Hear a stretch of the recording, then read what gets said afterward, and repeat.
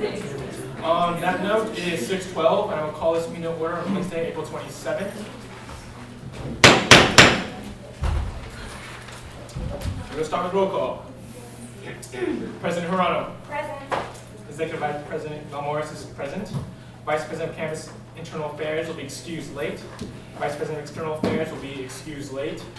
Vice President of Finance is absent. Outreach Director is excused late. Excused late. Personnel Director. Present. Marketing and Promotion Director is excused absent. Election Director. Present. Transfer and Nutritional Director. Present. President Pro Tempore. Present. Senator Alcantara is absent. Senator Boson. Present. Senator Creo. Present. Senator Chad. Here. Senator David. Present. Senator Lopez. Here. Senator Ozuna. Present. Senator Thielhart. Here. Senator Chow. Present. Senator Pereira. Present. Senator Tatley. Present. Senator Vargas is absent. Senator Sunga is excused absent. Senator Toronto. Here. On that note, we have quorum.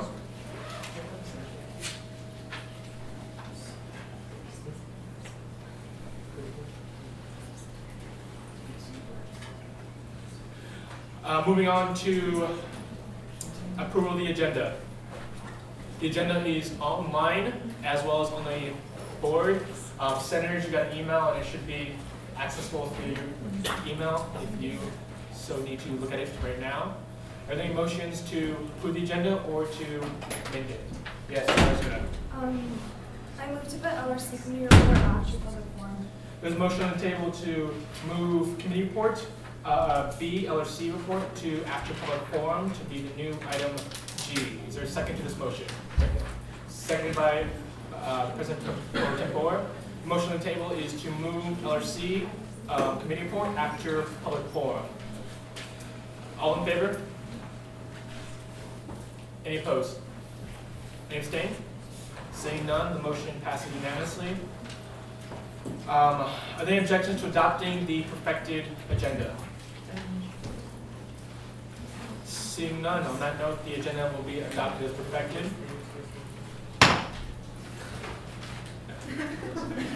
Sorry. Moving on to approval of Senate meeting minutes number 22. As per custom, the minutes are from the last meeting are right here. We will pass them around. Go over them, sign them if you approve, and give back to the Senate Secretary. Moving on to ex officio reports. This is part of the agenda for any ex officios who wish to report to this board. Hi everybody, happy midterms? I mean, they're not happy, but you know.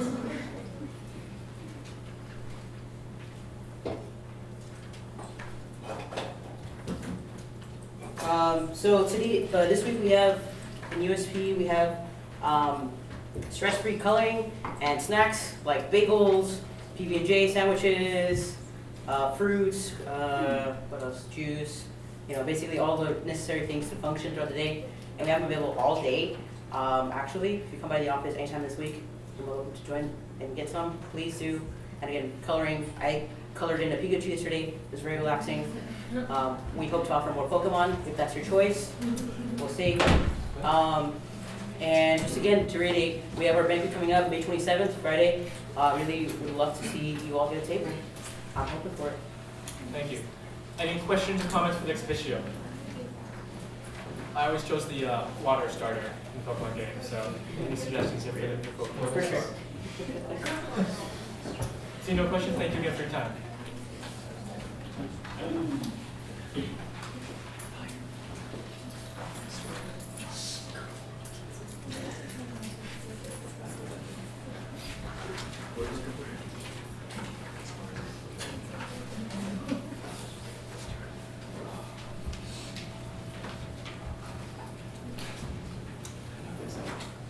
Hello everyone, so being passed out is the RHA flyer to Making Our Mark. Making Our Mark is this Friday from 5 to 9 p.m. in the Pentland Hills Green, which is right outside building C&D. At the program, RHA will be revealing their new logo around 8 p.m. And then the entire program will feature bounce inflatables, carnival games, and different giveaways and merchandise.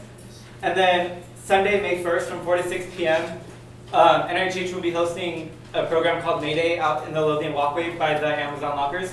So it'll be a program to celebrate residents and housing staff. And at the program, there'll be thank you cards for the residents to make to people who impacted their stay at the Res Halls their first year, whether it's roommates, hallmates, or the various staff members. There'll also be photo frame making so that they can capture the memories. There'll be some fun de-stressing games such as balloon popping obstacle course, and then throwing it back to middle school, a Foursquare match. So besides that, that's all that's going on in the housing side for now. Are there any questions? Did you have building president elections yet for Glenmore?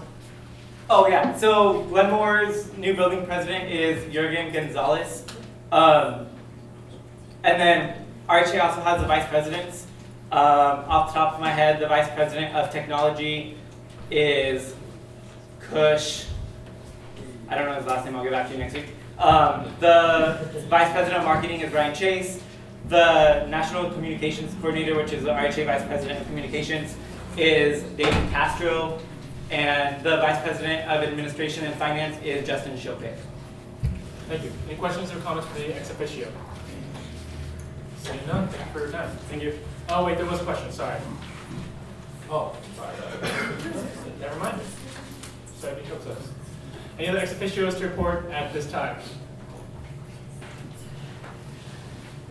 Hello everyone. So CSB is hosting, in conjunction with Raza Assembly, is hosting the 27th annual Chicano Latino Youth Conference this Saturday. This year's title is By Any Dreams Necessary, Still We Rise. Aún estamos de pie. As of now, we have 1,300 high school students confirmed as attending. It's a really cool event to promote cultural awareness and inspire them and motivate them to pursue a higher education. CSP is also having its Spring Juegos de Aztlán tournament. This quarter, we'll be having a softball tournament. As I've been mentioning, I'm not sure if ASUCR has signed up for that yet. I think the deadline was today, but it's still cool if you all We appreciate that. That's Sunday, and that takes place in the softball field. Is that by Lot 26? 26? Yeah, that's gonna be happening at 8 in the morning, around at 8. Next week, we have our week-long program, Semana de la Raza, May 2nd through May 6th, commemorating Chicano Latino Cultura, where we're having workshops, concerts, lectures, and more.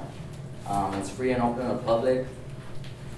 So Monday, we have our 4th annual Oscar Romero lecture.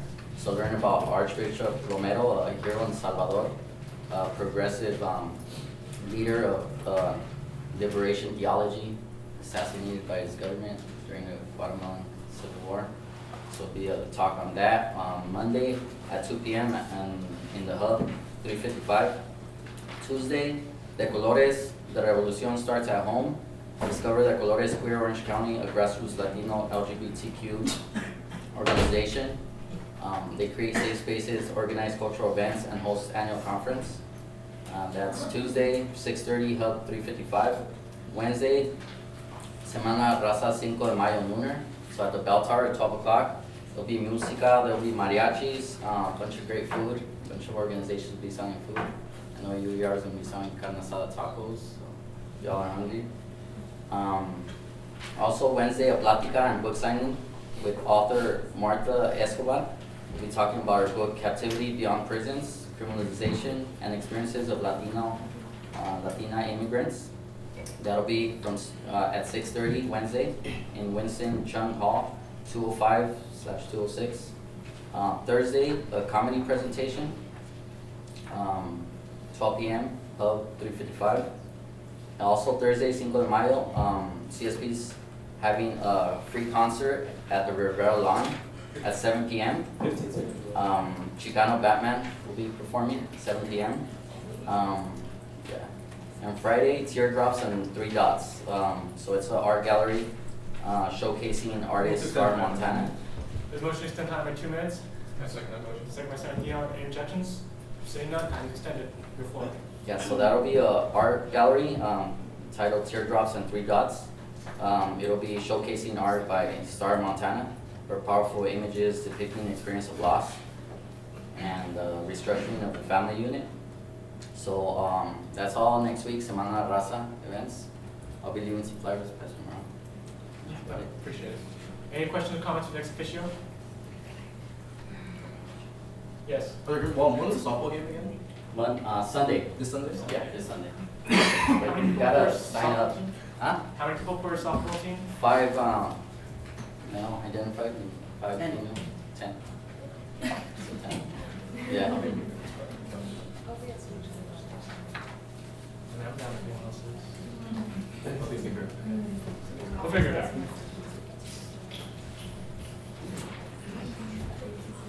Any other questions or comments for the ex officio? Seeing none, thank you again.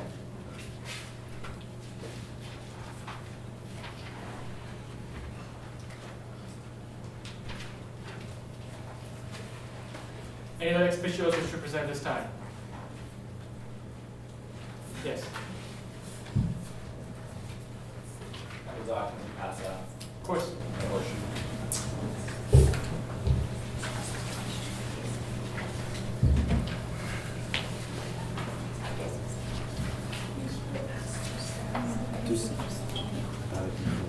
I've never seen this, but generally, yeah, we just get that.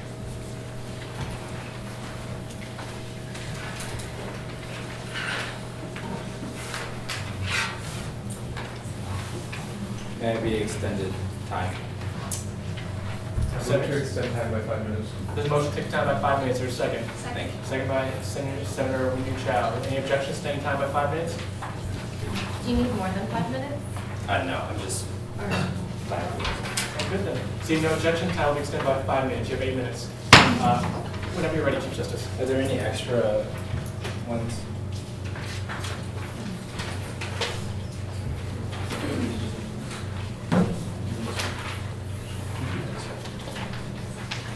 Did everyone get one?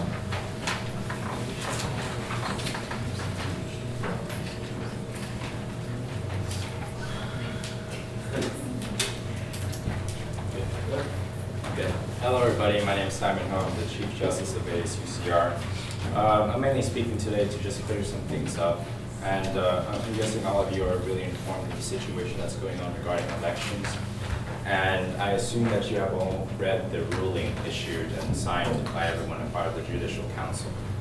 And the document that I have right here is basically just to reiterate some of the powers granted to us by the Constitution.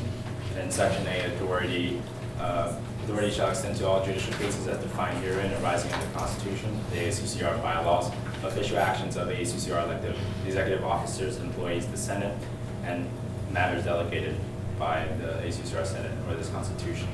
And general functions, Section D, responsibilities of knowing the ASUCR Constitution. G, assisting in the assuring the smooth and efficient operation of ASUCR and reviewing all this legislation as needed and new that is consistent with the ASUCR and bylaws. Section E, powers of the judicial branch, review conflict of interest cases within UCR, verify legality of all approved legislation, review old legislation as needed to maintain the highest interest of students, to assure that new legislation abides by the regulations set forth by the ASUCR Constitution and bylaws. So obviously this gives really great scope to the Judicial Council in terms of interpreting and basically working, adjudicating these kinds of cases that arise in the governing documents. In terms of the elections, if you guys can switch it over, please, to the backside. So the new elections, to be called for the new elections, I understand that some people have an objection with being called for new elections and aren't really taking it seriously. It says here in the beginning part under Section A that a new election that has been called due to an invalidation of election results based on official ruling by Senate Elections Committee or judicial branch shall be regulated by the following policies and procedures. This clearly states that we have the power and full authority to do this in the elections code. Okay, and the certifications of election results obviously have been issued already by the ruling that we sent out. So my comments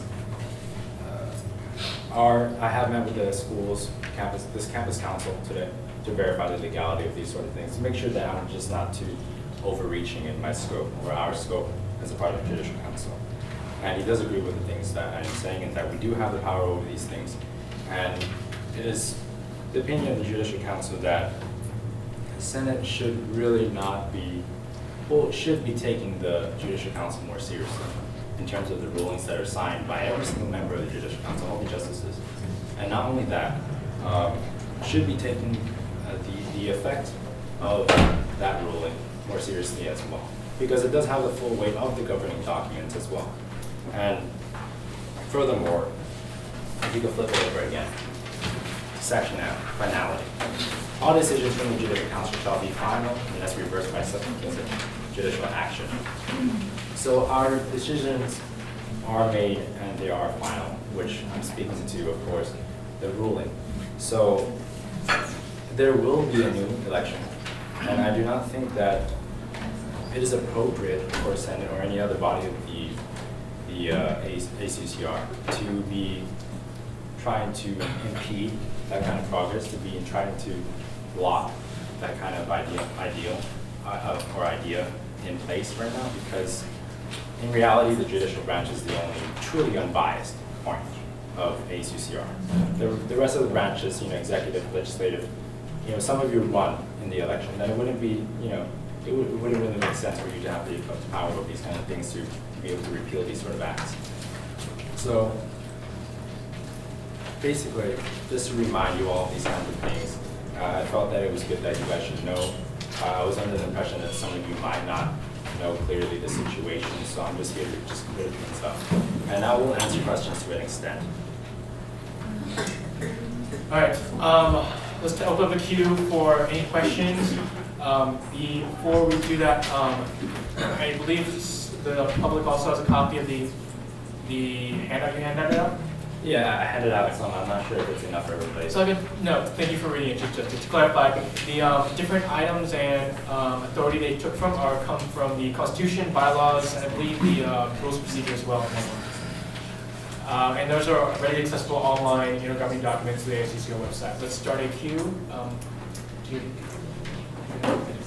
Also, Okay. please keep questions pertaining to what I just discussed, not opinion-based or subjective. Of course. President Fortune, Senator Catley, Senator Thiehart, anyone else?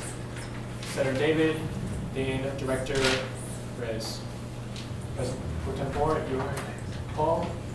Okay, so I'm just starting off 2 questions. So from the powers of the judiciary branch, under C, verify legality of all approved legislation. How does that, in terms of elections, how is that power valid in this particular decision? Because there's no legislation that I know of that exists that mentions laptoping, which was mentioned in the letter. So I guess for C and for the review of all legislation, again, there's no legislation that makes any mention of laptoping.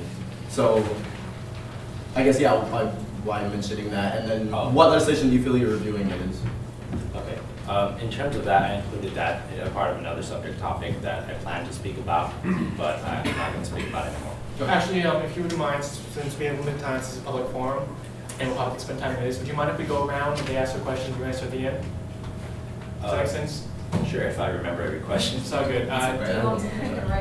Oh, yeah, sure. It just takes more time. I move to extend time by 5 minutes. Okay? I think we need longer. Yeah. I move to extend time by 10 minutes. Is that good? There's a motion to extend time by 10 minutes. Is there a second? Second by Senator Ozuna. Unless there's objections, does the board mind if we do questions all in one go, the answers in all in one go? I have no, I don't mind doing it like question and answer, but it's just more efficient to do all in one go. I think he should be allowed to respond to the question. Respond to the question. Okay, for this purpose then, we'll do question and answer then. President Pro Tem, your floor.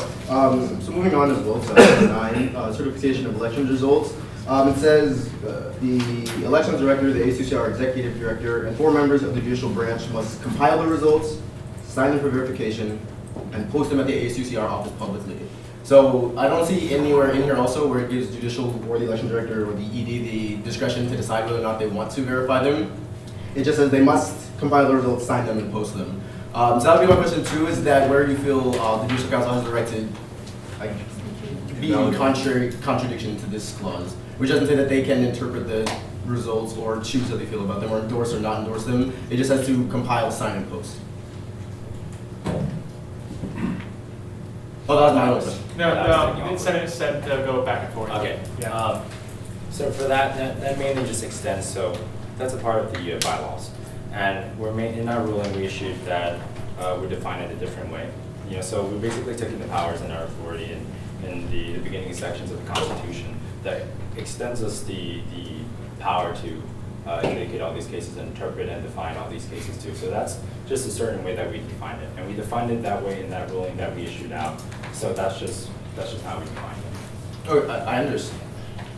I don't know how to reframe this. I understand that interpretation, but in basing off this wording, you have the power to review legislation, you have the power to adjudicate over cases, I understand that. You have the power to review elections cases and elections violations as well. What I'm saying is that this is not talking about cases, or I know that the cases were in reference to laptoping, but again, there's no reference anywhere in any of our governing documents to laptoping, so it seems that what judicial more or less did was took a particular practice, targeted that practice, and then made it against the rules, despite the fact that last quarter it was removed from the governing documents, and from the time it was removed in winter quarter, I can't remember the week, up until the election and even past, no one from judicial, to the best of my knowledge, spoke to me, anyone on LRC, or anyone on the Senate. So I do understand that you have the right to review constitutionality. Number one, I'm still confused as to what legislation you're reviewing, because you explicitly mentioned laptoping. Laptoping doesn't exist.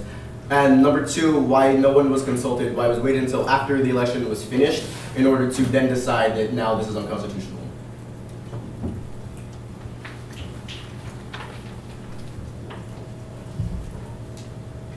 Okay, so from what I'm understanding, you're asking why, okay, well, the first part, we're not really reviewing a certain piece of a specific part of it. I'm assuming that you're referring to the verification part. In the verification part, like what I mentioned is that we defined it as in evaluating the elections as a whole in order to approve and pass it.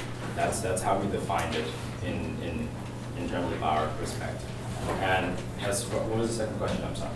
I don't remember.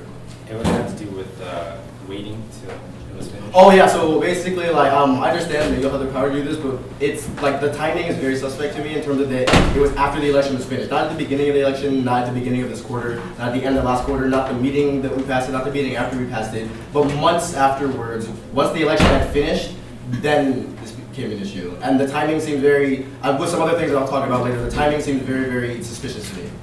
Not necessarily, I'm not, and to be an indictment on judicial, but just That's totally fine.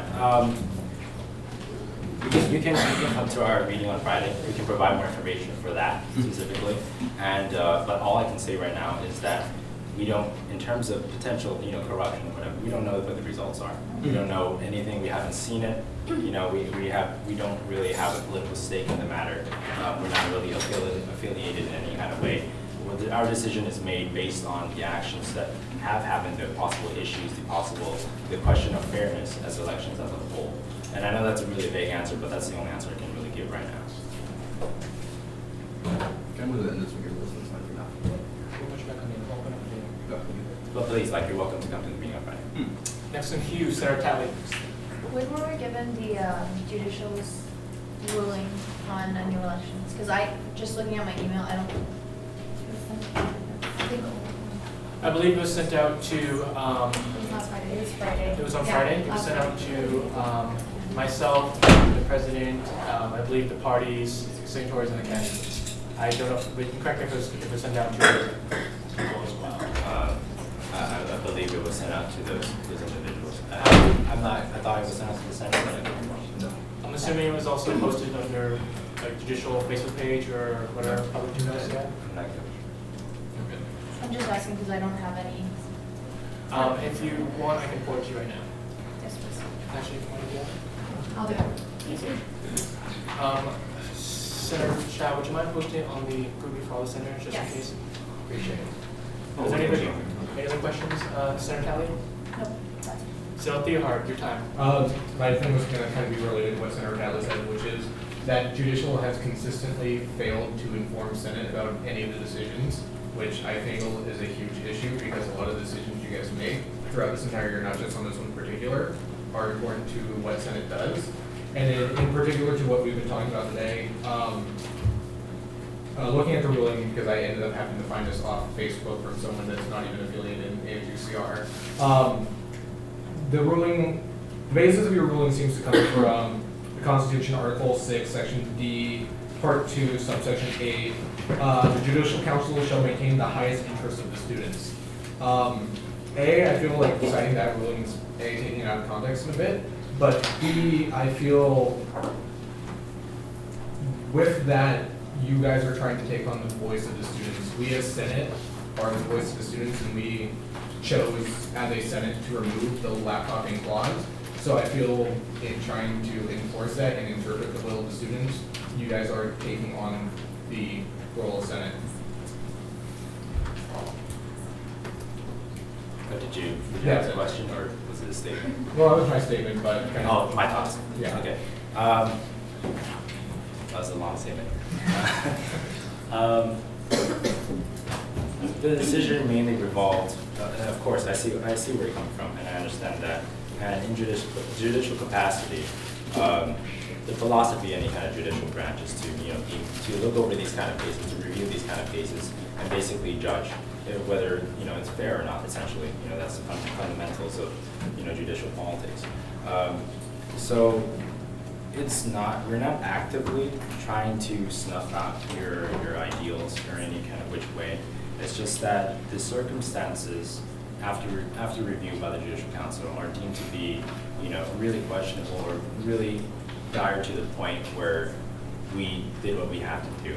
And on communications, I do admit that communications could have been better, and this seems like an ongoing trend for each year's Judicial Council and informing Senate and everything like that. And I have to say that is the Judicial Council's call in coordinating communication efforts and through different different positions as well. Sometimes we delegate the duties to other members of the Judicial Council. Sometimes it's Advocate General. So basically, we're working on to coordinate it better, and I'll be sure to post that as a really strict reminder to the rest of the Judicial Council and people who still want to see something. I don't know if that's sufficient to. I mean, I did come last quarter to a judicial meeting and brought this up at a judicial meeting. I also believe I brought it up at Hayden during a Senate meeting. So this would be the third time I'm bringing it to judicial that you guys consistently fail to inform Senate. So just want to put it out there at the third time. Thank you for your concern. Good. Moving on to Senator David. My question was already asked by Corey, which was, why wasn't it reviewed when the legislation was passed already? And then, never mind, I don't like that. That was just good. Sound good? Just wanted to reiterate. Director Reyes, I give you the floor. All right, so a couple questions. You said you spoke to campus council. Two questions regarding that. To your knowledge, has anyone else from ASUCR seen council and also spoken to them to present other arguments? No.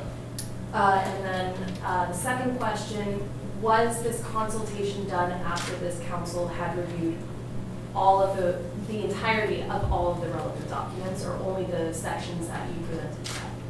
Sorry, could you rephrase?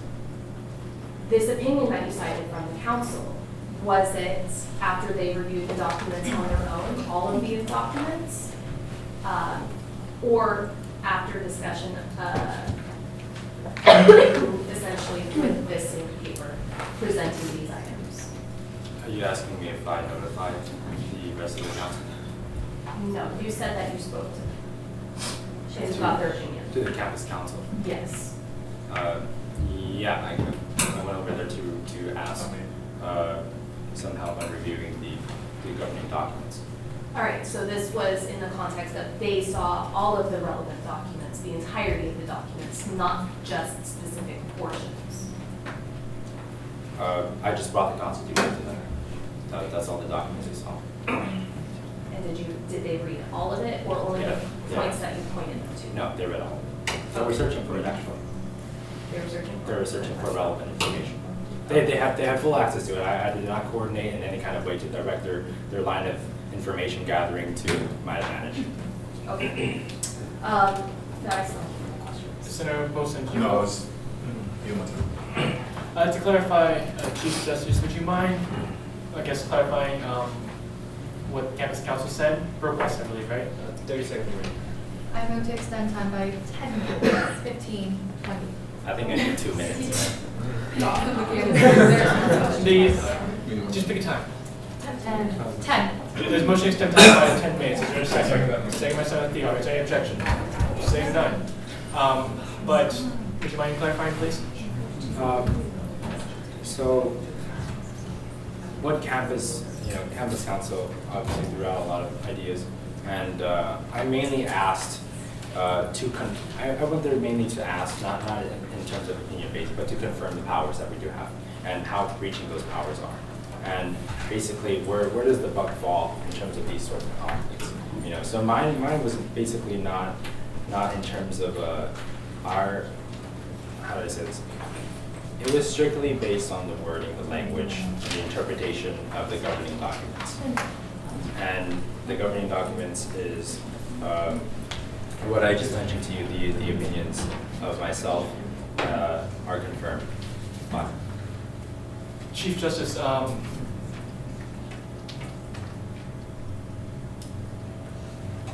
trying to wonder how to phrase this.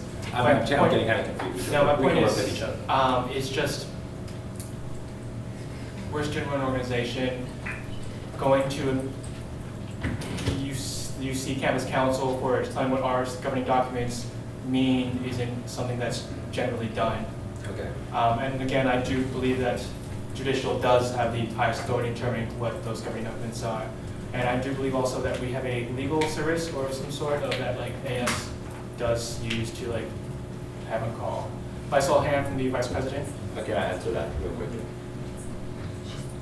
Yes. Okay, so I went to campus council in fear of what had happened in relation to last year. I'm sure you guys know how it went last year, but conflict between Senate and judicial and the other branches of ASUCR, and this whole issue where nothing was going on. There's a complete mess, and eventually one of the current justices, Daniel Ojo, went to administration. Following that, a lot of people questioned whether or not it was the right thing to do. Okay, and if I remember correctly, it was in third-party parliamentarian review of all the actions and elections during the election period. And there's a specific section that says the justice that's going to administration to seek remedy. And in that section, the third-party parliamentarian said that it was completely justified because the system was not cooperating in the best interest of him and his duties. And in this kind of situation, I don't really feel that we've been taken seriously. I don't really feel that that's the case because honestly speaking, can you honestly tell me that the Judicial Council was taking the full weight given to the ASUCR Constitution? It doesn't feel like from our stance. So in the same situation, alluding to that fact that I've just given you, I feel that I can understand where you're coming from in that it's a student organization. However, in these kind of circumstances, I would call special circumstances, where there's conflict between two branches, and there's not really much communication, and we have different opinions, and nothing is really getting done. The ball's not really rolling right now, and so that's why I went there. And I did not go there to ask for a huge remedy. I just went there to ask for another interpretation, because me as a student interpreting it has little weight compared to a JD. I saw some hands. Huh? I'm going to open up the queue again for, yes, I'm with this. Oh, when was it? Summer. I'll take the group of questions, and then the rest you guys can come to the meeting, or direct it to the email, or you guys can come back. We'll open the queue to a close. Starting with Director Reyes. Anyone else? Vice President External Affairs. I apologize for missing the first time around. Senator Lopez, and anyone else? No. And then go in with the President Pro Tempore. All right, then I have an issue of, I have two more things. Obviously as been discussed before in previous years and in, last year in specific, there's the discussion on whether judicial council is reactive or proactive And as the judicial branch, being the unbiased branch is supposed to be reactive. And so following that, my question is, because you're citing a lot of different positions that do say when there is a case brought regarding a specific piece of legislation, an elections violation is not the same as a case. And so was a case regarding this legislation brought by an individual to judicial council for this to be reviewed, for that decision to be made? And then following that, looking specifically at item 4, new elections, section A, a new election that has been called into an invalidation of elections results. Now last week, Hayden said that it was not an invalidation of results, but rather a lack of validation.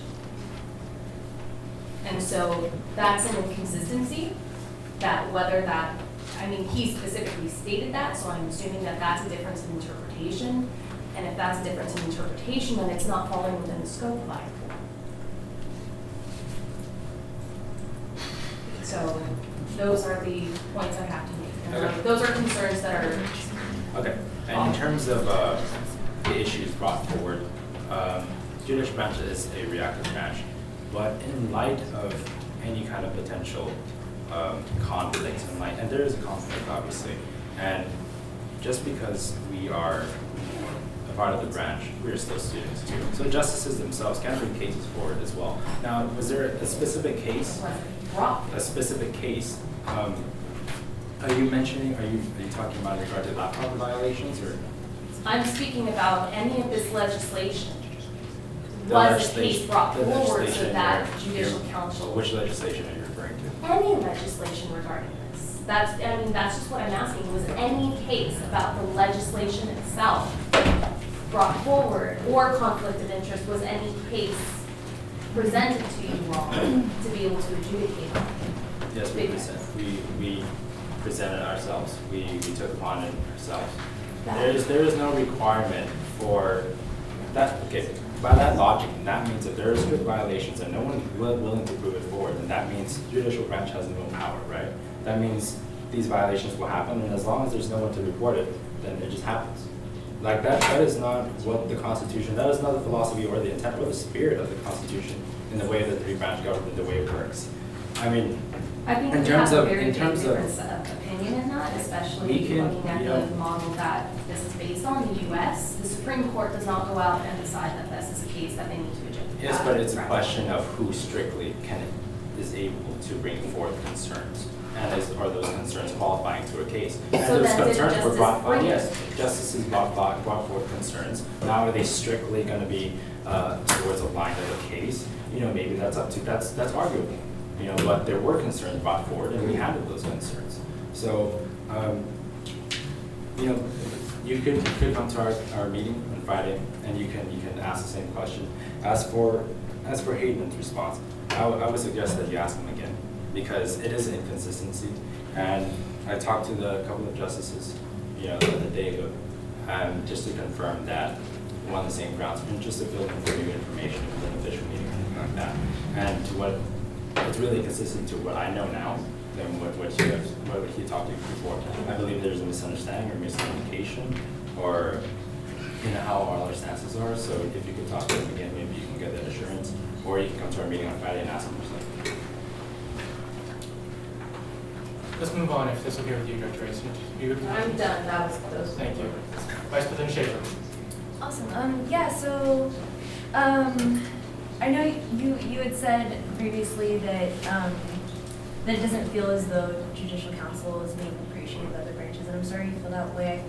I feel like on Sunday when we were discussing some of the things, some of the concerns that students had, that a lot of the executive cabinet tried to display that we were very appreciative of you all and respect your interpretations of the governing documents, and I think that's important to reiterate what Vice President Elmore said, that that it's really important that we are able to internally resolve our issues that are affecting other branches and affecting our entire association, and that your branch is supposed to interpret the Constitution and our governing documents. So the decision to talk to campus council, was that a decision made by all of the judicial branch, or is that just made by you, is one of my questions? And then also, in reference to the third-party parliamentarian, I believe that was decided on by all the branches together. Like, I don't think that, like, it was kind of a mess last year, and so I was here for that, and I acknowledge that. Yeah. But I think that we can handle things better than the way they were handled last year, knowing the knowledge that we have, and as an association, like, working together to reach that. And then you also said, like, if it wasn't in the best interest of one branch, then, or if there was like some kind of conflict where it wasn't reaching the best interest, then the result was to go to campus council. And I also think that's a bad precedent to set, because there will be things that our association doesn't agree on as a whole. And there will be conflict at times, and elections is one of those times where this has been coming up.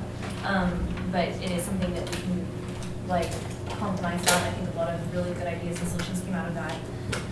And you said that all of the concerns were handled, and so I was just wondering, like, how some of the specific concerns that were brought up in Sunday's meeting, like the referendums passing, like meeting 20% if there was a re-election, how those were specifically going to be handled.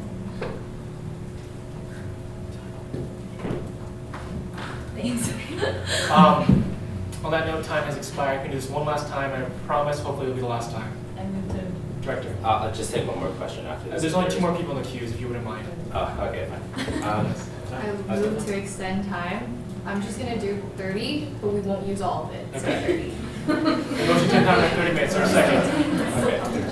Second that motion. Second by Senator Theolar. Any objections? Make it 10. We will use it. 10 to 6. No. Okay. Is there any objections? You can say no. There's more than your right. That's okay. All right, seeing no objections, the time will extend by 30 minutes and only the last time. The queue is closed, to remind you. And again, to reiterate, judicial meetings, I believe, are at 5 o'clock in this chamber on Fridays. Any other questions can be directed there or through their official contact info. But Chief Justice, your floor. Thank you. Okay, I appreciate the respect. I appreciate, and I know that many of you also feel the same way in taking this whole thing seriously. It's not directed as a whole thing, as a whole, but just some comments here and there about disagreements and the misrepresentation of the Judicial Council. So I do appreciate it. And in terms of the campus council, the decision was made by me. However, I cleared it through everyone in the Judicial Council. I let them know they all were informed of the decision to go and check it over. And again, it wasn't to seek remedy of any sort. It was just to confirm based on the specialization in law and legality and in the textual interpretations of these kinds of things. Like I said, I didn't feel that student opinion. I mean, I'm really not qualified for constitutional law. I have taken a course, but that doesn't really qualify me for that. And I figured that a person who actually has a degree might factor more in that. That was the only purpose. It wasn't to settle out an issue as like what happened last year. And last year it was decided by Daniel Ojo. However, the third-party parliamentarian was decided, as we say, as a whole. But the decision to go to administration itself was decided by that one person. So, as far as I'm concerned, and I do agree with that. Administration should be left out of it in any case. But I do want to, sort of allude back to what happened last year. Last year was a dire circumstance, and in those situations, I feel that if administration hadn't gotten involved, what would have happened at that point? None of you would have been on this horseshoe today, right? I mean, isn't that what happened last year? Can you repeat that, please? Okay. What I meant to say was that last year, administration held a meeting, right? Held for a meeting, and that was so that three justices, myself included, could go over the cases and review the cases and pass it by. Had it not been for that meeting, had it not been for administration stepping in at that point, none of that would have happened. And it would have just stand by to what last year's Senate wanted, right? All these violations, all those kind of things. passing by. So I feel that although in almost all cases, administration shouldn't get involved in those dire cases, I feel like they should. You know, because who's gonna regulate if one of the checks is, if people don't even listen to one of the checks of the government? You know, that's just my opinion. And so yeah, I hope that. And any other concerns about the meeting and how the elections are turn out? Of course, you're welcome to come to that meeting on Friday as well, and we can provide more details for that. Thank you. All right, let's move down the speakers list. 2 more to go through. Senator Lopez. Yeah. Can you turn to item 4 in your elections, section A, number 2?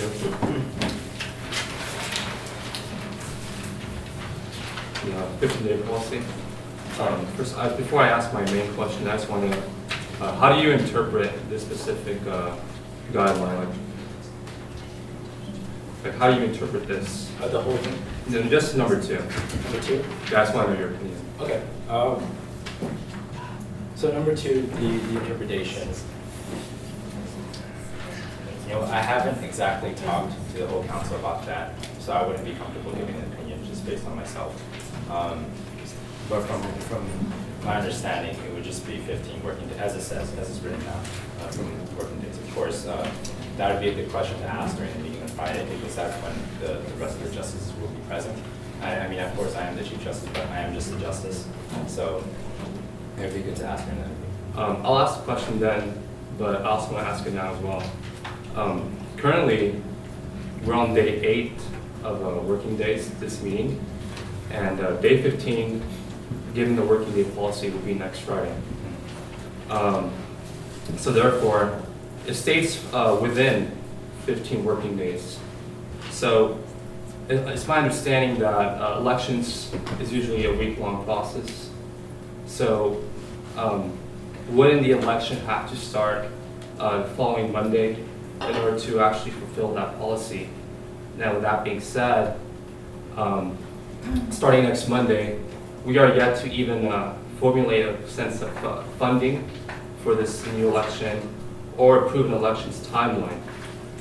And I'm looking at it, so I'm just wondering, like, when you guys executed this ruling, you made it under your best intentions, but did you actually think about the execution of how you're going to actually make it happen given this policy? Because we want to achieve a 20% voter turnout for the referendums, because not something that's more important than even just the elections, but it affects everybody, So from my understanding, it seems almost unfeasible to actually achieve a new election and comply with this policy. And as Chief Justice, as well as the other justices within your branch, I feel like you guys are the ones to uphold the elections guidelines of the code. So it's just, it's concerning. And I just want to know, how do you plan to address this issue? I appreciate your concern, and you do have really valid points. And I would like to say, of course, and in terms of making this ruling, we do have ideas, we do have certain plans. As far as approving the timeline, I'm not exactly, as far as, the 15-day period, yes, I do agree with you. We would have to do it by next Friday, which means, but we issued out the ruling last week. And honestly, I figured, we figured that it would be done by now, but obviously I think there was some confusion in the matter. In terms of budgeting, I have had multiple points of information regarding budgeting that would be possible solutions. I could tell you later, you could come to the council, the meeting on Friday, we would be able to enlighten you on that, or anyone else who has questions pertaining to budgeting, and as far as the timeline as well. As far as, the 20%, the referendums, that's an issue to be addressed also at the meeting. But I would like to say that what we do is in the interest of doing the best of our ability to ensure the legitimacy of votes. So, I do have an opinion, but I'm not really comfortable in saying it here right now. Okay, because well, I'm To speaking. clarify, this process or this point in the agenda is mostly just to get clarification, it's not a debate forum. yeah, I didn't mean it to be a debate. I was just. That's totally fine with me. I'll be there on Friday. Thank you. Last person in the queue, I promise. Okay. Okay, so I have a brief comment, and then there'll be a question right after that. So you mentioned being not taken seriously, and I guess just to pair it off with what Summer said, like, I've not agreed with pretty much any decision Judicial has made this year, but it's not that I don't take you seriously, I just think that some of your interpretations have been questionable. So, just for me personally, I want to know, I definitely do respect Judicial Council, I just don't agree with the decisions. But that goes into sort of the point I was making, so we talked about judicial activism, and I guess for me, with that point, it seems that some of these cases, not just this one, but there have been previous judicial cases that I thought were poorly decided, and it seems as though it's not so much about actually the adjudication, and this is my perspective, and you might disagree, but as much as feeling not taken seriously, Judicial Council is going out of its way to create cases and to create sort of situations such as this in order to be given, I guess, taken more seriously. That's just my perspective. And then so for the question, and this is to clarify, you mentioned, Melina asked like who could submit cases, and you said justices could submit cases. Is that public information? Because I'd like to know who submitted the case in reference to this, because you mentioned justices or students, so they can submit cases too, but it seems, not even it seems, there's a clear blatant conflict of interest for a justice to submit a case to the judicial branch and then also adjudicate on that case. And now that'd be my question. One, are we allowed to know who submitted cases? And then two, would you agree that it's a conflict of interest to allow justices to adjudicate on cases they submitted? Okay. So, respecting but not agreeing with our decision, that's a fair point. And I certainly agree with that line of reasoning as well. And so thank you for respecting us. And you can like not agree with everything that we do, but as long as you respect it, that's totally fine. Why I mentioned that part of it, because honestly the ruling was set out in place, and the ball should have been rolling at that point.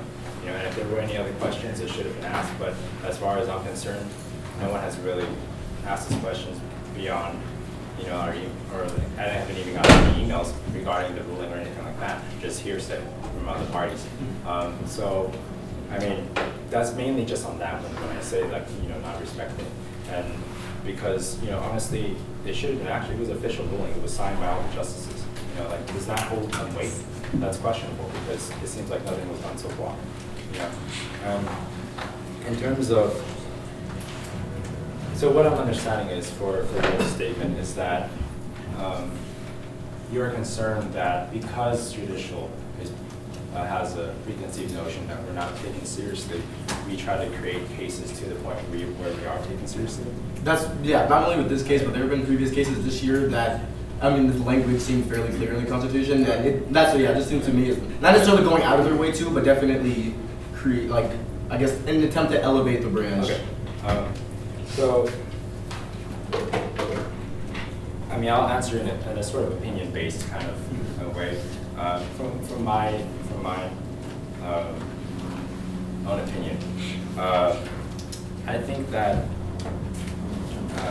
we don't.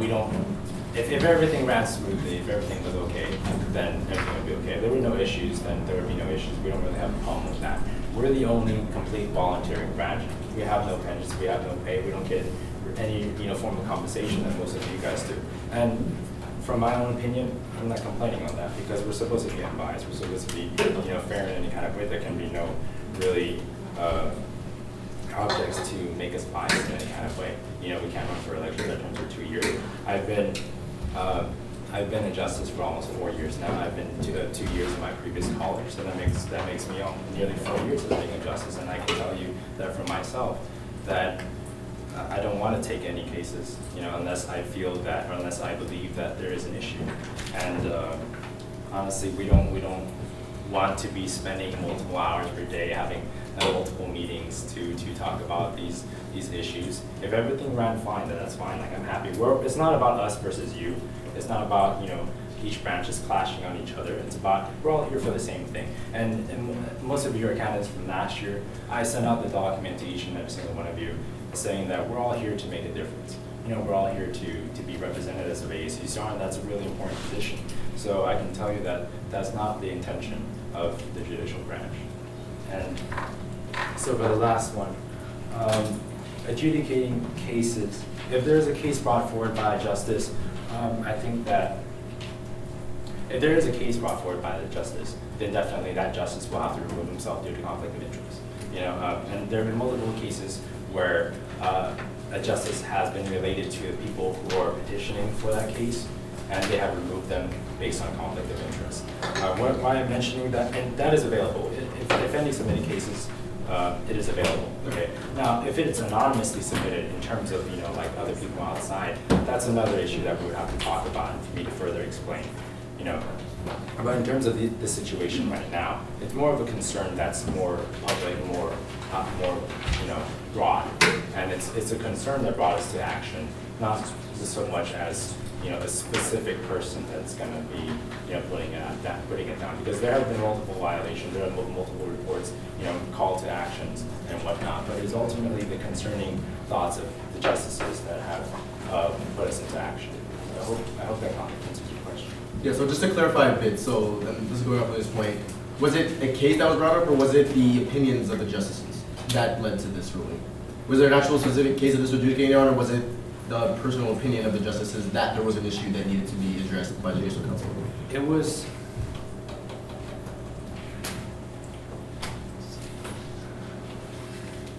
Could you please ask that at the meeting this Friday? Yeah, it's a fairly straightforward question, I think. Was there a case or was there not a case? I can ask at the meeting I mean, too. if you're asking if there was a case, if there was a case, it was just basic the concerns on referring to. Was there? Pilot. Yes, there was no case. No, there was no case. Okay, thank you. Thank you. I believe that ends the discussion and the question for the Chief Justice for the ex officio. Thank you again. I'd like to iterate a couple of things. First off, the judicial meetings are Fridays at 5, I believe, in this chamber. They're open meetings. Secondly, again, Chief Justice, ASUCR offers a free legal clinic that you can find online. It's simple as. I'll be sure to check that out. Thank you again. Thank you all for your time and consideration. Thank you. Moving on to public forum. Now, this part of the agenda is for any member of the public who wishes to address the board on any matter whatsoever. Before I open the queue for public forum, can I get a real quick hand raise to Josh how many people are going to be speaking to public forum?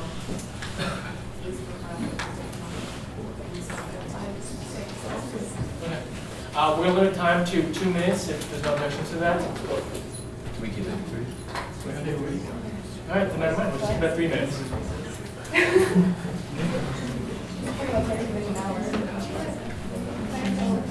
Pardon me? Yes. All right, then public, anyone who wishes to speak at public forum, first come, first serve.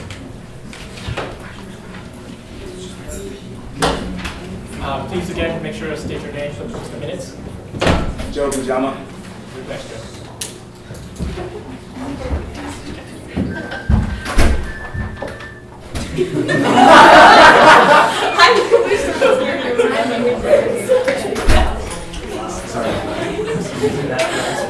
Order, please.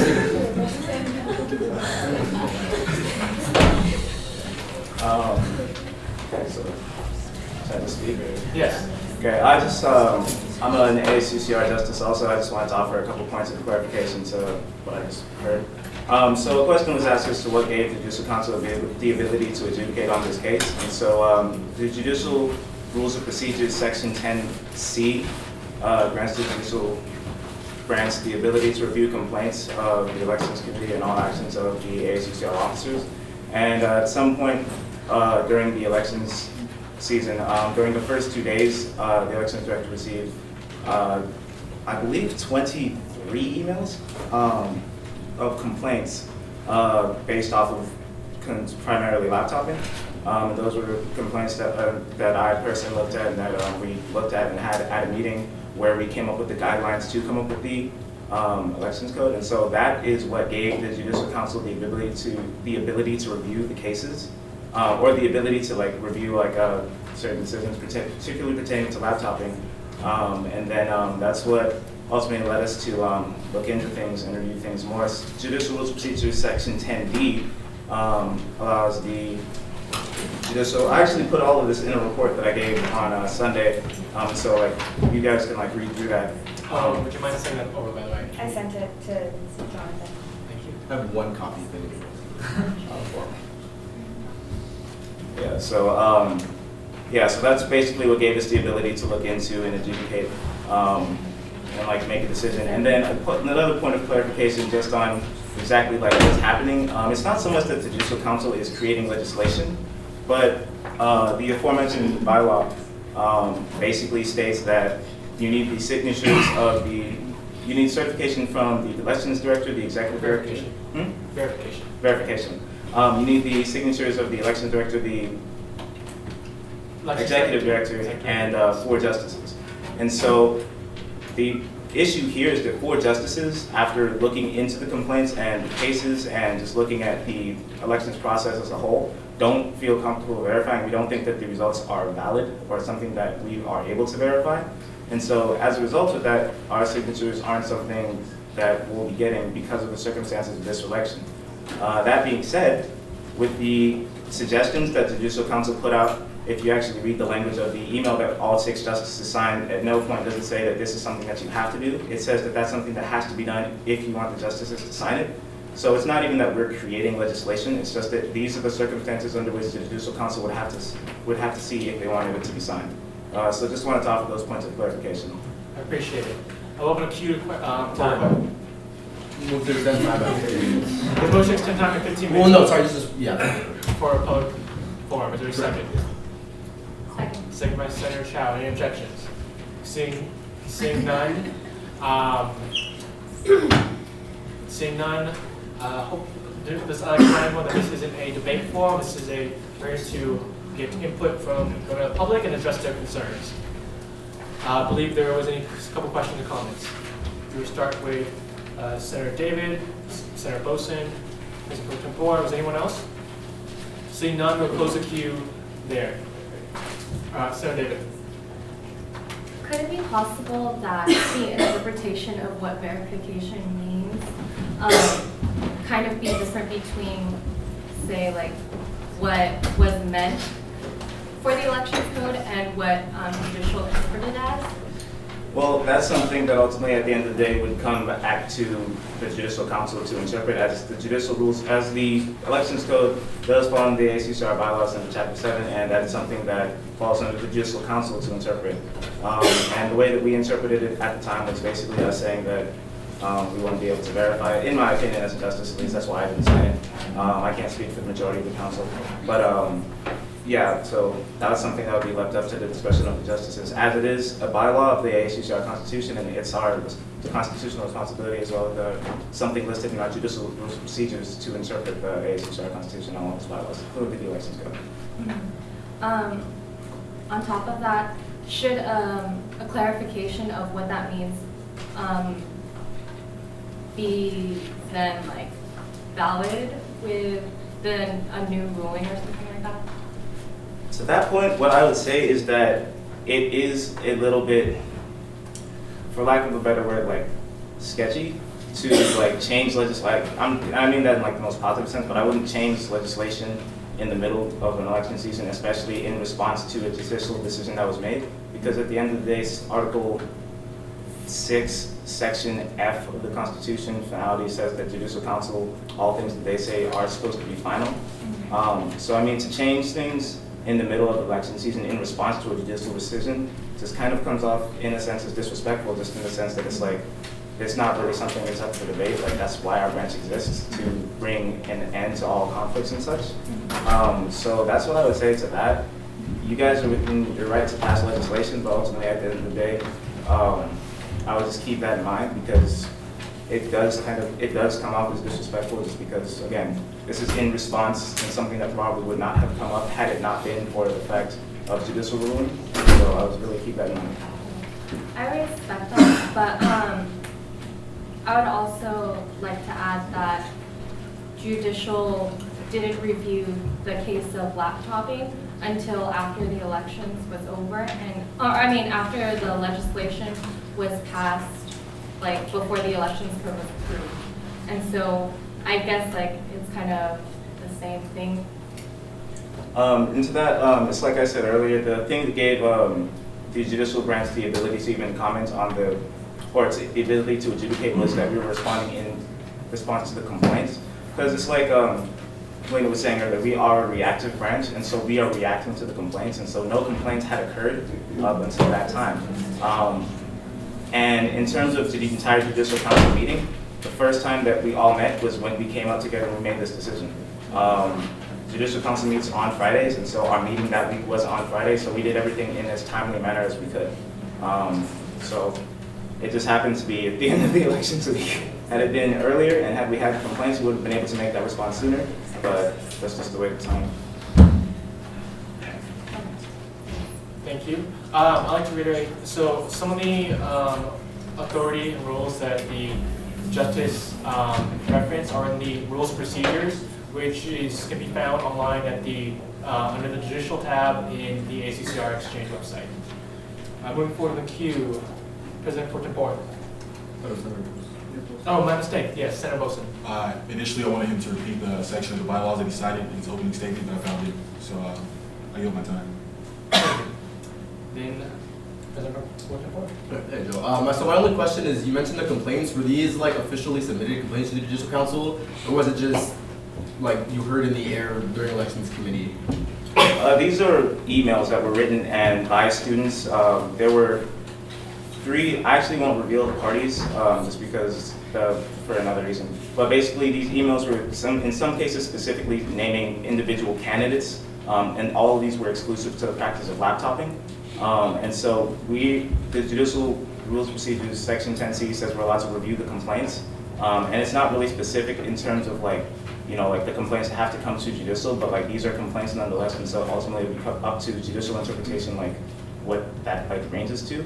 And so we looked at those complaints, and then we made a decision, at least I looked at those complaints, and I made the decision that because these complaints are pertaining to the practice of laptopping, I can look into the legality of instituting like a practice of laptopping and see how consistent that is with our Constitution. And so, as I stated in our report, like all the reasons why I thought that it was unconstitutional. So that's basically what gave us the right to like look into it and make that decision. So yeah. Okay, so then this is what you said. Okay, so you said made legal, and it seems, I guess, like sort of just semantics, but I think there should be understood as a distinction between being made legal and a clause making it illegal being removed. So to me, like, in order for something to be made legal, like, it would have to, as I mentioned, like, nowhere does laptopping appear in the governing document. So it's not that it was made legal. The clause that we removed said that laptopping would be banned, and that clause was struck. So in effect, it does the same thing, but I do think there's a distinction between legalizing something in terms of, like, putting it down onto paper into the documents and writing it down, and removing something that made it, and removing, like, language that made something illegal. Those are the same thing. And they do the same thing in effect, but that's why I mentioned, to Simon as well as now, is that there is no legislation to review because laptopping doesn't exist anymore. And there's not language saying that laptopping was illegal, but the entire section was removed. And that's where I get like confusion about.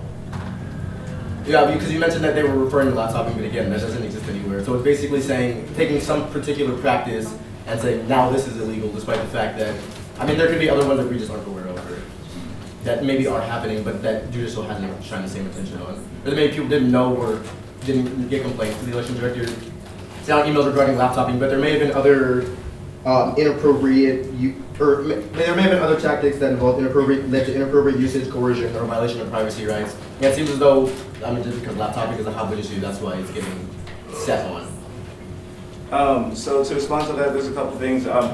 This would be another thing to bring up at the meeting on Friday, for those who would be interested in attending.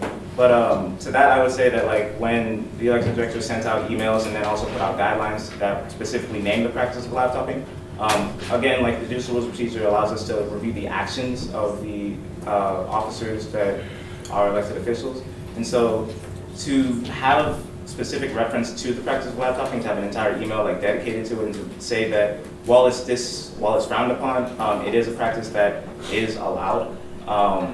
Like, because you put out a whole thing saying like it's coercive and leads to manipulation and it leads to intimidation. So based off of all of that, even though there's nothing in the elections code, again, we are able to look at the actions of the members. And so in my opinion as a justice, that's what gives us the ability to look into the practice of laptopping and judge its legality. And even though it's not something that's in the elections code, it is an action that was taken by an elected official, and so that's what allows us to look at the legality. I know that there are some other justices who have different opinions and more insight to that particular, like what gives us like the ability to look into it. So I highly recommend coming to the meeting to look into that. So. Cool, let's move on with you. Senator Thielhart. Okay, just to go with what you just said, I want to clarify. This means no disrespect to the elections director, but the elections director is an appointed position, not an elected one. And so I don't feel like anything that, if it's not in the elections code, there is nothing that holds it concrete as being in the bylaws or the constitution. So trying to make rulings based off what someone said, in my opinion, has no founding in the judicial rules of procedure or constitution or anything else. And then the second thing is, I'd like to yield the rest of my time to anyone in the audience that might have a question. Anyone? I yield my time to you. Do I have to stand up? Would you mind stating your names for the minute at the very least? My name is Dina Mohammed. Hello? Wait, can I respond to that comment first, or does it? Yeah, would you mind, Senator? Okay, again, it's like I said, different people are allowed to have different opinions on various topics, but at the end of the day, Judicial Council is the one who has the final say as mandated by our ASUCR Constitution. That's the aforesaid section F in Article 6, so that's just something I'll say. Okay. 30 seconds remaining, sorry. I move to extend time by 15 minutes. There's a motion to extend time by, You don't have to use all of it. yeah, there's a motion to extend time by 15 minutes. Is there a second? Second by Senator Vargas. Are there any objections to extend time by 15 minutes? Seeing none, time is extended. I'm just gonna stand up. Hello. So, my primary question, my primary concern throughout all this, specifically when Simon came up earlier and gave his entire report, his entire spiel, and he said that he personally, not judicial as a whole, referred to campus council, the administration's lawyers, in regards to this case, in regards to the ruling for a revote.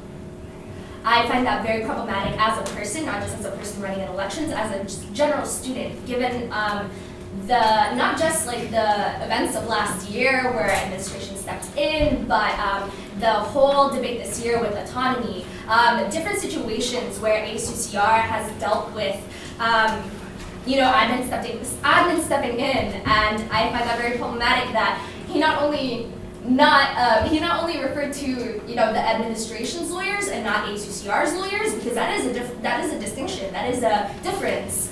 But he did so as an individual and not as an entire judicial committee. I think a specific quote that he said when he came up is that he personally was the person that went to go refer to campus council, and it wasn't like a committee decision. He just referred to, this is something that I did, and let y'all know, and you can respond to this when it's your time to respond to my concerns right now. But that's one of the primary things that I find extremely problematic about this, the fact that that decision to have a revote was based on this.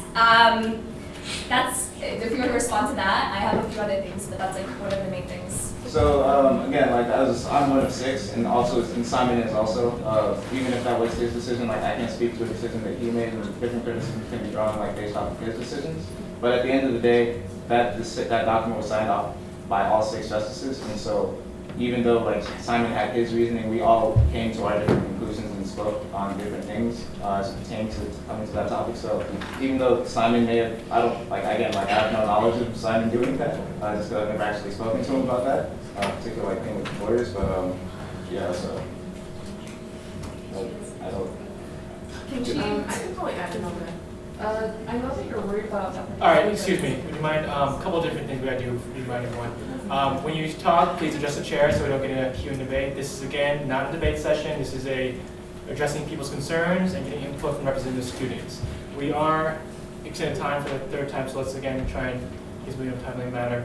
And if someone else's wishes to address, please wait to be recognized by the chair. I know these are really sensitive topics. We deal with sensitive issues at this board, and we are okay with disagreeing, and we hold thorough debate, and we move things forward. I believe there's a question from a member of the public. That was yielded time by the senator. Justice or member of the public, whichever you're sitting as, is it Justin, if you wish to use your time, then we can do so if you really have to. Right. Yes. I believe what she was trying to do was answer the question that was asked because I think she has more information. That's why she started talking. Joe, you can yield your time to her.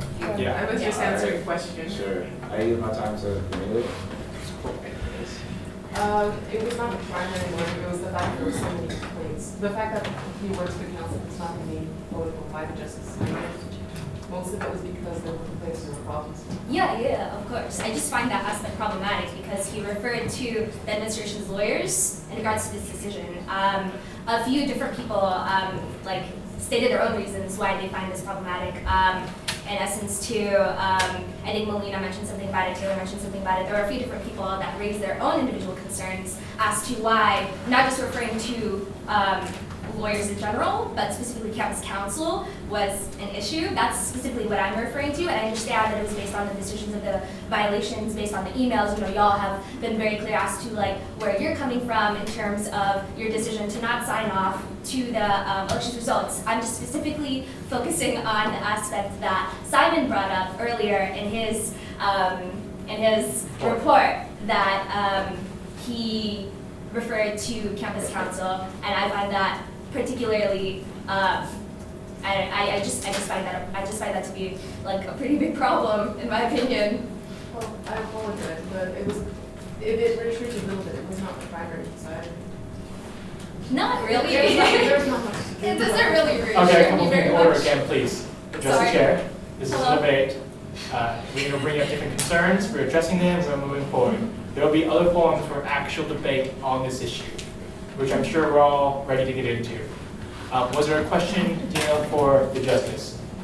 I still don't think my question was answered, but Can you repeat your question, please?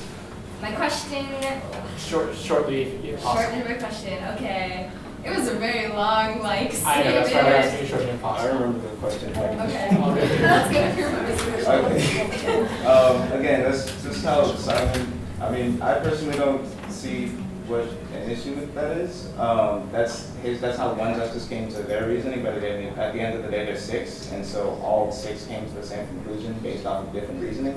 So even if we assume that's one justice who made that decision based off of that reasoning, there's still 4 other justices who didn't sign, and at the end of the day, there's 4 justices who need to sign. So, well, like, I guess the issue of like whether or not that's problematic would be something, I guess, that would be up for discussion at a later time. I don't think that that's something that's really like pertinent to the overall decision. That each individual justice had their own reasoning to come up with why they didn't sign it. So just that would be my response. I just have one more thing to respond to what he said, and then I'm basically done. Okay, briefly, please. Yeah, it'll be brief, I promise. So you also said that you had no idea of Simon, making this decision, like going off on his own, like talking to campus council. And that's another thing that I find problematic, that like he, earlier he said that he referred to the justices, he let y'all know that this was a decision that he made, that like, this is something that he did. And apparently not everyone was, I guess, made aware of his decision to refer to campus council, and that's all. Thank you. Ex officio, I believe there's a comment.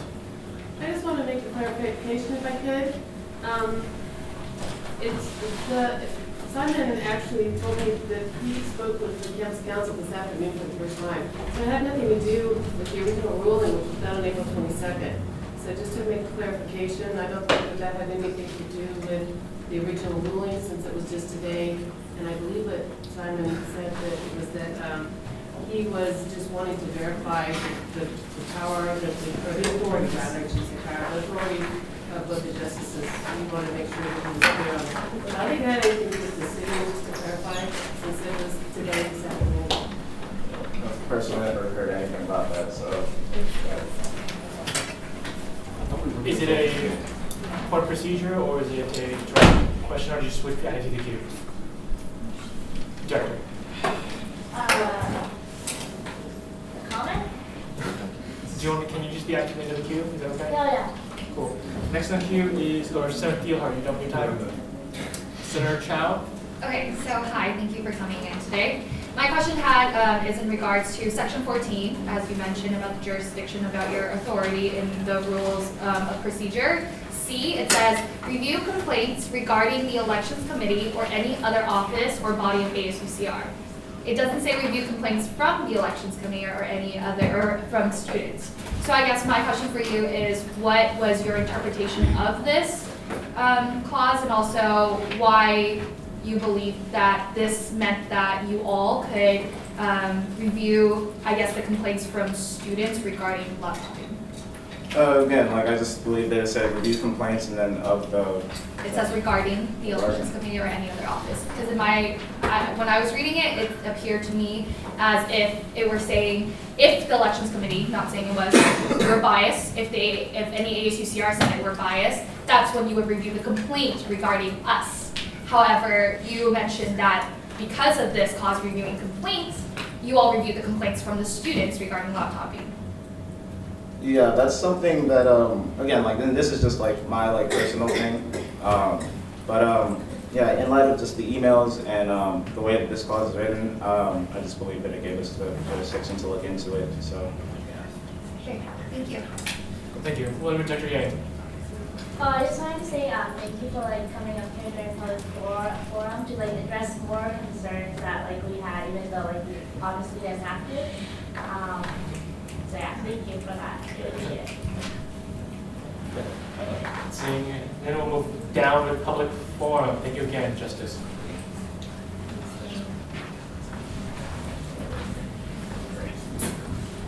So my first time here, do I write my name? Please, yes. Okay, so my name is Marina Saget, and I am speaking to you as a student, a identified survivor, and a member of SAVE, which is Sexual Assault and Violence Education, a peer mentoring group on this campus, out of the Women's Resource Center, student-led, student-run, about our involvement in sexual assault awareness and sexual assault, violence, education, and in general decisions being made. So I have a couple of concerns that I wanted to make public. We have been catching wind of there being a committee who's involved in making some of the decisions about events and activities and how information is being brought to the campus about sexual assault and violence education. And I did want some clarification because I am ignorant of this committee and what it does and what it represents as far as violence, sexual violence education, and kind of how you all run and put on these events. Because I feel like this group, which is run out of the Women's Resource Center, has been completely swept under the rug. We don't have any involvement in these decisions, and this is kind of our work. This is what I do as a survivor to give back to this campus community, and I think that it invalidates everything that I've done thus far forward in my healing process and giving back, so that other survivors who come in as freshmen, other survivors who have been students who become survivors during this college campus can have somewhere where there is prevention education across the board. And so we've been contacted twice. We've reached out back. I'm a little bit unaware because I'm transitioning into the peer coordinator position for this group. So I wanted to know why haven't we been contacted?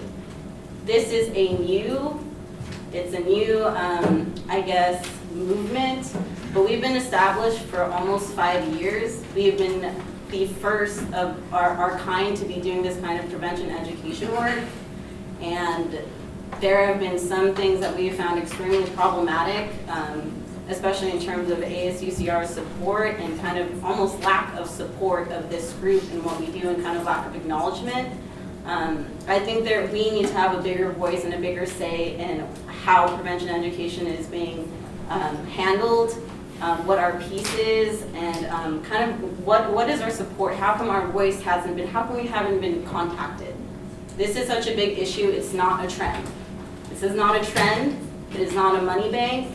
It is not something that should be funneled and institutionalized and be used for money.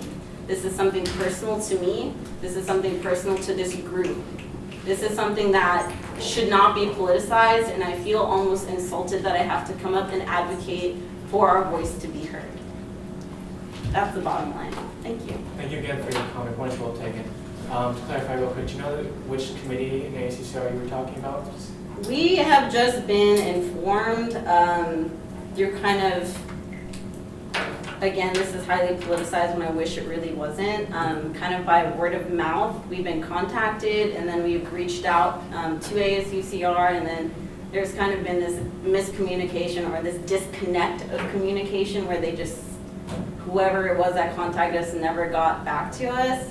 I would like to point out the Haze event that was put on, intent versus impact. This was a tragic comedy about something so serious as rape, as assault, something sexually violent.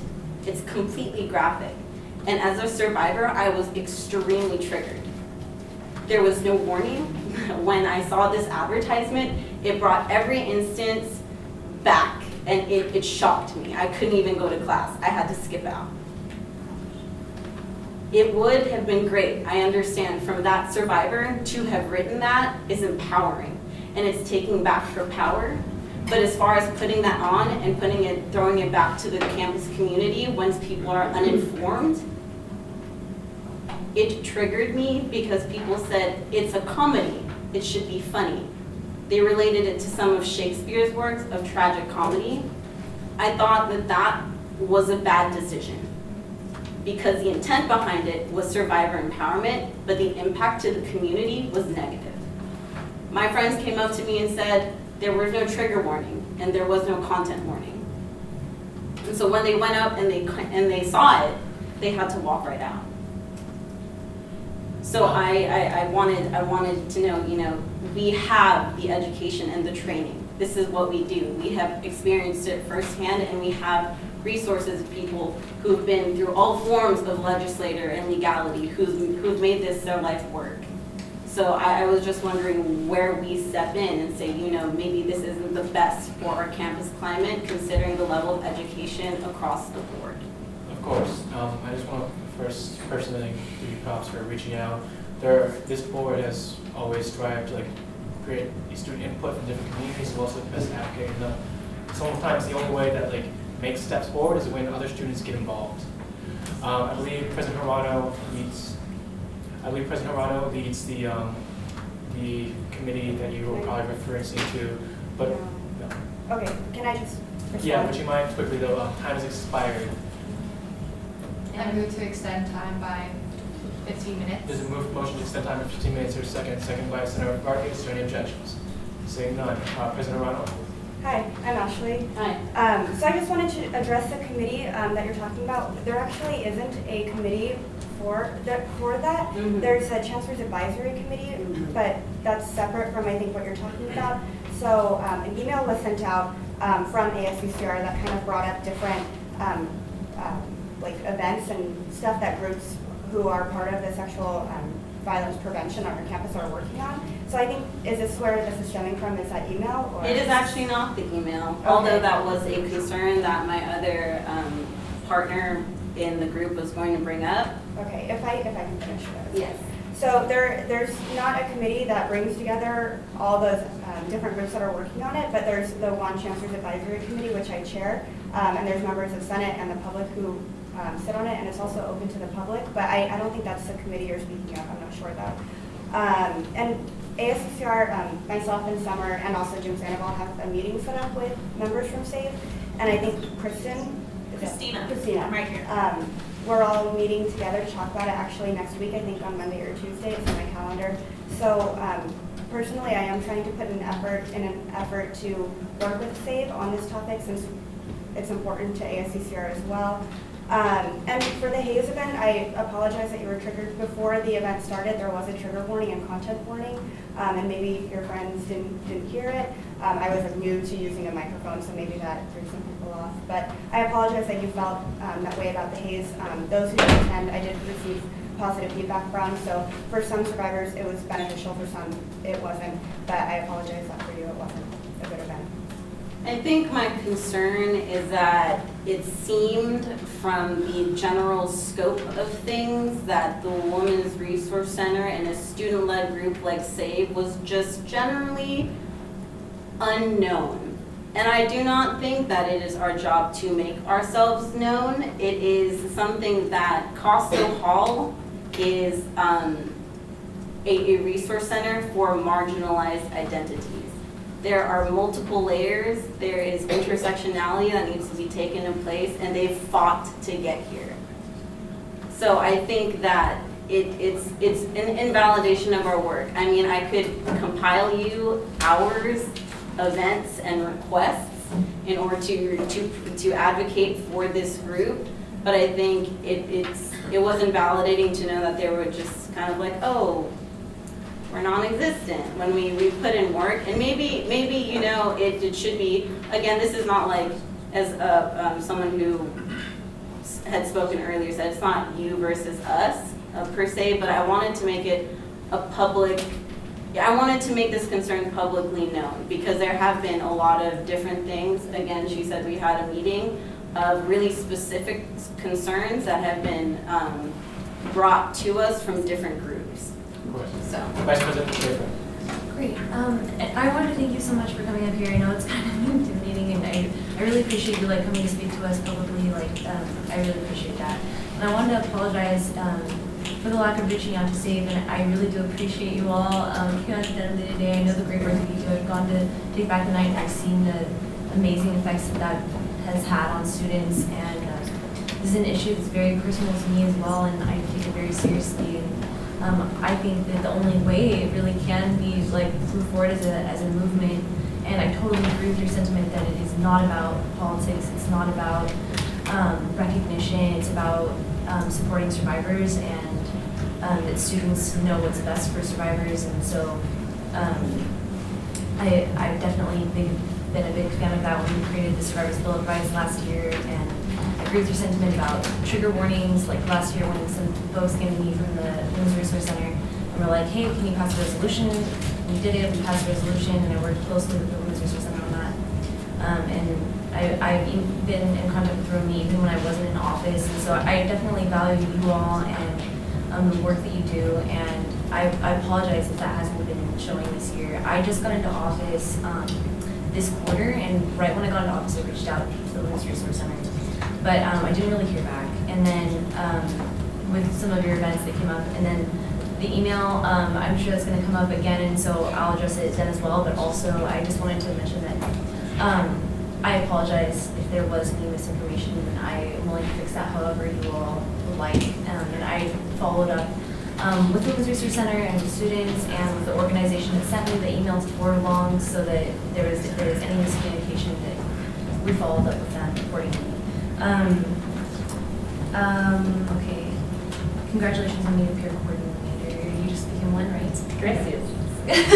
And yeah, and so I worked closely with Ashley on the committee bylaws for the ASUCR committee, the Chancellor's Committee, and the intent was, and we were supposed to be creating a work group. It never really happened this year, but there was supposed to be like a work group that was supposed to include every single organization that was working on sexual violence to prevent anything like this from happening. But I think it just got kind of lost this year, and it didn't actually happen. And so I'm sorry about that. I wasn't in office for the meeting this year, but I don't think it's on anyone here. I don't think anyone knew about it, and it wasn't set up in a way to help it thrive. And so yeah, so we were going to do that, and I think bringing that back maybe to help solve this in the future would be really beneficial. The bylaws are already written and everything, and we can go over it together sometime after this meeting. Oh yeah, and I met with Diversity Council, and I think it's important that representatives from ASUCR reach out to the resource centers, because that's been problems in the years past where they put on events that aren't supported by AS, or there's events that AS has that it would be great if people from Coastal Hall came out to support. So it's just like that communication has been really helped and benefited from the Diversity Council. I'm sorry, I'll try to wrap this up. And me and Ashley have done like a lot of education and training as well, but if there's anything that you think that like student leaders I think should be up to date on training for survivors, so I'd love to talk with you more about that as well. And anyway, so I thank you for coming up here, and I'd love to speak to you more, and I'm looking forward to the meeting and any ways that we can resolve this and have better communication with you all so that we can work together on this, because I think really students are where the power is.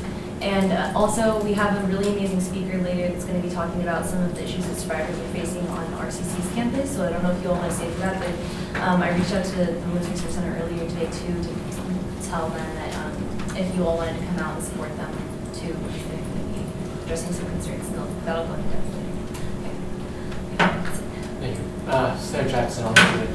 First and foremost, I would just like to apologize that you were triggered by the event that was put on. I am one of the senators that sat on that committee that helped plan that event, and I also happen to be a student that sits on the board within Coastal. And I found that, like, with us personally, that we've reached out to other programs and whatnot that are doing things that are relative to ours.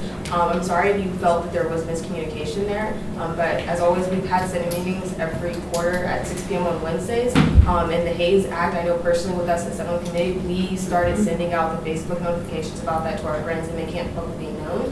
So maybe for future references, if someone's not able to make those committee meetings, if you start to see those being posted, just shoot someone an email, or our office hours are also posted as well too, so you can see which senators in the future sit on there, so you all can have an active voice and role in events that are put on further in the future.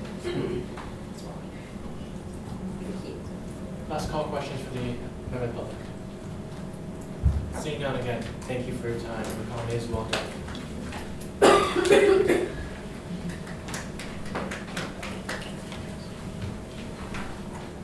All right, hello, I'm Christina Moisa. Most of you know me as Chris. And so it was brought up with Marina, but there was an email sent out on April 21st.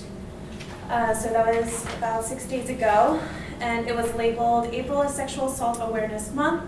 I opened this email thinking that there was going to be a lot of information of different events that are going to happen on April. However, it just seemed more like there was only one particular group that was highlighted throughout the entire email, and that was Highlanders Against Sexual Violence. And it didn't really talk about any event that was going on. It was just saying that it was Sexual Assault Awareness Month. And so with the title of that email, I would assume that maybe this email would have brought up different events such as Take Back the Night, which was ironically the same day that this email was sent, Denim Day, and a fundraiser that's going on right now, tonight, held by Asterix and Sigma Pi Alpha to raise funds for RAIN. However, it was just basically an advertisement for this other student board saying how it is UCR's only student-initiated, student-led peer education program, when that is entirely false, because SAVE has been existing for 4 years. We also do presentations, big presentations. We table for events. We partner with the Women's Resource Center. We co-sponsor different events, such as Escalation, which was about intimate partner violence, Take Back the Night, and the screening of the hunting ground, just to mention a few of the events that we have been involved in. And so maybe what could have been done to maybe just hint at myself and my peers that this was just going to be about Highlanders Against Sexual Violence is maybe saying, you know, maybe putting that on the title or something along those lines. But if you were saying something as general as April is Sexual Assault Awareness Month, I would like to have equal representation on that, saying, okay, well, SAVE is going to be tabling for Denim Day, or SAVE is co-sponsoring Take Back the Night, or Asterix, Sigma Pi, and Alpha are having a fundraiser at Boba Tea House to raise funds for RAIN. So this email was problematic on multiple levels. And I just wanted to point that out and have that on public record. I know that we have set up a meeting. I reached out to Ashley and Jim Sandoval to set up that meeting during our SAVE meeting. But I just wanted to put this out there and to let everyone know that SAVE is a student-led, student-founded organization based from the Women's Resource Center. Thank you. Your comments again well taken, and thank you for bringing these concerns to our board. Yes. One sec, Senator, Vice President, sorry. Senator. Motion to extend time by 10 minutes. There's a motion to extend time by 10 minutes, or second by Senator Theodore, and unless there are any objections. Can we extend time by 30 minutes, please? Just so we don't have to continue extending time. There's an objection. We leave this to a vote then. We'll go to a quick vote. If it gets voted down, we can move it to 30 minutes. All in favor of extending time by 10 minutes? Any opposed? Any abstain? Motion fails. Senator? I move to extend time by 30 minutes. This motion is taken by 30 minutes, seconded by Senator Thielhart. Are there any objections? Seeing none, time will be extended by 30 minutes. Vice President. Hey Chris, thanks for coming, and I understand your frustration. I would be frustrated too if I was putting all this work into an organization that wasn't fairly represented in the email. I think like most of this frustration should be probably aimed at me because I was the one who sent the email. So what happened was Highlanders Against Sexual Violence reached out to me, and since they don't really have a way to reach out to the entire student body in like a student-wide email, I know that some of your events have been like passed on to students in campus-wide emails through Romy. So they were just feeling like they wanted that kind of representation, so they wanted an email sent out. And I didn't have the oversight to see that it said only, and that's very problematic because they aren't the only ones. And I recognize that you all are a student-led and student-run program, and that shouldn't have been included, and so that was misinformation. And if there is some way, like, you want me to send out a correction, or if I know that April is ending, a lot of your events are ending, and that's unfortunate. I'm sorry about that. Sorry that like we didn't catch this earlier, but if there's anything that we can do at this point, I'm down to work with you and see and resolve it in any way that we can. And I followed up with the individual that sent me the email as well, in order to make sure that there's no miscommunications. I feel like students should be working with each other, especially on this issue. Like if there's different programs that students are working so hard on, and I know that you all are, and me and Ashley as well have been as well, and so I understand like the struggle,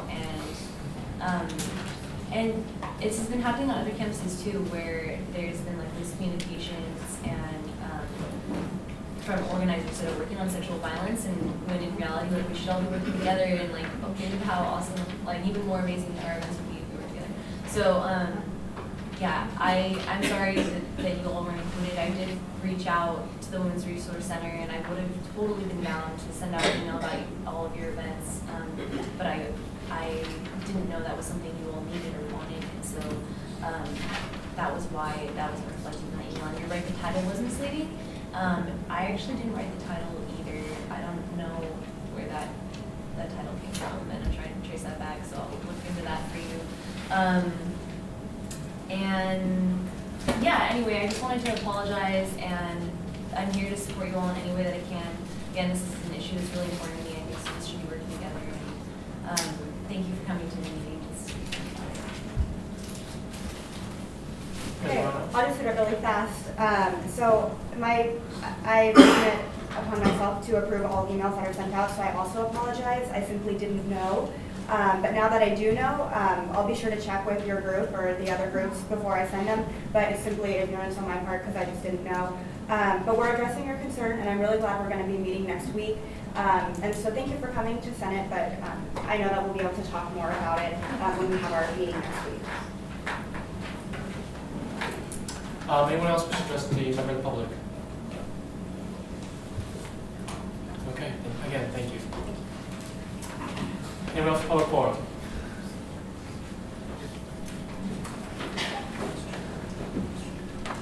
Hi everyone, I'm Julia. Y'all know me by now. So, since week 1 of fall quarter, I have been sitting here in the galley in hopes of becoming more aware of the activities surrounding ASUCR. And one of the most common trends that I've heard is the need to engage students.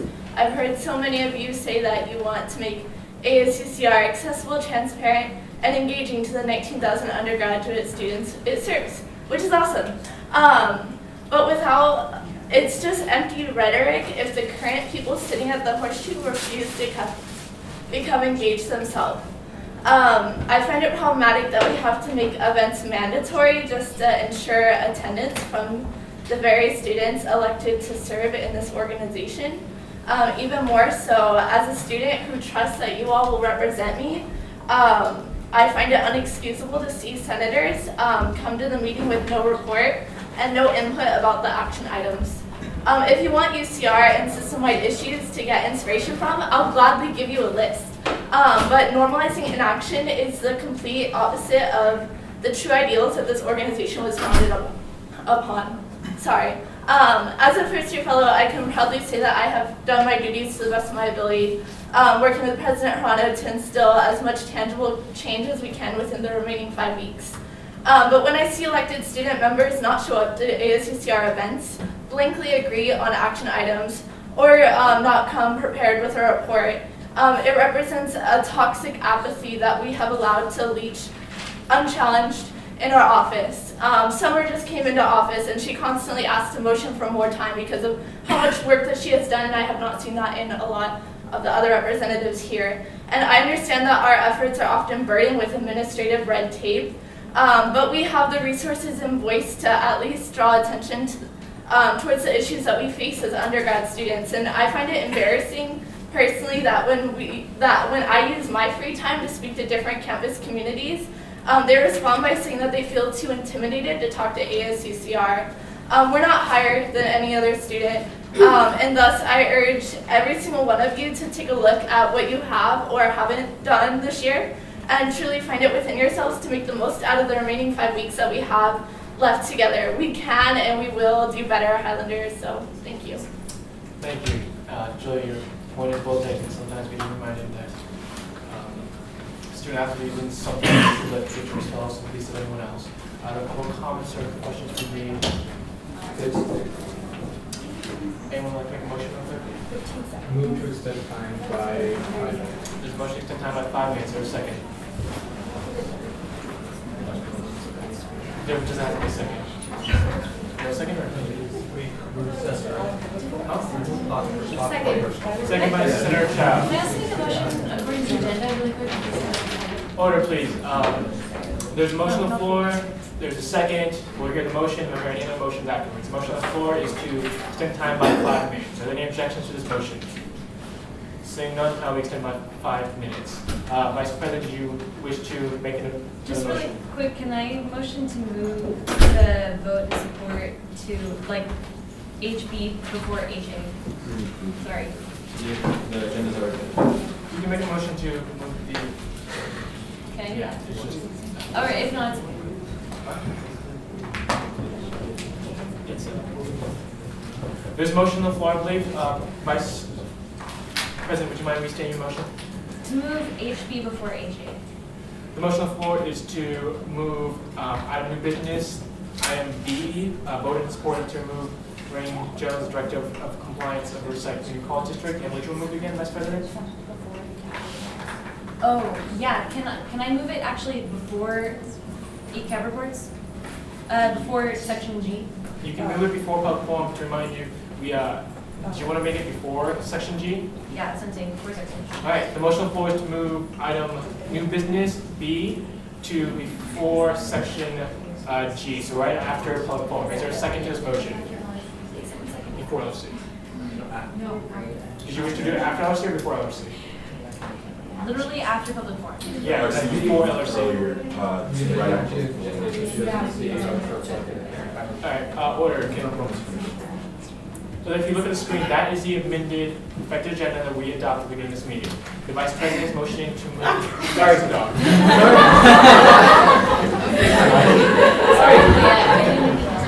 The Vice President made a motion to move the new business B into right after public forum, and LRC would just get moved down. Now there's a motion on the floor. Is there a second? Seconded by Senator Thielhart. Is there any discussion debate on this motion? Vice President, would you like to make a really quick statement on why you're doing this? Yeah, we have some students here that are waiting to present to you all, and I just want to be cognizant of their time. Thank you. Is there any discussion or debate on this? Seeing none, we'll move this to a vote. I'm just not entirely sure whether or not that's in accordance with parliamentary. So you can move things on the floor from the agenda, especially things that are time sensitive. Amending the agenda for adopting the agenda at the very beginning is more so like what's going to be on the agenda instead of just moving it. And lastly, yeah. So there's a motion on the floor, there's a second, if there's any discussion debate on this item. Seeing none, let's move this to a vote. All in favor of moving new business B into interactive public forum? All in favor? Right after, so it's going before LRC? Yes. Any objections? Or sorry, any opposed? Any abstain? Seeing none, it's unanimous. The agenda will be adopted, sorry, the item will be moved as approved. Okay, thank you. I believe there was a member of the public forum, and I believe there were some people who wish to address the statement. Can we open up the queue, and we'll close the queue. Senator David, is there anyone else? Senator Thielhart, Senator Vargas, and then President Arano. Senator David. Hi, Julia. Thank you for coming to us and addressing us directly. I think it's very brave and commendable of you. I recognize that we're all different individuals, and I just wanted to kind of say why I am the senator the way I am, or however. But anyways, with external things, I'm not that loud of a person, and I'm just not comfortable going to actions. Because I think you were concerned about how there were no senators out at some actions last week. I think that was just one of the many instances that I was trying to refer to. Okay. And also with officer or senator reports, I guess if you want more detailed reports of what I actually do, I mean I could do that, but I promise I'm doing my work, and I'm just more of a private kind of person, but we can have that personal relationship. Yeah, if you want. I'm just saying. Thank you. Do my stuff. You know what I'm saying. I'll move forward in the queue to Senator Thielhart. Just to talk about the senator stuff, having been friends and talked to Armando a lot, because he was the one that first implemented the senator reports, their entire point was to shame senators that weren't doing their work, because initially it was they had to check in with the executive vice president, and there'd still be a lot of people that didn't do anything. So you coming up and complaining about senators saying no report is exactly what it's supposed to do. That if there's senators that don't do a report, it's supposed to publicly shame them and have people kind of call them out on it. So the Senate report thing is actually working the way Armando intended it to work 3 years ago. So it's just to clarify why we do it, and that it's kind of working since you're voicing concern about it now. Thank you. Hi, I had a similar comment to what Christina said, also regarding senator reports. I tend to do them a little bit more shorter because there's just a lot of information, and I don't want to take up too much time from the senators. So if at any time anybody would like to go to my office hours and talk to me about the work that I'm actually doing in more detail, then I'd be more than happy to talk to you. But that's all. But thank you. Yeah, President Arano. Sorry. So to address, Christina, what you're saying about external involvement, I think that's a good point, because for me personally, it's kind of difficult for me to go to those rallies too and yell at a megaphone and stuff. But there's a lot of other ways to get involved, so I'm going to use this platform to also say, tomorrow, my office has been working on an event called Orange You Glad You Go to UCR. That's a super fun, easy way to get involved. We're giving out slices of oranges from our UCR orange trees, and so that's just a really easy, fun way to get involved. There's also the Undue Run that you all are working on too. Those are fun things. So, and also the Our Margins conference. There's a lot of fun things to do that we would like to see our senators getting and directors in DCAP getting involved in that aren't just the scary kind of things. And then I also wanted to comment on the reports. Oftentimes, after senators give their reports, I'll text some of you and be like, "Oh, good report," but talk about this. And it's because I want you all to brag about everything that you're doing. Because for Christina and Melissa, I can see all the work that you're putting in, but a lot of students who come here, they have no idea what all 16 senators are doing. And so this is your platform to go into detail and really explain how you're working. And when you don't go into that detail, people just assume that there's not really much going on when that really isn't the case. So I just wanted to share my 2 cents there. During our next Senate report, so next week, we want you to go into detail. We want you to explain all the meetings that you've had, all the things that you've been working on, so that we know the progress of all the projects that you all are working on. And that's just my 2 cents. Thank you. I saw 2 hands rise, so we'll close the queue after that. Senator David and Senator Boser. I'm sorry, I stepped out to speak with a fellow student, and by no means should you feel obliged to doing this, but could you provide me with a brief synopsis of what you mentioned to the rest of the city? Yeah, definitely. It's So, pretty yeah, a lot of it was just talking about how I've been coming to these Senate meetings since week 1 of fall quarter, and I find it a little bit frustrating to see the same people come with no reports or don't come to ASUCR events or even events happening in Costo Hall.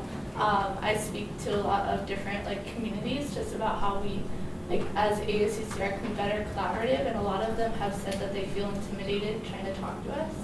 And I just think that our purpose here is to serve students, and when we stray away from that purpose, it concerns me personally. So, yeah.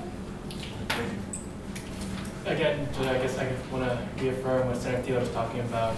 Reports or public representatives actually are supposed to be held accountable exactly by what you're doing. This is what engagement looks like, this is what democracy looks like. So again, I just want to applaud you for holding us accountable. Thank you. Anyone else for a public forum?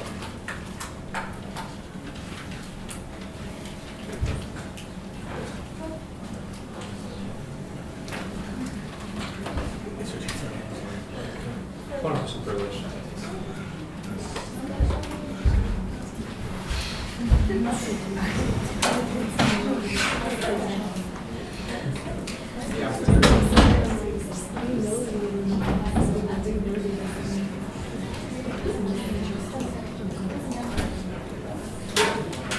Hello, hi, everybody. My name is Shane Cole. I'm a second year political science and sociology with a minor in public policy. I've been participating in the elections that happened a couple of weeks back ago.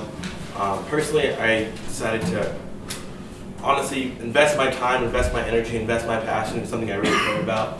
I've been a student leader for the last 2 years, and I honestly felt that ASUCR was the way, the momentum of my student activism to be able to make a real difference in my community. So I decided to run an election for student government. And in that election, I absolutely worked my hardest to communicate with students what the values, what the issues were, to inform them about what we could do as ASUCR senators to be able to make an impact in their community. I put in my time, I put in my effort, I put in all the energy that I had. I missed class, I stayed there day in, day out in the hot sun, but I didn't care because I was making a difference. Judicial is trying to currently take away the ability to our last past election and try to start a re-election. Personally, I feel like if there were issues within the re-election, they should have addressed them before the election happened, or during the election at that point, notify people what the issues that were happening with. But they didn't, they failed to do so. And now we're trying to propose some kind of re-election. Not only have I put in the work, but so many other students have put in the work for this election. Please do not discredit the work that we've done. Please do not discredit the passion we've invested within this election. Allow the results to be heard. Allow the winners of this election to take up office. We've all put in the work, and honestly, that work must be respected. Personally, I do not have the mental capacity to run in another re-election. For the sake of our mental health, of all the candidates that have run, I ask to not let a re-election happen. I plead with the members of the Senate board because of the reasons that I've listed, that our mental health, our academic futures are at risk, as well as our financials. We've already invested so much money into this election as well. Please think about the students within the student government election. Please. Thank you. Thank you. Okay, I believe you were talking a lot about the judicial opinion that was sent out. Again, to remind everyone that we can't make judicial verify, and that the meetings are on Fridays at 5. Again, thank you so much for your comments. Absolutely, but I'd love for each and every one of you to probably take a personal stance against this re-election, as well as to use your platforms as student leaders to communicate with us, as well as other students, about how this re-election would be detrimental to the work that other students have put. You also have Facebook, you have social media. You can go on your social media and advocate against this as well. I assure you, Jamie, I'm sure that most of these people, student leaders, are pretty opinionated on this matter. Absolutely. But you'll see a lot of us again, probably again on the judicial meeting on Friday. Are there any people we should address with the member of the public? We will start in with the President Pro Tempore. Well, just wait on LSC. Okay, awesome. Thank you so much. Perfect. Cool. Have a great night. Yeah, thank you again for your comment, Jamie. Bye.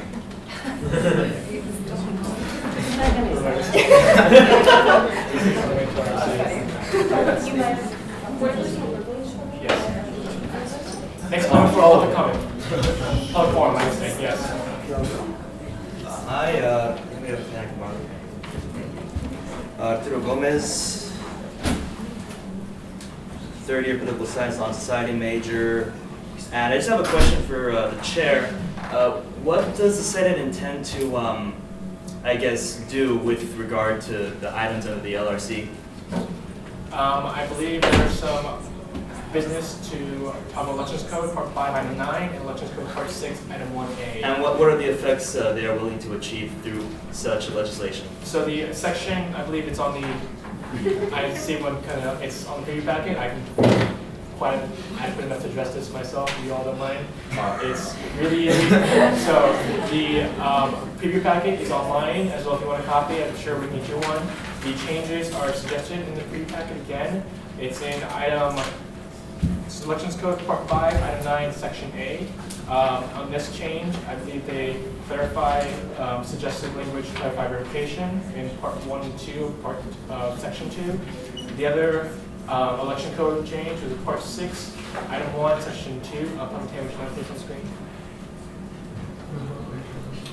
And this one simply makes a changes the language to create invalidations or new elections to be called by majority vote to the following ASUCR bodies: ASUCR Senate, Judicial Council, and/or Elections Committee, instead of one of the individuals as it was previously. And if this were to be passed, that means Senate would have to then call for re-elections.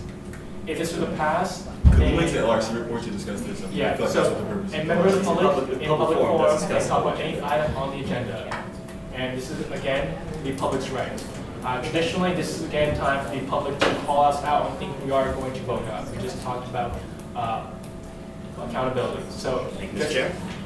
Just your concern, Mr. Gomez.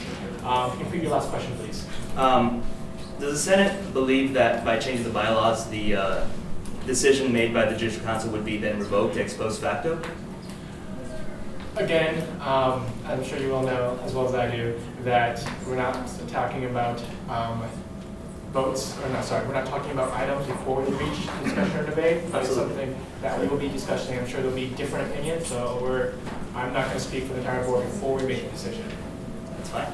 Yes.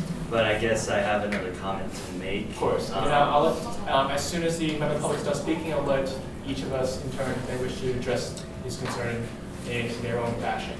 But last comment, do you mind if I open the floor up after that? I don't know, I just find it a little ironic that the incumbent Senate actually wants to rein in Judicial Council, especially considering last year's, I guess, fiasco in which they benefited from a ruling by the Judicial Council. So your comments will take it. Thank you. Let's move it to, do you have anything else, or do you kind of want to? That's about it. Cool. Then I'll open up to the floor. I saw a couple hands. President Pro Tempore, is there anyone else? Senator Chow, anyone else for? We'll go with the Vice President Urban, then the Vice President. Okay, Vice President Urban. Done. Motion to extend time by 15 minutes. There's a motion to extend time by 15 minutes. There's a second to the motion. Second by Senator David. Are there any objections to extending time? It's 15 minutes. No, yeah. Yeah. Give me less than 15 minutes. Less than 15 minutes? If there's an objection, that means we move to a vote. It's, again, real simple. If you wish to vote it down, move to another vote, we can do so very easily. The motion on the floor is to extend time by 15 minutes. All in favor?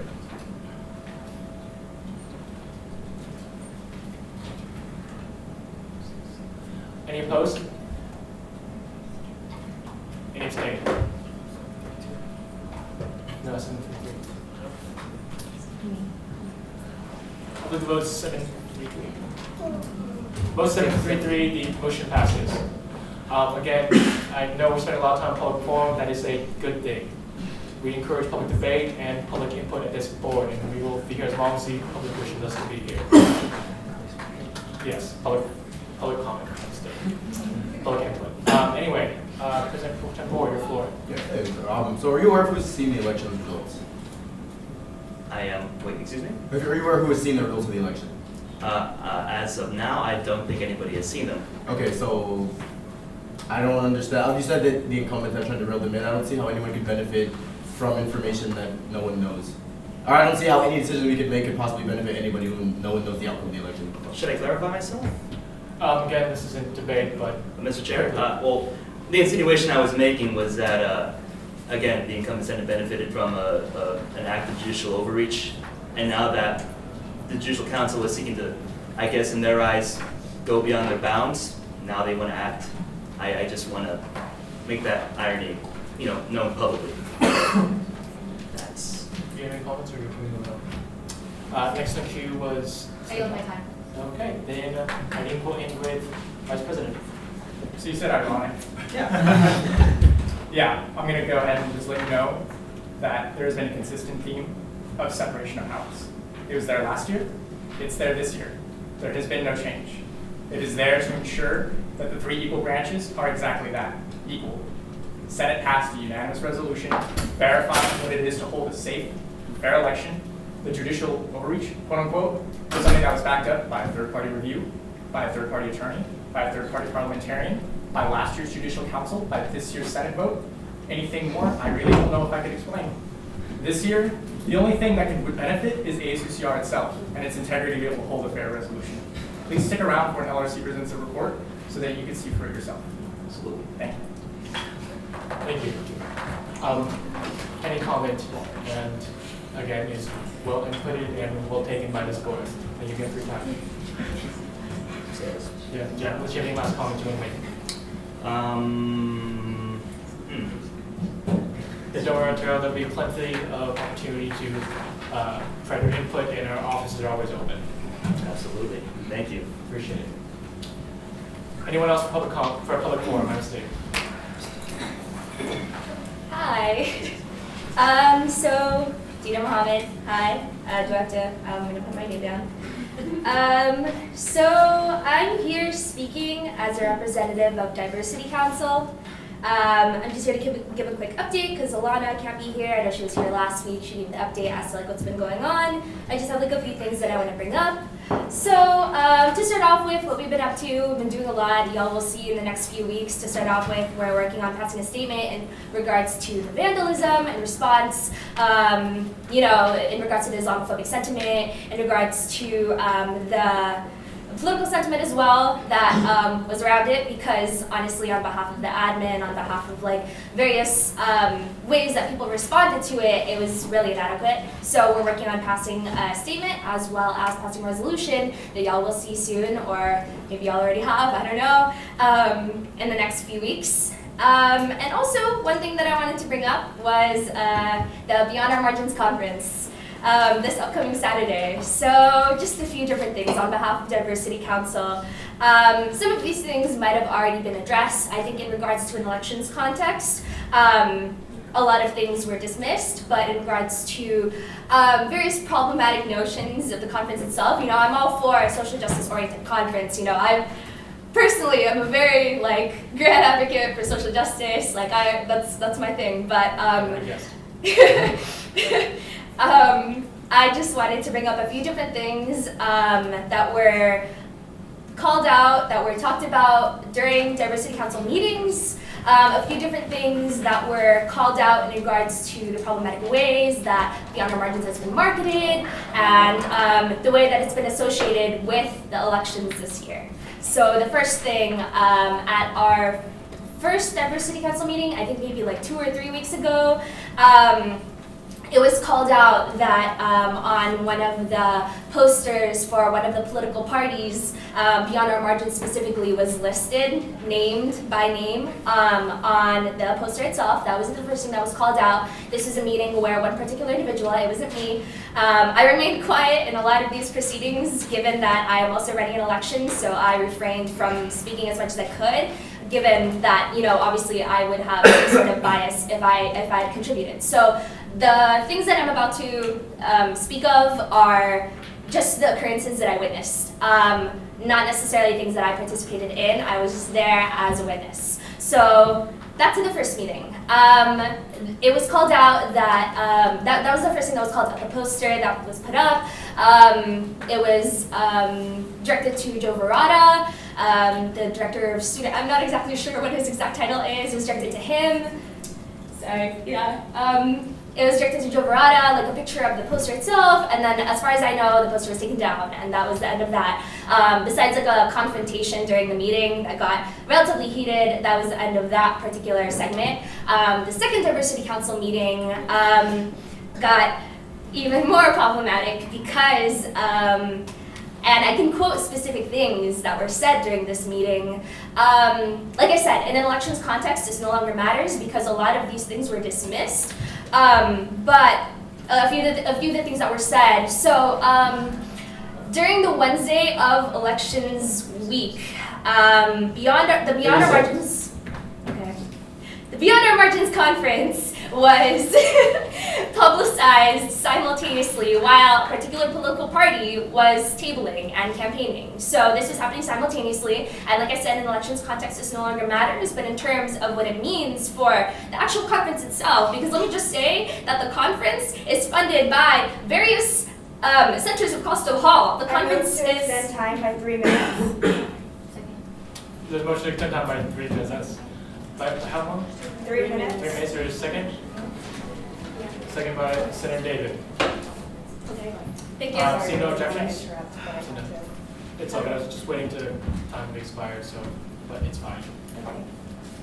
So, in terms of the funding of the Beyond Our Margins conference coming from the Highlander Empowerment Referendum, these are the particular things that I particularly find, and Diversity Council as an entity particularly find problematic. Like I said, no longer in elections context. This is no longer about elections. But in regards to the funding that was provided to this particular conference, Costo Hall as an entity is non-biased, is non-politically affiliated, is not associated with elections whatsoever. So any funding that is received from various centers of Costo Hall that is contributed to an event should not be associated with elections, in my opinion and the Diversity Council's opinions. Another thing is that it was funded by the Highlander Empowerment Referendum, and I'm pretty sure somewhere, I don't know if this is like specifically in some bylaws somewhere. Like I said, I'm not, I don't know if I actually said this, but I'm not 100% well versed on specific bylaws and rules and regulations in regards to like the actual constitution, in regards to what the actual Highlander Empowerment Referendum says in its language. I read through it once or twice, but I can't like quote anything. But that's problematic in the sense that something that is supposed to be a really cool event, you know, it's still a really cool event, and I'm actually really excited about it, you know, but it's just problematic in the way that the funding that was allocated towards it and the way that it had become politicized, and it became politicized during the elections process. Like I said, this is me speaking as an individual, but also on behalf of the opinions of Diversity Council. If y'all wish to further inquire, I am here. Also, you can ask anyone who was there at the meetings, anyone who was there in Diversity Council. Nick was there at one of the meetings, and that's basically all I have to say. So, yeah. Again, thank you for your comment. Let's open the queue if anyone wishes to address a member of the public. We will open and close it. Hands, please. We'll start with Senator Wilson. Yes, again. Yes. Wait, let me just make the queue first, real quick. Senator Wilson, Senator David, Director Yang, and then Director Yang, then President Arano. Oh, sorry. Just the end, or before. It's fine. And then before President Arano, we'll put President Pro Tempore before President Arano, and we'll go with Vice President Korea, Madam State, before President Arano and President Arano. But Senator Wilson. Okay, in the midst of all that, I think you made 1 or 2 valid points. But in light of the fact that elections ended 2 weeks ago, and in light of the fact that this conversation has been had with the Vice Chancellor of Student Affairs, the Dean of Students, and certain department heads from Coastal Hall, I find it very ineffective to even bring this up. You're adding fuel to a fire that has already burned out.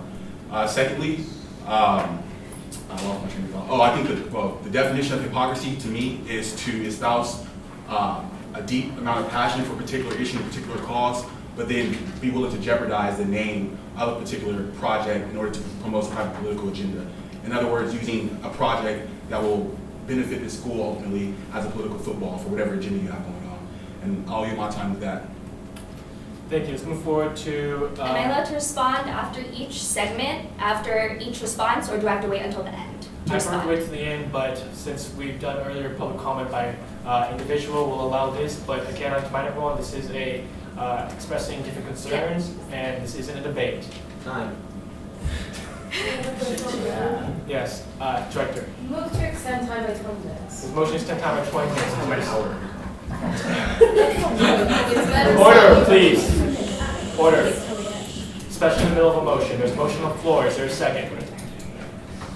Seconded by the board. Is there any objection? Same time by 20 minutes. Seeing none, time will be extended. Senator Wilson, the floor. Senator David, your floor.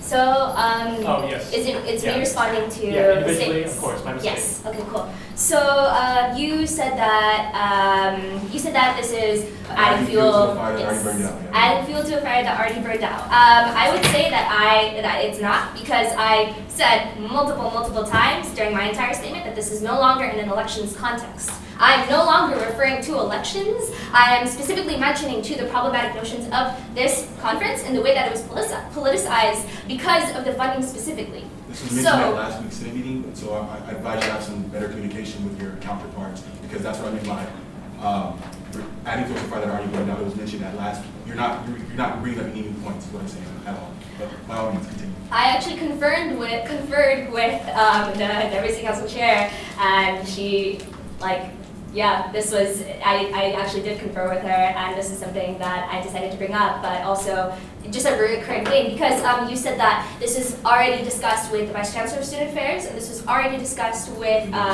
Joe Verada, but Order, that's please. not To remind true. everyone about how this is a debate. Roll call, Mr. Chair. So it had been discussed briefly. There had been no in-length meeting, no full-length discussion. There was the first meeting that I mentioned where the picture was brought up, where the poster was called out. That, I believe, is what the senator is referring to in terms of having it already been brought up to various administration. And I think that was very inadequate. So that's my, yeah. May I please respond, please? I think it's only if there's like a question. Is it a question or is it? There was a decision made that there must be a complete separation between the Honor Margins Conference and a political party. And from that conversation, there was no longer any type of affiliation with it. So that's what I mean. That's what I'm suggesting, that you really check your resources before you bring up an issue that has already been solved. And Vice Chancellor can confirm. I've spoke with him outside of the Senate meeting, and he said there must be a complete separation. And from that point, there was a complete separation. All right, to clarify again, this isn't a debate. If we wish to get a debate, we can do that in a different part of this meeting when the business, or as well do it outside this forum. And again, I'd like to on this board that the public can come to this table and say literally anything. We address their concerns and we hear them, and we hopefully incorporate their stern opinion because we represent their voices. Theirs and everyone else's at this campus. So, Director Reyes, would you want to make a motion or anything? Or add to the queue? I'll add you into the queue. Senator David. I was just wondering, bringing this to the horseshoe, what you would like us to do? Like propose a resolution, or like just recognize it because you're just proposing like a statement kind of thing? No, I'm just bringing it up as a concerned student and also as a representative of Diversity Council, because I feel like although it's been mentioned, it hasn't really been elaborated on, and although I feel like individuals have been briefed on like the things that have been happening, I think it's been specifically in an elections context, and I think it's still problematic given, like I said, like the funding of the conference itself. And I figured now would be time as ever, given that after this, the conference would have already happened. That's why I'm here. It's public forum, you know, I'm coming as like a, concerned person, concerned member, yeah. Okay, well then I just have to say I'm sorry. Thanks. It's like, No, there's nothing else that. Yeah. Let's move forward to Director David. I think that like sometimes like committee chairs or like committee members actually come up like to during public forum or during the next so like before all what we've been working on, right? Yeah. So I mean, like from my perspective, from my experience that I've heard, ever since the beginning of, or like maybe the middle of fall or winter quarter, like I've had her like social senator just continuously working really hard for this project. That's not to say that no one else has, but like to be completely honest, I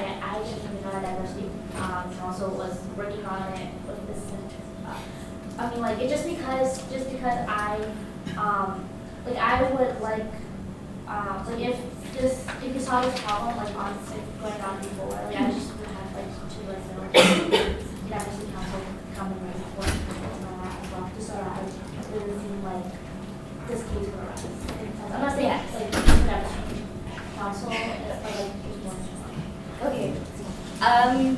It was brought up last week's Senate meeting. The diversity council chair came up, and I wasn't there specifically for the extent of her report, but she brought up a few different things. But in regards to like the work that diversity council has been doing, and also in regards to this conference in particular, but I felt it necessary to come up again and just bring it up. And this has been a concern that's been going on, I would say, since near the beginning of the quarter, since the first diversity council meeting this quarter. So this has been a constant concern that's been brought up within diversity council meetings. It just hasn't been as publicized, I guess, since last week, because previous to that, everyone's been caught up with elections. It's only really been in elections context. So it has been a concern that's been brought up. And in regards to you not knowing that diversity council was involved in the planning of this, diversity council is technically supposed to be a sponsor, but really that's another problematic thing, is that diversity council wasn't even mentioned on any of the flyers. Like, the name wasn't on the flyer, like the official Piano Markets flyer.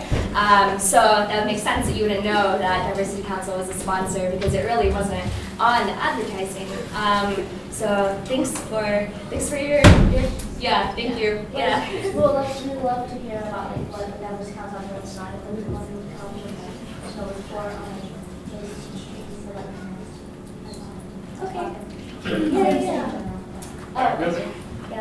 Real quick, I didn't close the speaker list this time. I keep seeing a couple of hands. We're going to open speaker list and we're going to close it. Right? Right now, I have Director Yang, is President Pro Tem Willis, Vice President Green, Vice President Hirano, Director Reyes, and then Vice President Schaefer. And then we'll end for Senator Wilson. Is there we'll end with Senator Theha. Is anyone else? I move to close the speaker list. And I was supposed to say that. Thank you. Theha, the speakers list is closed. I will accept no one else on the speaker list again. This is not a debate. This is addressing public concerns. All comments can be addressed to the chair. Any questions can be addressed to the chair and directed to the appropriate party. On that note, we'll move forward past Director Yang. I believe you're done, Director? Yeah. Cool. Then President Pro Tem Ford.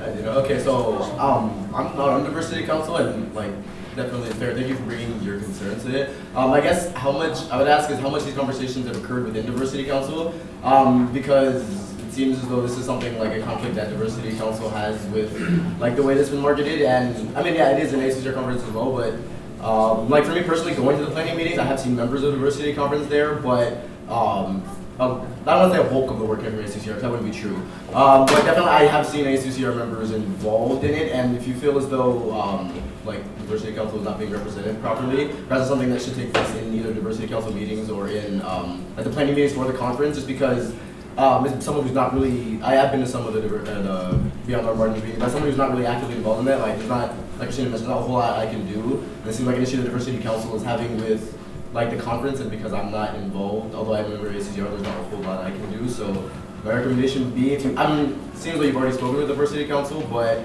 I just question the efficacy of bringing it here only because it's good that we know your concern and like I'm cognizant of now, but I just, I don't really know what we can do to address it.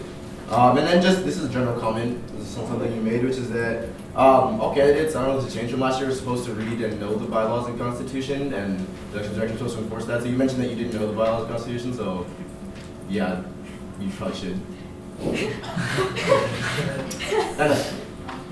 Anything you want to address before we move to the next speaker? Yeah, real quick. So, like I said, a few different times, this has been something that Diversity Council has been bringing up to particular senators, and just in general, in regards to the concerns that I brought up. These conversations have been happening with the Diversity Council. Literally,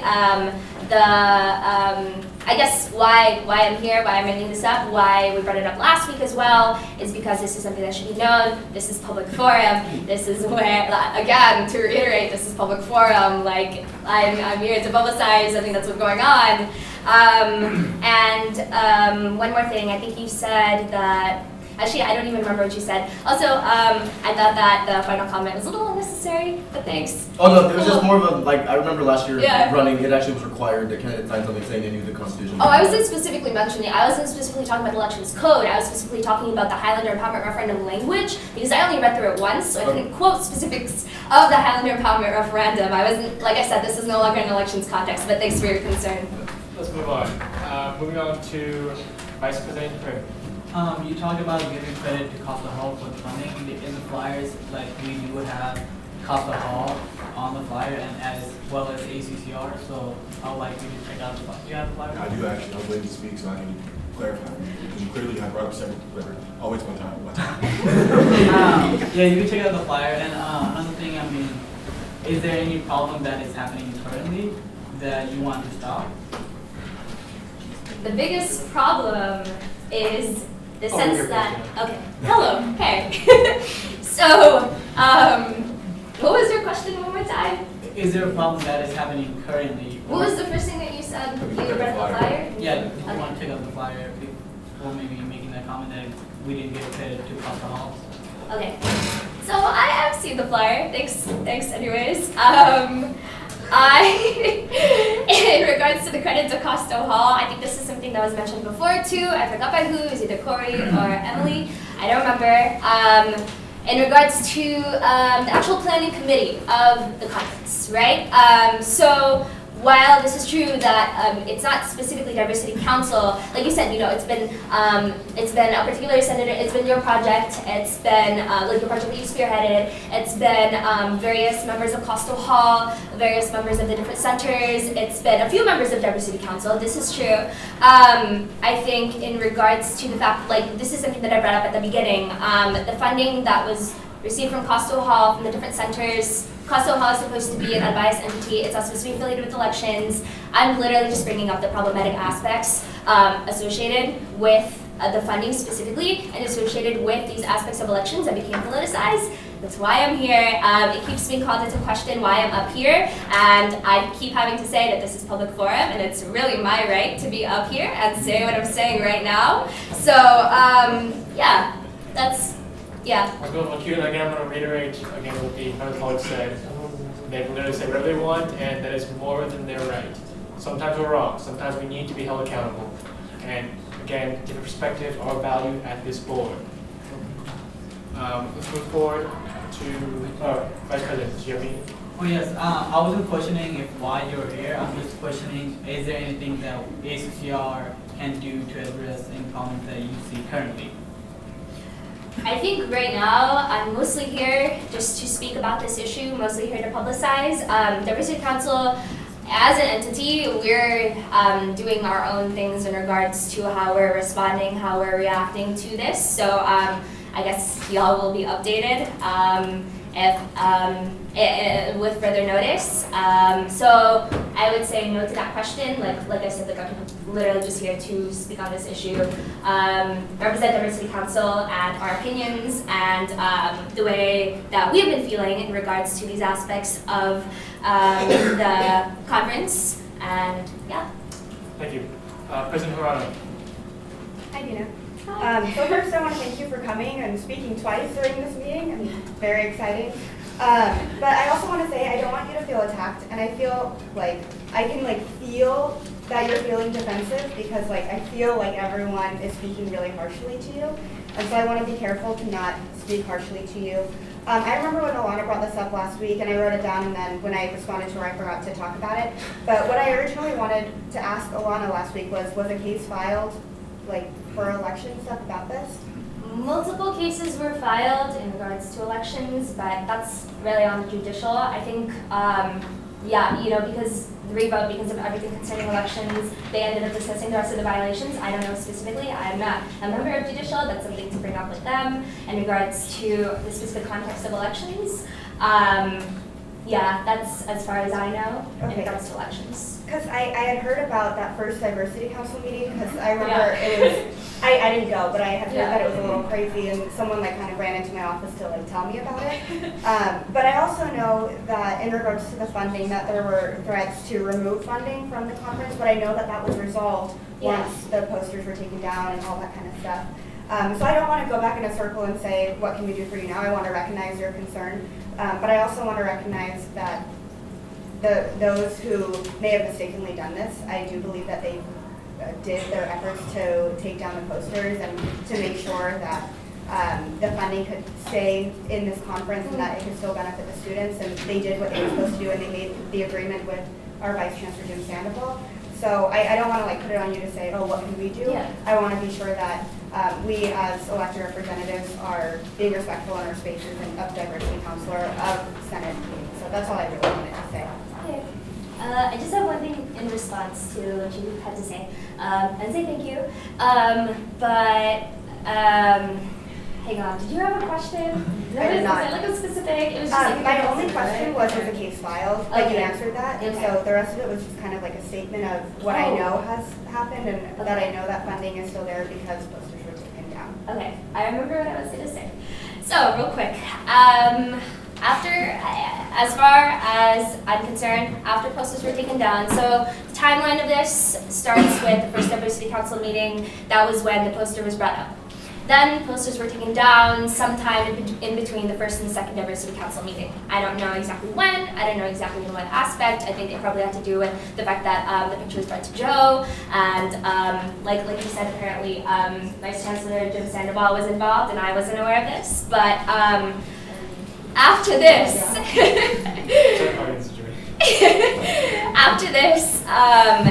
during elections, there continued to be the politicization of this conference. Specifically, the incident that I mentioned was the Wednesday where, like I said, in an elections context, this no longer applies, but just in terms of problematic nature of the way it was carried out. And I've talked to various people, I've talked to Lena about this, I've talked to various individuals about this. The fact that during campaigning, the particular political party that is being mentioned had, in various documented instances, had the poster right next to the campaign materials. And while this was allowed, I'm going to put air quotes around allowed in an elections context, I think that after the incident of the posters, it still continued to further the politicization of this conference. And I think that even after, I guess, things were resolved, there continued to be various instances, a few more that I can mention too, that added on to this. So that's why I'm still voicing my concern. And thanks for what you said earlier. I appreciate it. Thank you. Next in the queue, Director Reyes. All right. And this is something that Dina did bring to my attention previously, and I do think that it's worthy of attention. So thank you for coming and bringing this up. But I am of the opinion, just because, having tried to look into a lot of these things, now I'm very much unaware of a lot of the inner workings of Diversity Council, so I will not speak on specifics of that.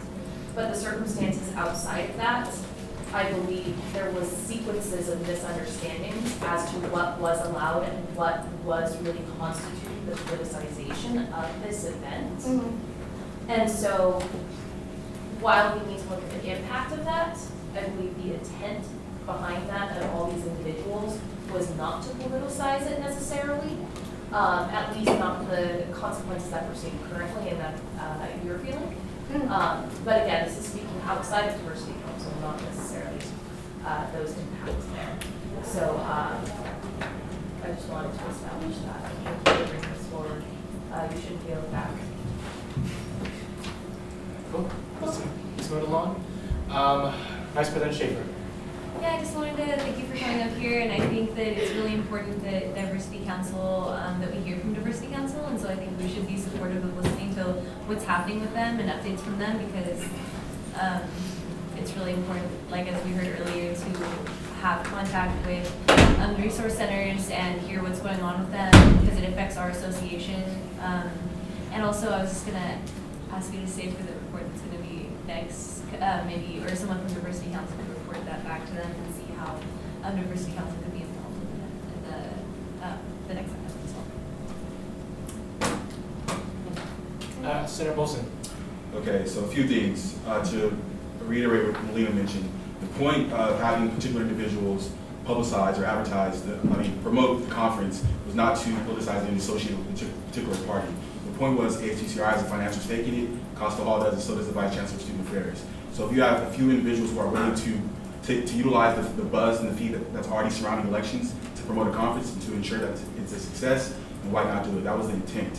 At the initial talk, Shafi and I went to Jim Sandoval's office. To Joe Rada's office. Joe said that Beyond the Margins cannot be committed to campaign material.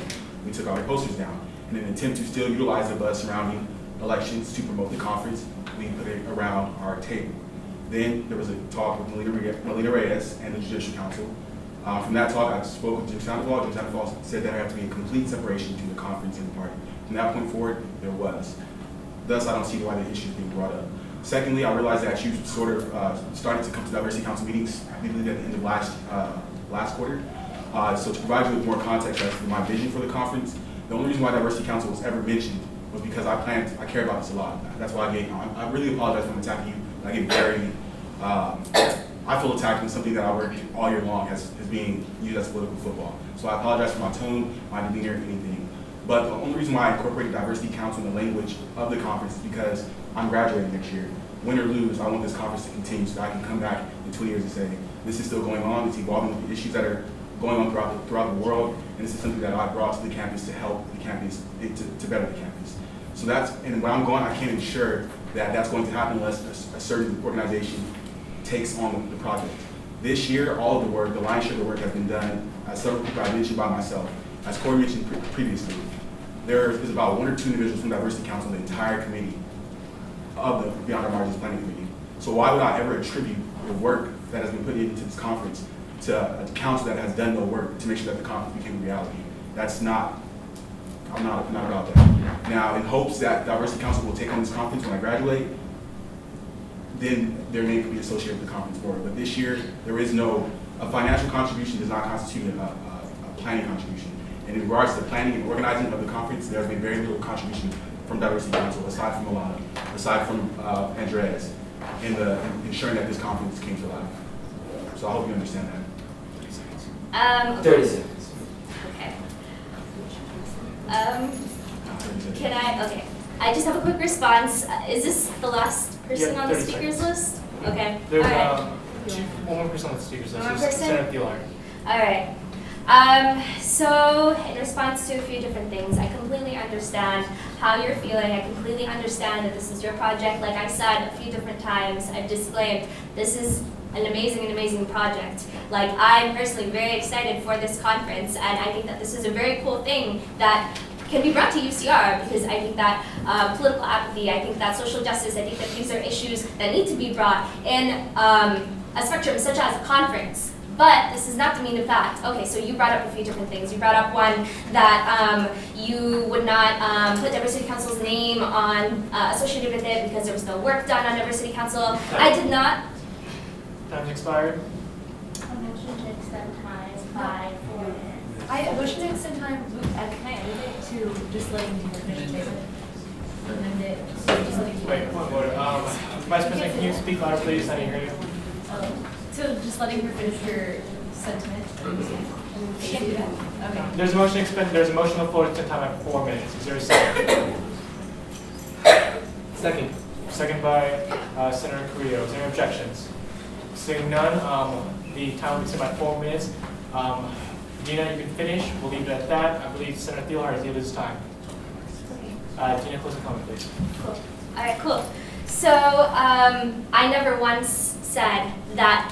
I never once took credit on behalf of Diversity Council. I never once said in this entire extremely long, blown out statement and sequence of events that currently took place right now, I never once said or claimed or took credit for doing work on behalf of Diversity Council or on behalf of myself with this conference. I acknowledge that you spearheaded this conference. I acknowledge that there were various representatives of Coastal Hall that were part of the planning committee. I acknowledge that there were a few members of this Diversity Council that were incorporated in this planning committee. I never once claimed any credit whatsoever. Diversity Council never once claimed any credit whatsoever. So I just want to say that that is, I don't know where that came from personally.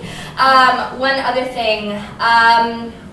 My concern that I raised to Personnel Director Emily in regards to Diversity Council's name not being mentioned is because Diversity Council is supposed to be the quote-unquote sponsor. You said that financial allocations... Order again. That's what I'm saying, so I don't know what else you... Order, please. If you want to speak to be recognized, Gina, again, I want to make one last time, please speak to the chair. Okay. Thank you. Sorry about that.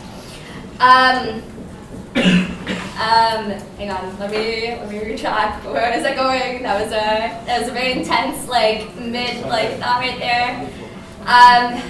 Honestly, like, I don't really have anything much else to Your say. point is well taken. Again, Yeah. you have I've to said say- everything I needed to. You can, you know, if you wish to talk further, then stop by the office anything. Your office is always open. I think I'm okay. Thanks, though. All right, Again, thank cool. you for your comments. Cool. Anyone else in public forum? Yeah, of course. In the public forum, anyone can speak. And you have 3 minutes unless you wish to extend time.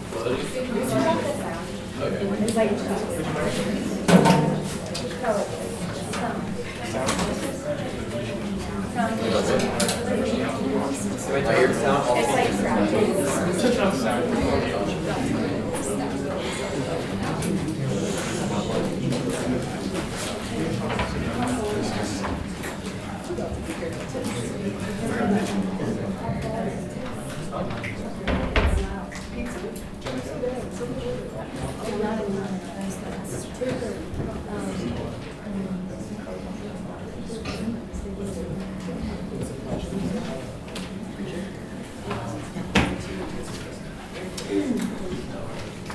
Would you mind stating your name for the minutes? Alexander Wilson.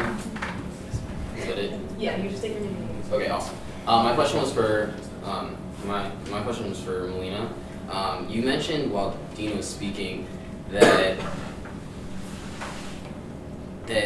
the intent, we had to judge the intent of the conference, and that by putting it on, I guess, flyers, party flyers too, what is called, wasn't politicizing the event. I found that very, like, I guess that rhetoric really hard to understand. So I was wondering if you could maybe, like, I guess, elaborate on that, because yeah, I was very confused by that statement. Real quick before I read, is that the only question you have, or is there anything? Yeah, that was really really. Keep it short and simple, Director. Well, that's because that's not the full statement I made. Okay. I was not.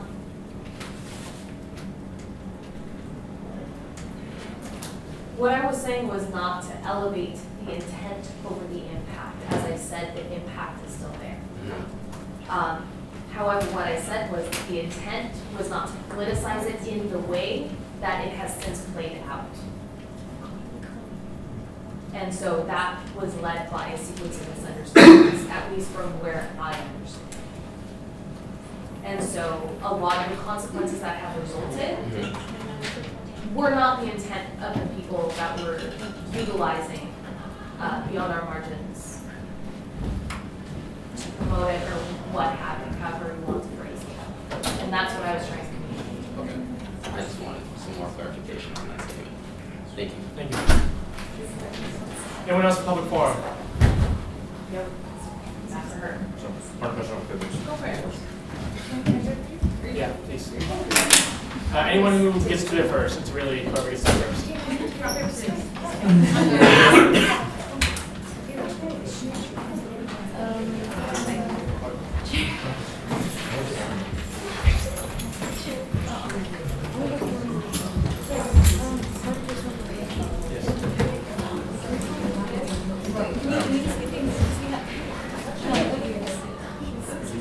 Sorry.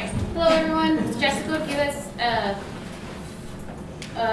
What did I say again? I don't know. Jessica Giles, Ethnic Studies. You're First year, yeah. So I was not a part of anything that happened earlier. I'm not sure about what happened earlier. I just wanted to step in. I know I was told that it relates to an issue that I brought up previously. But me as an individual, I'm speaking stating my own personal opinion, and I just want to make it clear that, as a, student leader in Chicano student programs, as a, I consider myself someone who has strong ties to Diversity Council and things like that. I had no issue with the conference itself. I believe that, Dalshaw's original purpose and the mission of the conference is amazing, and I completely support that. But I have an issue with it being used as a foundation for a political party. Not because I have any issue with the party itself, but I think that, I ran with your side. I ran with the original founding of that party, and it wasn't even something that your side created. To be completely clear, it's something that our voice created. And the candidates that ran with that party, that the people who were inspired by that's where the credit should be where the credit's due. And I think that, it got lost. The credit and the work that was being put in for the conference, it was problematic. Not only as student leaders who were feeling, tokenized, used, and manipulated, but it was just miscommunication. And I think with that miscommunication comes a lot of, not necessarily resentment, but anger. And I think rightfully so, because if you have that miscommunication, that is already stemmed from a issue of non-represented beliefs. So when we choose to take on a mission, or if we follow our passion, it's important to make sure that we don't lose ourselves in something more than what it is. And I think that, I still, I can't make it to the meetings that are 5 o'clock Monday, whatever these weeks are, but you can ask anyone in the planning committee. We had tried to make sure to separate ourselves completely from the elections, but I think it became very personal to me. It became personal to me because I felt as a victim, and I feel that it was very gendered, very sexist, very targeting, and I felt more than victimized, I just felt attacked. And I think dealing with the recent incidents that occurred in the not only ethnic studies department, but women on this campus are on high alert. And for me to be afraid to voice my opinion, and I don't even appreciate the snickering and the laughing, because as a woman, even me stating this is strong and powerful to say that I'm now afraid to go against the norm of the conversation. So when I say that I personally have an issue, to be attacked and to hear these responses of I, me, what you are doing, I'm being disrespected, then I will address that. My intent is never to disrespect anyone and never to take away. But I want to make sure that the purpose and the mission of the conference is being kept true. That's it. I want to address the member of the public. And again, Jessica, I to reiterate what we've said multiple times before, that we should always strive to hear all student input and encourage people to disagree with us. Again, it's important. It's how we are held accountable, and it's how we learn from mistakes. Senator David, did you want to address? I'm sorry if there was any laughing or snickering. I don't know if I was here for that, but I apologize. Yeah, and that speaks volume, that, someone feels the need to apologize when it wasn't even you who was laughing and snickering, and I thank you for that, I appreciate it. Thank you again, Jessica. Anyone else in public forum?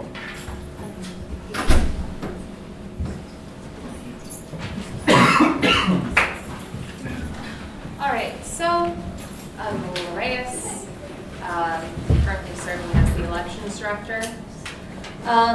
There was just one portion that, because really the queue had closed, I didn't get to insert this piece of information, but it is in the Constitution.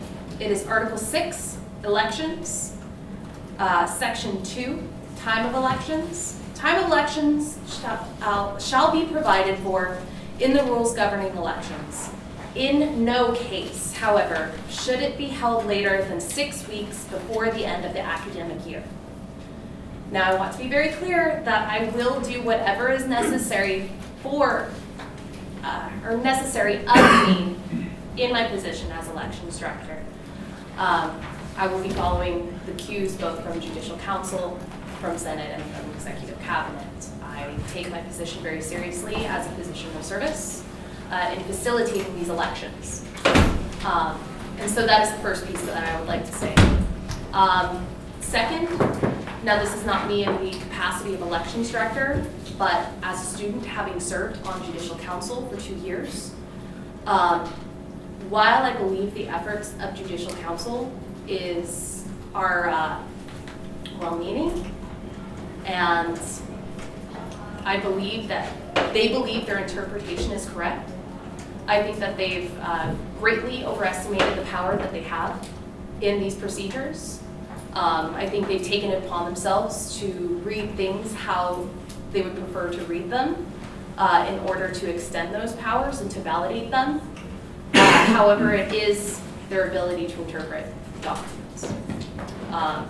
So I want to make it clear that there is some validity to that. However, I take a very strong stance against their interpretations. So, that's it. Or I should say. Any questions or comments for the person speaking in public forum? See? Yes. I just want to clarify the thing that you just stated earlier about they need to be done by week 6, right? Correct? In no case shall they go beyond 6 weeks before the end of the academic year.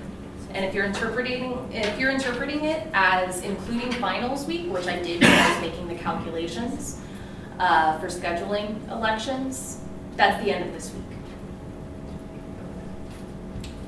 So they gave their decision with 1 week to be able to accomplish it, which means getting finance hearing, getting Senate approval, and me mobilizing whatever I need to mobilize in order to get it accomplished. Okay, a couple things real quick. Let's open the queue, then we'll close the queue. Is this something at all that can be discussed further during the business later today? I don't think there's really an item for that beyond LRC. It's, and that's about that specific language, so I don't think that there's an Okay. Then we'll open a queue and close the queue. Senator Jackson, I saw your hand again. Senator Chow, is anyone there? You too? We'll. Time. Does anyone like to make a motion? No pressure.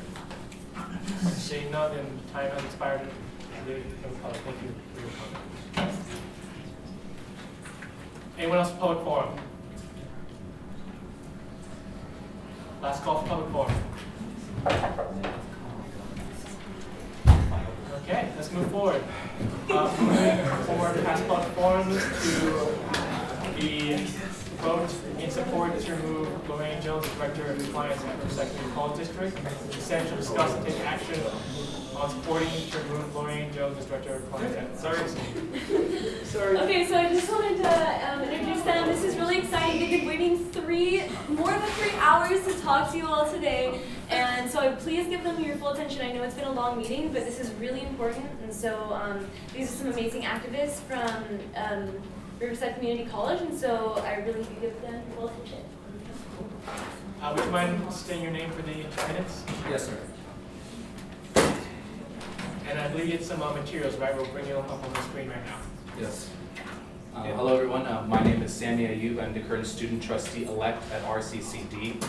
I do understand it took 3 hours for me to get here, but it is worth the wait and the message set for me to give to you guys, so I really appreciate you all for staying here to wait for me. I do believe in being extremely credible into this, as this is an extremely highly sensitive situation at our district, and I believe in being extremely credible, providing all the information. So I have right here a court case document that I would like to pass around. You may take it and look at it. It's only one, about 25 pages. If you need any type of interpretation, I know you guys have a Supreme Court for that. I only have 10 copies of these minutes approved by the Board of Trustees, so if you would like to share them, only 10 of them, so my apologies about that. The highlighted area that I have there is the current section for a hiring of the sensitive individual. I would like to ask the chair how much time would I be able to have so I can present. There are 15 minutes on the side. Okay, thank you. Fantastic. Okay. So, like I said, I appreciate you guys' time. I would like to, like I said, to give my report to you guys, and objectively what's been going on at RCCD and the current situation here. So good afternoon, Executive Cabinet and Senators of UCR. Like I said, my name is Sam Ayoub, and I'm the current student trustee elect at the Riverside Community College District. I sincerely appreciate the invitation for the External Affairs Vice President Summer Schaefer and also Director Faiza Zahid to come today to report the current situation that's occurred at our district and how it's evolved today. On February 16th of 2016, the Board of Trustees, under the recommendations by the Vice Chancellor of Human Resources, Terry Hampton, hired an extremely sensitive individual, Lorraine Jones, who has a federal lawsuit on her for allegations of mishandling and covering up the rape of a former student at Mount SAC Community College. The name of the student, who currently attends UC Berkeley, that has filed the lawsuit on Lorraine Jones is Arifa Mozavi. I apologize. A student that reported her own rape to the Title IX coordinator at the time. Lorraine Jones, at the time of her stay at Mount SAC, when she was there, she was the Title IX coordinator. The assailant, his name is Chester Brown, who has appeared to commit these horrendous acts upon Miss Mozavi, and the assault occurred at the time they were working together at Mount SAC. I will now read the story of Miss Mozavi's account as she was a student employee at Mount SAC. Please bear with me, it is not easy to handle this. So is there content warning? Yes, this is a content warning. Great. Thank you. Thank you, Vice President. I'll be speaking as in for the, what would Edifa say for her story. I will begin by recounting how I was assaulted, and then I will proceed to how my rights were abused by Lorraine Jones, the very individuals the administration chose to hire without the consent of the majority of the student body and the professors of their campus. On the night of December 12, 2013, I was sexually assaulted on the farm of Mount SAC Antonio College. The assailant was a co-worker of mine who was allowed to continue to work on the campus. His name was Chester Brown. On the night of Thursday of December 12th of 2013, we went on the campus farm to see animals. Mount SAC is a relatively wealthy college campus that has its own farm. As we were getting ready to leave the farm, Brown suddenly turned to me and repeatedly asked me to take off my hijab, to which I consistently refused and expressed that he was making me feel uncomfortable. I stated that I simply wanted to go home, to which he claimed to have understood. At this point, Brown was behind me. We were heading back to where his car was parked when I noticed that he stopped walking. I turned around to see his arms outstretched, and he said he was going to leave without a hug. I walked towards him and told him that he was being ridiculous. He then grabbed my arm against my will and pulled me against him. I was frozen and terrified. It was dark, and there was no other people present. He started to grope my back, my hips, and buttocks. I tried to pull away, but he would not let me go. I continuously told him, I do not want this, I just want to go home. Then he pinned me against the wall with the side of my face pressed against the wall and my back facing him. I was in a complete state of shock. No one was around, and it was very dark. I was terrified as Brown proceeded to sexually assault me. He forced his hand underneath my shirt, groping my bare stomach, and then forced his hands under my bra and groped my breasts. He then continued to grope my stomach, sides, and lower back. While he was doing this, he was also grinding his body against me in a rough manner. While I was in a complete state of shock throughout this entire ordeal, I felt like if I did anything to stop him, he was going to do something far worse to me. Brown then continued to rape me by putting his hand outside of my stretched jeans in between my thighs. He pushed his fingers into me at least 3 times, so that his fingers in the fabric of my jeans went inside of my genitalia. It was painful, and I looked around to see if there was anyone close by that I could seek help from. But I couldn't see anyone, as I felt trapped. I was frozen the entire time. After about 5 minutes of this rape and sexual assault, he stopped and said, I feel like I forced myself upon you. I knew something like this was going to happen. We started walking back to his car, which was parked nearby. My belongings were in his car. Also, I was in a dark and unfamiliar place, and I needed a ride back to where I had left my car, which was parked far away from the farm. I walked behind him dazed and in silence. I felt incredibly violated and sick, like I wanted to vomit. I felt dirty. He drove me to my car in the parking lot across from Building 4, which is the administration building. He parked his car next to mine, and as I went to leave, he grabbed my arm again and demanded that I remove my headscarf. And I pulled away to get out of the car. Brown pulled my coattail, but I snatched it back and left in my car. I felt so filthy that night and violated that I washed myself upon arriving home. I reported this to my supervisors to direct me to the Title IX coordinator, Lorraine Jones. Lorraine Jones wouldn't avail herself to me for an entire week. I was never priority to the Title IX coordinator throughout this investigation. Other meetings were consistently scheduled before me, and in some cases, Jones has even canceled important meetings with me. which ultimately resulted in a botched and incomplete investigation. Jones allowed rapist Chester Brown to continue to work during the investigation without my knowledge. I found out when I encountered him on a weekly basis after class. In fact, he was allowed to work in the same building where I attended classes. Lorraine Jones refused to change his schedule when I complained of running into him on a weekly basis. Instead, she callously told me to report to her if he touched me or said anything to me. In other words, I had to wait for him to violate me once more in order for the Title IX coordinator to do her job. On April 4th of 2016, Lorraine Jones told me to simulate how I was raped on another woman, and that if I did not comply, she would accuse me of lying and of not cooperating with the investigation. I described the assault that took place, but was unable to go through with simulating the rape. I failed to see why this was asked of me to describe. Jones and the administration used this fact that I did not go through the simulation to justify exonerating Chester Brown. This concludes her account of the speech. Moving on, though, also in my part of my report, in a recent development of information, Chester Brown, the accused individual, was actually a former UCR student who graduated in 2013 with a bachelor's in biology. After such incidents have occurred, according to Ms. Musavi, Lorraine Jones, as what she has said from her reports, violated a multitude of her rights. And this is in Ms. Musavi's words. Number 1, Lorraine Jones failed to avail herself for an entire week after I reported my complaint. Number 2, Lorraine Jones failed to notify me that the rapist Chester Brown would be allowed to continue to work. I found out when I continuously encountered the rapist on a weekly basis after class. He was allowed to work in the same building as I, attended class, and I would consistently catch him loitering at the stair steps that I led to my class. When I angrily confronted her about her negligence, she refused to change his schedule. She told me to not report to her unless the rapist touched me or said anything to me. Number 3, Lorraine Jones told me how to simulate how I was raped onto her note taker, where I was to assume the role of the rapist Chester Brown, and that if I did not reenact the rape into another woman, I would be accused of lying. I explained to her that I could not physically pretend to rape another woman, but that I would describe to her how Chester Brown raped me. She said that the college still reprehensibly accused me of lying about my own experience. Number 4, I told Lorraine Jones to interview multiple witnesses. She claimed she would interview them, but she lied and never did. Instead, she took rapist Chester Brown's co-workers and friends as witnesses, none of whom were present to witness how he raped me on the night of December 12, 2013. She uses ignorant and biased accounts to justify exonerating the criminal who raped me. Number 5, Lorraine Jones canceled important meetings with me. Number 6, Lorraine Jones refused to give me copies of my own records after I asked multiple times. Number 7, Lorraine Jones repeatedly asked me how soon I was transferring in hopes that my complaint and her responsibility to do her job, as she is legally obliged, would disappear. And finally, number 8, Lorraine Jones consistently prioritized other administrative meetings over my rape complaint, thus exemplifying the fact that rape crimes were not a priority to her, to the Mount SAC administration. What I've said here, these 8 are the accounts of Edifa of what she said on her own terms. So, as the side fact, as I'm giving the impartial report. According to the Press Enterprise investigations, Terry Hampton was responsible for hiring Lorraine Jones at Mount SAC and now at RCCD. RCCD hasn't violated the Clery Act in 2011, 2012, and 2014. And the Clery Act states that colleges are required by law to create a sexual harassment policy, investigate sexual assault claims, and report them and all other crime statistics in the campus annually under Title IX of the Education Amendment of 1972 and the Clery Act. An example of this, reported from the Viewpoints newspaper, in 2009, the Clery report, RCC states that only 1 case of forcible sexual assault has been reported in the last 3 years. There are currently 41,000 students on 3 campuses. Moving on. On the date of March 23rd, Ms. Mozavi came to speak at RCC to tell her story to the students of RCC.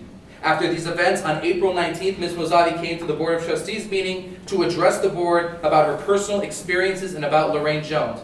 There were approximately 6 student protesters that followed her who carried protest signs. After her speaking time was exhausted, the board informed her that her speaking time was up in the middle of her speech, and students were in an uproar in protest demanding her to allow her to finish. According to the Viewpoints newspaper, in their own words, according to Board Policy 2345, which cites Robert's Rules of Orders, by consensus, the board is allowed to extend or limit a speaker's time. The board was not consulted at the time. With reluctance, unquote, and then going on to the report, with reluctance, Ms. Mozavi was given a 10-minute concession at the end of the meeting. On April 19th, the protest continued and approximately 9 protesters showed up, including a representative from the Council of American Islamic Relations, or CARE. The representative name was Sahar Prezada, and she came to give statistics, information on harassment of Muslim communities and Middle Easterners alike. and concluded her report by offering assistance to the Board of Trustees for any current or future situations. Finally, another student came out to give her personal story about how she was raped. Tomorrow I will be speaking at the Norco Community College event, Take Back the Night. It is the purpose to unite survivors and bring the community together against sexual assault and rape. I've recently received information today that a protester named Taylor Sinopoli was given an audience by the Norco Associate Students, the Associate Students of Norco College, and how they pledged verbally to support her. However, there has been no reach-out response from ASRCC, the Associate Students of Riverside Community College, and the Moreno Valley campus was barely even informed. Moving on. As a representative of 41,000 students on all three campuses, the largest concern of the students in the recent hiring of this controversial individual and the failure of informing the Faculty Association and students alike is the hiring of Lorraine Jones. And that is why I sincerely appreciate the invitation to be here and give you all the facts and information on behalf of the students of RCCD. As an anonymous rape victim told me after hearing about the protests and the hiring, our humanity is at risk. My response to this individual is this: there is hope. You are not alone in this. Rape and sexual assault on anyone is a crime against humanity and genocide towards all of our rights. And together we will stand against this oppression and restore hope to those who have been lost and unheard. I stand before you today with extreme discontent towards those whose rights have been violated as students, and especially the rights of survivors at all college campuses that have not only been accused by their rapists, but including their corrupt and autocratic administrations that attempt to cover up their crimes.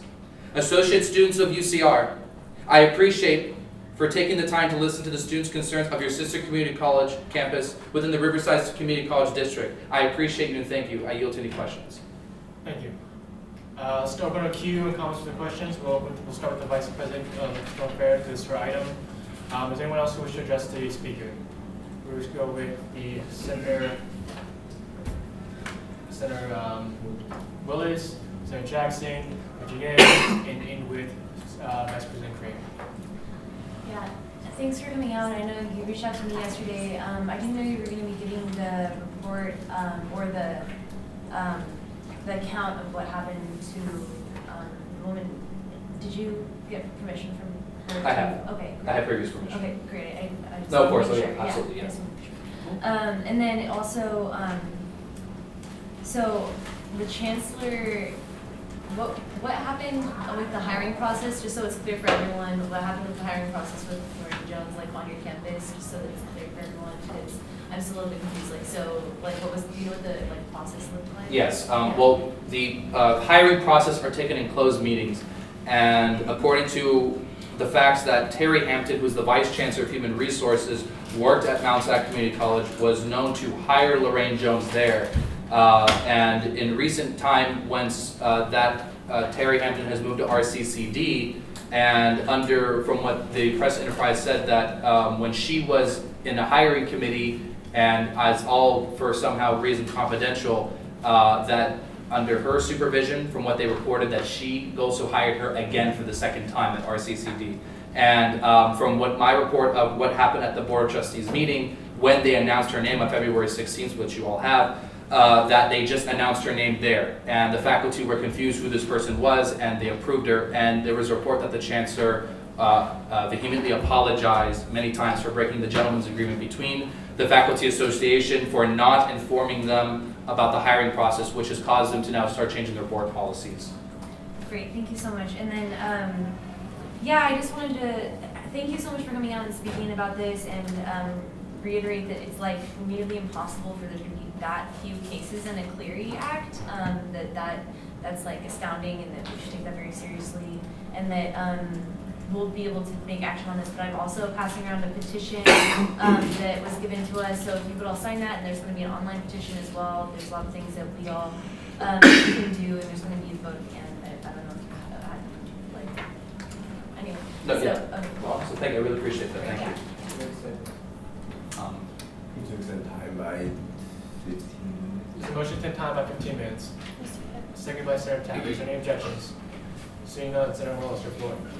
Thank you so much for coming out. That was I mean, yeah, thank you for the work you've done so far. And yeah, like hearing that story was very difficult to hear. So thank you for your effort so far. So I guess my only question is, the action item is a vote to support it, and she mentioned a petition, but is there anything more direct that we can do to get involved? Like, is there any? I don't know a whole lot about how the community college district work, how the board trustees meetings, other meetings that we can actually go to speak on this, or I know it says here the appointment already happened. Is there anything basically like more tangible we can do outside of a petition or a vote? Of course. So the protesters provide and do the petitions, and they have their own area. As I have to be impartial, and, because I have to work on this board in the future and with these individuals, and I respect that on both sides. From what the protesters have said, actually one of the main protesters in here, to give you more information about that. They, from what I've read from their flyer, they're having a protest May 3rd, next Tuesday. And they, from what I read, 4 p.m. at the MLK steps from our school, they're protest marching to the Board of Trustees meeting to 5:30, so it's about a walk over there. And they will be speaking. There is a speaking that you can do for any public comments for any citizen. You just sign a yellow paper, preferably by 5:45, and then they will call you up after the Pledge of Allegiance, and anybody from public comments is allowed to make their comment for 5 minutes. If you want to extend time, you have to ask them, but 5 minutes, they're very, very strict on it. So there is an opportunity, but he has more information about that. Okay, thank you. I actually don't have class on Tuesdays, so yeah. Okay, thank you, I appreciate that, thanks, man. Next in the queue is Senator Jackson. Oh, my question was not answered, so I yield my time to anyone. Well, thank you.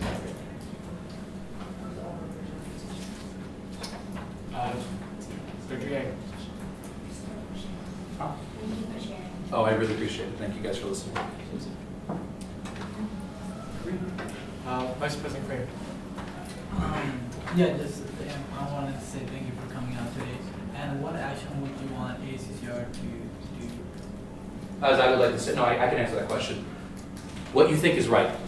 As I do my duties to report what students' concerns are, that question can be asked more to the protester for himself. But for me, as I say, for you guys, I encourage you guys to come to the meeting overall and to speak your mind on it. That's a perfectly acceptable thing. And if you guys want to speak your mind, what you feel about it, and also as concerned students of our larger community campus, and we know that we're from RCCD, and we have 3 different colleges, and a lot of people go to UCR. Maybe some of you have been to within our district before. So, but my encouragement to you, as to answer your question, Vice President, is encourage you guys all to come and speak your mind, and because that is our human right, in my opinion. Thank you for the question. Thank you, Matt. Vice President of External Affairs, I move forward back to you. Again, I believe there is actually a business on the floor. Vice President? Yeah, I just wanted to also include that for you all, just resources for you all, that there's CARE, Title IX, the Rape Crisis Center, and any other resources for you. Yeah. Vice President? Oh, yes. Do you want to make a move for us to vote? I would say that in the best interest that what you guys feel. Like I said, I must be impartial about it because I believe it's right that the students, that's why he's here, to come and speak after me. So, but as I said, what you guys feel is correct. My duty is to give you guys the facts and the credible evidence and being extremely impartial, to not lose my judgment on that. So, but as I said, is what you feel is what is correct in your mind, as you were all voted here elected here to do. So, but the next presenter can definitely answer your question on that. Vice President of External Affairs. Yeah, I think that we should wait to make the motion to do the vote until after the next speakers. Right, my duty is to answer any logistical questions, facts, credibility, those things. That's why I'm here to provide all that for you, legal documents, anything, to make sure that everything is clear and that there is no miscommunication of what is currently happening. That is my duty.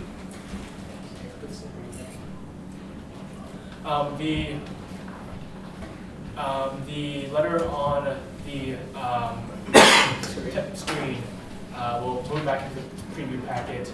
It's Summer, would you mind changing the sharing settings, by the way? Oh, yeah. Yeah. But open in the preview packet, it's the business item that we are discussing right now. It, I believe, is a letter of support in solidarity with this item. But do you have any other comments you want to make, or we can go to the next speaker? I don't think I have any further comments, but like I said, I give my sincere appreciation to you all here that for giving us the time to speak and not forgetting who we are, as we're just down the street from you guys, and that I hope in the future, regardless of the wait time of what we waited, this is extremely worth it, and I really appreciate you guys' time, so thank you. So, Zach, thank you.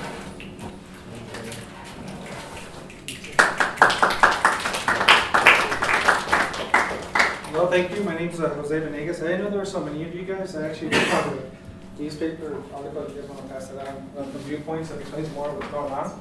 So, you know, from the beginning, it's been actually an uphill battle for us protesters. I'm one of the protesters represented from all three campuses. Believe it or not, instead of hearing out our concerns, they've tried to suppress us, intimidate us. They obviously don't want this to be, known back. They're trying to, suppress us instead of hearing our concerns.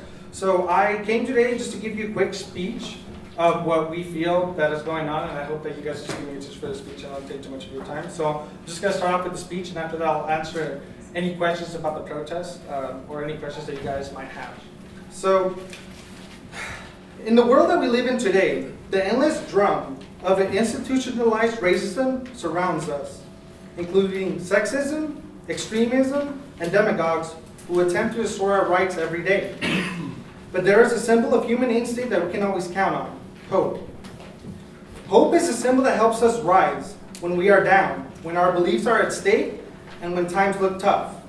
It is a source of human motivation and the triumph of endless obstacles.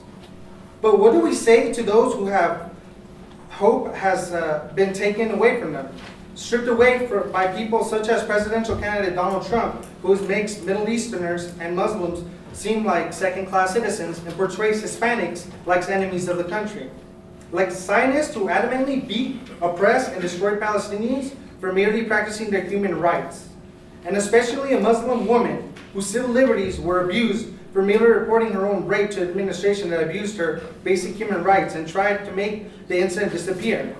The woman's name is Arafah Mousavi. Associated students of UCR, these are acts of a horrible oppression, and the hiring of this controversial individual who covered up Arafah's rape has occurred here at the Riverside Community College District, where our Board of Trustees and our reckless Chancellor, Michael Burke, has hired the very woman that commits these heinous crimes. Her name is Lorraine Jones. This individual carries responsibilities for laws governing equal treatment of minorities, women, and other protected groups, as well as investigating allegations of harassment, discrimination, violence in our district. She is responsible for 41,000 students across all three campuses. I will now show you the video of what happened at the Board of Trustees meeting, where they tried to stop her from speaking and didn't consult the board to give her more time, which I believe my associate. The parliamentarian has it up.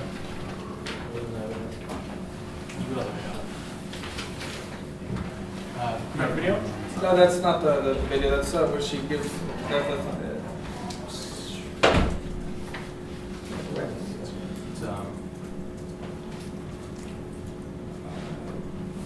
Is it any of these?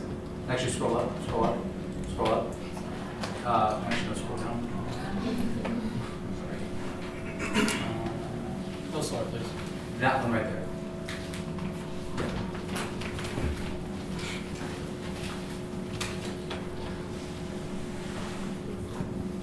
Scrolling down a little more.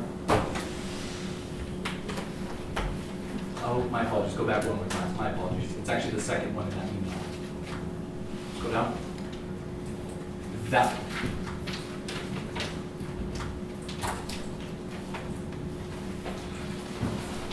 Wait, is that the one? No, that's not the one. I'm sorry. Can you go back again? It's actually what I was saying. My apologies.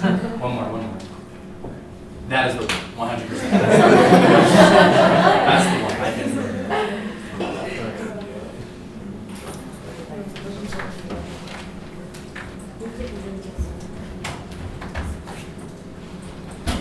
That's the video.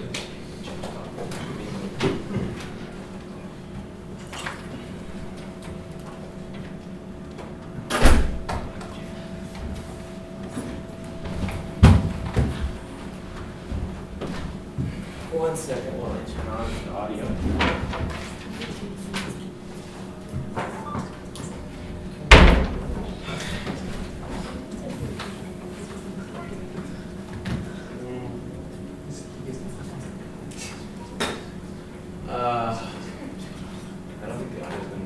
I do have a buzzing word to Excuse me? Okay, I'm going to try. It's good. The audio plays on this, so I'm going to try and do it on the Huh? Oh, there, no, because if I move the laptop, it's not going to project.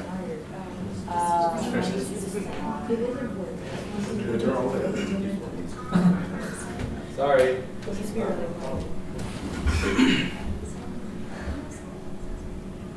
Can you hear that? Can you hear that or no?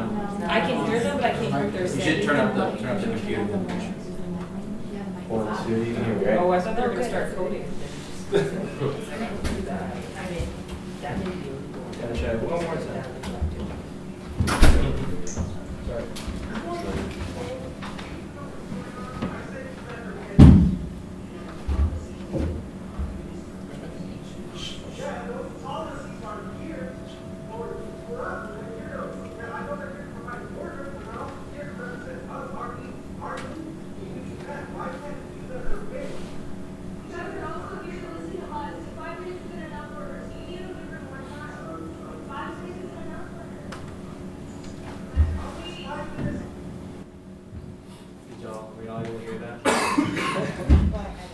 Well, fortunately after that, Arifa was allowed to finish speaking due to the internal pressures of the faculty association from the inside of the board trustee meeting.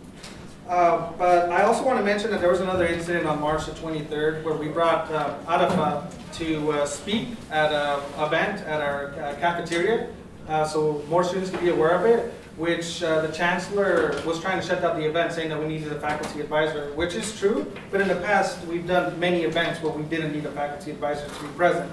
And that one time when this controversial event came up, they tried to enforce the rules, and also they try to secretly film us and intimidate us with cameras, which was something that we found very disrespectful. We found that they're not really meeting our needs, they're not listening to us. And instead of trying to address the issue, they're trying to, in a way, suppress us. So to finish off my speech, students of UCR, if you believe in standing up for justice, human rights, and condemning rape and sexual assault, we urge you to join the students of RCCD on May the 3rd to take part in the protest march to the Board of Trustees meeting at 4 p.m., where we will arrive by 5:30 p.m. on their doorsteps to protest the chancellor in the building that he hides in order to ignore students' concerns and faculty association alike, where we will march inside, sit down, and practice peaceful civil disobedience. We encourage anyone to give speech to the boards of what you feel, your concerns, and how this impacts you as students. Let us give back the hope to those victims in need, to those who have been abused by the system, and by the voices for those that have been lost by the injustices today. And we urge the UCR students to support us in firing Lorraine Jones, and the same action be taken against the Chancellor, Michael Burke. Thank you. And if you guys have any questions? Let's go open up the queue for this. Any questions, comments for the presenter? Let's start with the Vice President Gann, because it is her item. Anyone else? Thank you so much for coming. I think it's so awesome that students are fighting back about this, and I know it's so hard for activists to protest. I know the struggle. But I really urge you all to come out to this protest. If you don't have anything going on Tuesday, you heard Julia earlier, it's really important that we have your support on things, and the more people, I'm sure, at this protest, the better. So, yeah, and thank you so much. Thanks a lot for inviting us, and thanks a lot for supporting us. Thank you. Anyone else to address the speaker? See you on Tuesday. Just want to echo everyone who has already thanked you for coming out. It's unfortunate that the first time that we've seen anyone from RCC has been for something as tragic as this. But nevertheless, we thank you for coming out, and hopefully we can collaborate more in the future on issues that aren't as tragic. All right. Thanks a lot, and hopefully we can collaborate. Last call for any interested speakers or any questions. Seeing none, Vice President, would you like to do the honors? Yes, so I move for a vote to formally call the Director of Compliance, Lorraine Jones, former Equal Employment Opportunity Programs Director from Mount Sac Antonio College, resignation, or termination. And I want to reiterate that these kind of letters are impactful and important, and UCSA just passed one for Chancellor Katehi's resignation, and that actually had an effect, and Katehi is now she's on leave. So so this has a real effect. People are watching this right now online. People are following this, and so it's important. If you have any questions about this vote, any comments that you make, I can include in the UCR stated section, and this will be published following this meeting if the vote is yes. There's a motion on the table. Is there a second? Sure. Can we do a standing vote? Yeah. Motion to move to let's one at a time, please. There's a motion on the table. There's a second. The motion on the table is to formally call to remove Lorraine Jones as Director of Compliance at Riverside Community College District. Guys, am I correct, Vice President? Formally ask for her resignation or termination. Formally ask for resignation. Thank you. Or termination. Termination, yes. There's a motion. There's a second. Is there any discussion or debate on this item? Move to amend the original motion. Yes. Did you understand? Point of order. You can actually just call for a standing vote at any time. And Robert's rules of order. You can, yeah. Wait, do you want to amend? Or do you want to call for a standing vote? Oh, I didn't know you did that, so I was going to call for a standing. Yeah. You can call it a standing vote. Before there's a vote, we're calling for vote. There is discussion and debate. So that's where we're in the process right now. Is there any discussion or debate on this item? Seeing none, I believe there's intent to call for a standing vote. I will ask for a standing vote unless there are any objections. Seeing none, Did you have something to ask? yes. Okay, then let's move this to a standing vote unless there are any objections, all right? Vice President, would you mind saying the motion one more time, please? All in favor of voting to formally call for Director of Compliance Lorraine Jones' resignation or termination? Thank you. The motion on the table is to formally call to remove Lorraine Jones as Director of Compliance for her call for her resignation or termination. All in favor?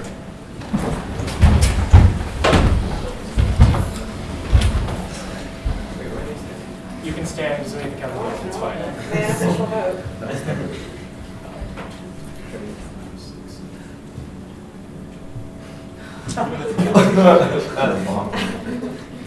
Thank you.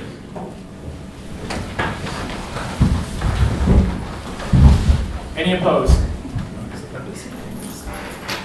Any abstain? On that note, the vote is unanimous, and we formally adopt the passed resolution.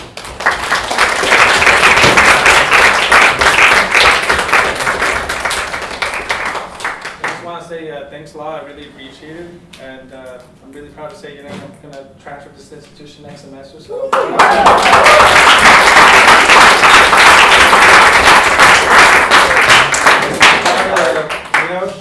To clarify, it's next quarter. I'm not used to that yet. I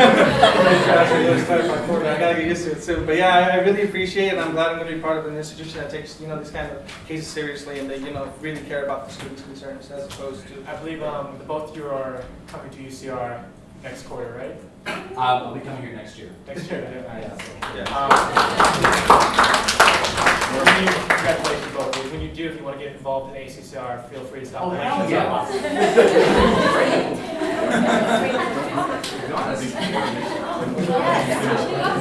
don't think he was finished. Sorry. Again, then congratulations. All right, thanks a lot. I really appreciate it for you guys' time.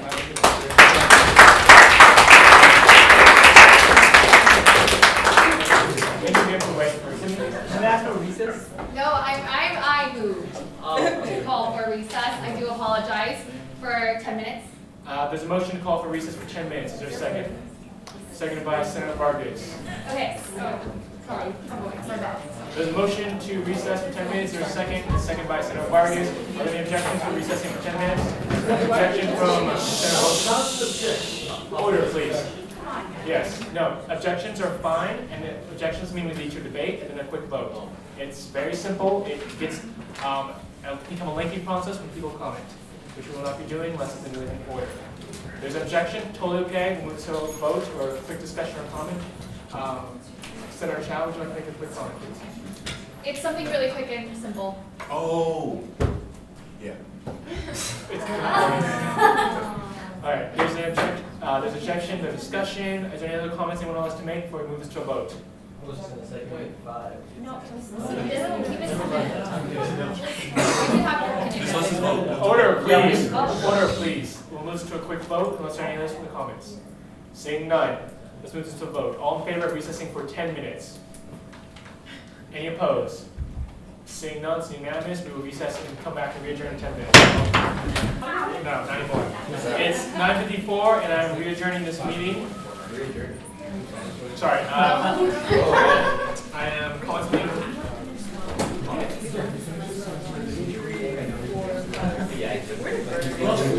Doesn't matter, we are restarting this meeting. Order, please. Order. I was correct, public hearing. Let's move forward. The next item of business is the LRC reports. President Pro Tempore, I will allow you to open, and then I believe the items in question are on page 9 in the preview packet. Anyone else who wishes to have a copy, simply raise your hand, the parliamentarian will give it to you. Okay, so elections go. So I'd like to preface this by saying I do fully agree with Joe. He mentioned earlier during his speech that to change the rules in the middle of election. I mean, first of all, elections are over. It's not really the middle of elections anymore, despite pending cases. But I would agree generally that changing the rules in the middle of the game is not okay. But extenuating circumstances, I suppose, call for this. And the issue really with judicial was about differing interpretation. So for the first change, which is under item 9, certification of elections results. Section A, Part 2, we had 2 subsections, basically just defining what exactly verification would entail. So listening to Simon speak earlier, he mentioned that they didn't believe, it was at their discretion to not verify the results based on the fact that they didn't think that they were obtained in a democratic manner. Basically, they had differing opinions about what verification meant. So for Section 2, subsection 1, verification of the election results shall be construed as only construed as confirmation of the vote numbers as being the factually accurate numbers provided by the third-party vendor. Verification cannot be declined by any of the above-mentioned parties unless notified by the third-party vendor of a technical error as defined by the third-party vendor. Subsection 2 under Section 2. This verification, certification / validation clause shall not be construed to mean agreement with, endorsement of, or the lack of such agreement or endorsement of the election results, though to provide for transparency and to prevent collusion of falsifying candidate and referendum voting numbers by cooperating the voting numbers provided by the third-party vendor. So yeah, again, explicitly, judicial's understanding of what verification meant, they thought that it gave them the right to validate or to not validate. It is my personal opinion and the opinion of some of the other members of the LRC that they did not have the ability to do that. As I mentioned earlier, in the election code, it says right above there, judicial branch must compile the results, sign up for verification, and post it to the ASUCR office publicly. There's a disagreement about what exactly verification meant, and so whereas the Senate had understood it to mean literally just verifying that the results were correct, judicial took that interpretation to mean that they had discretion to choose whether or not the results should be verified, which we disagreed with. So that's the first change. Okay, so the changes listed are in, again, Election Code Part 5, Item 9, Section A. They're highlighted on the screen. Is there any discussion or debate on this item? Yes, Sandy. I'd like to open the floor to the galley to speak on this topic, because I kind of want to hear what your opinions are about this change. Is there anyone in the galley who wished to address the board on this election code bylaw suggestions? I know this was a topic that was discussed earlier. Arturo. Yes. Because this is inevitably going to affect like re-elections and everything. So, I guess I'm back. I guess I just wanted to address my original point, which was, what purpose does changing the elections code here serve with regard to the Judicial Council's current, I guess, mandate? Because it's already been made. I mean, you can change it, but you can't really change things retroactively to change the code. So I just want to hear the reasoning behind these changes. Right, so as I just explained, and I'll reiterate. The point of this was that judicial interpretation of what verification meant differed from what the Senate believed verification should mean. So whereas, as you heard Simon and Joe, I believe, mentioned when they spoke earlier, they interpreted verification to mean not that they simply verify the results, but that with the cases, or with the complaints that they had received, they felt that that affected the validity of the results, and therefore that they did not have to verify them. And that was the primary point of contention. We disagreed in terms of that. We didn't believe anywhere in this language does it give judicial the right to choose whether or not they want to verify them, only to sign them for verification. So the point of changing this is not, well, it is a change to the election code, but it's more to expand upon what verification, it's more about expanding upon what verification means, and it was our belief that verification did not mean that they have the right to interpret, to endorse, or based on outside factors, choose whether or not they wanted to verify the results, simply that it was just up to sign them off to make sure that the numbers were correct, that there were no errors on the part of the website, that there were no, to verify that they were correct, and that's it. Verification narrowly defines that. Yes. One clarification. How exactly will this affect this year's elections? With this bylaw change as it is in President 410-4, you can correct me if I'm wrong. It clarifies what verification is and what it cannot be, and what transparency, for pollution, etc. So meaning that it sets criteria of when a body can verify or refuse to verify. In regards to this election specifically, I know it's a hot topic. It depends on whether any parties believe that they have these bylaws follow the case to like not verify. I mean, like just shows the current body not verifying. If they still have reason to not verify within this criteria, then they can continue to do so. More or less. President Pro Tempore, would you anything I spoke of? The only thing I would say is that with the second sentence of the first edition, verification cannot be declined by any of the above mentioned parties unless notified by a third-party vendor of a technical error as defined by a third-party vendor. So with that, unless there was an actual like technical error or something that happened on the part of the company that handles the actual like elections website itself, then I don't believe, I don't think there's any way verification cannot be declined by any of the above mentioned parties. I don't think that you should still be able to not verify the results. All right, this is a pretty hot topic, so we're going to open up the queue. Let's start with in the senators. Any senators we should talk this matter? Senator Pereira, Senator Chow, Director Yang. Yeah. Sorry, Pereira, Chow, then Senator David, then Director Yang, and President Harana.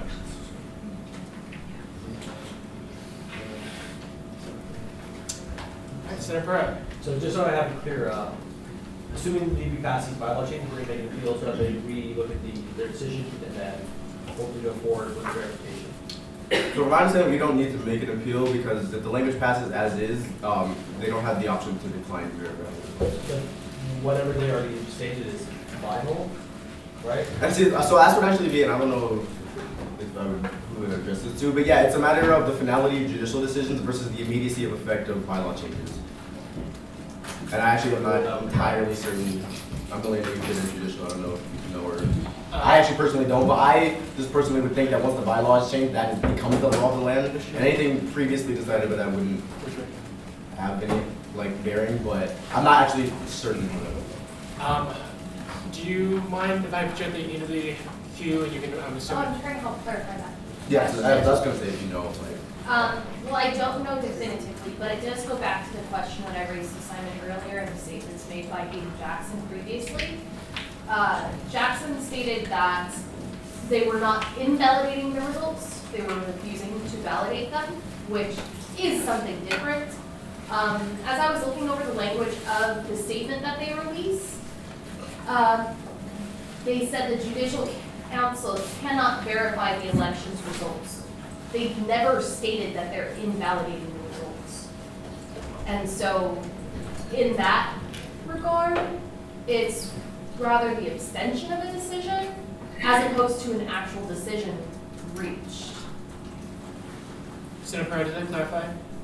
A little bit, yeah. Again, to reiterate, I guess what the director was saying, the judicial the justices just have not signed it.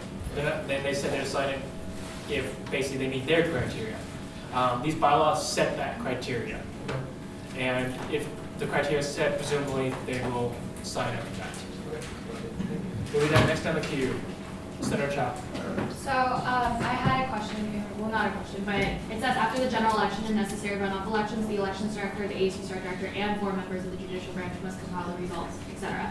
I know that with the other one we'll be talking about, can I possibly motion to make it the same that we can do any 2, 3 different? Okay. I move to the bylaws of the elections code for item 9, section A, number 2, for after the general election and necessary runoff elections. Any 2 of the following ASUCR bodies, the elections director, semicolon, the elections director, the ASUCR executive director, and 4 members of judicial branch. I'll change it to that. Alright, so right here, after the general election, any 2 of the following must results to verify. And also, I don't know if this needs a motion, there could be grammatical, commission and branch to the council. Yes, and it's grammatical one, because that was easy to fix. A 2 of the following. ASUCR bodies?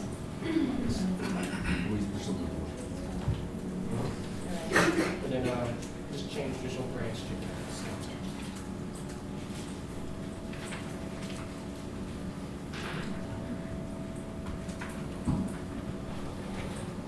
There's a motion on the floor. The motion on the floor is, please do, again, it's on the preview packet, it's right there, is to amend the suggested bylaw changes to include any 2 of the following bodies must be ASUCR bodies, the ASUCR executive director, the election director, and the 4 members of the judicial branch must compile results, etc. There's a motion, is there a second? Second by the President Pro Tem Board. So there's discussion debate. This is a amendment to the amendment. I believe President Romano, is there anyone else who wishes to speak on this item? Vice President? No question. Yes. Do you want to keep looking in or? Yeah. Anything else? Then we'll close it there. President Romano. Okay. So I just wanted to provide some background information for why those 4 judicial council members were added into this bylaw. So originally it was just the executive director and the elections director, but the Senate had felt that like those 2 individuals could change the results or something like that. So they wanted to include the judicial branch into that. So my fear with changing it to 2 of the following bodies, it kind of takes away the intention that was originally put for that change. So I just wanted to bring that up, that it could be possible that, just the executive director and the elections director would agree, but the judicial council wouldn't. And it just kind of puts it in a weird situation. And the reason why they added the judicial council as one of those who verify it was to get any skepticism out of it. But I don't have any problems with the additions that we're adding, but I have a little bit of a problem with that amendment. We'll take it. Moving on to the Vice President. I think it was election director, executive director, and previously executive vice president, and they changed it because the then executive vice president was a candidate, so that's why they changed it to 4 judicial member. What I would like the Senate to change it to is possibly from election director to election committee. So it's not just one person who's, so maybe majority of the election committee will do it unless you. That's actually that's more than a grammatical change, that's an actual motion, which you are more than welcome to do so. It's not an addition of the amendment to the amendment right now. So would you mind if we vote on this amendment first and you make that amendment to director to committee, if you so choose? Does that make sense, Shafi? Yeah. Yeah. So yeah, my worry was similar to Ashley, where it says if we pass it right away, then might be able to change the decision right away. Second part is, if the person who originally made the motion, do they choose to change, to amend their motion to add that, so we don't have to go through another full motion? Can I amend your motion to add that in? If she, so, That elections committee, so we can do it all. Well, I don't know how the first one is.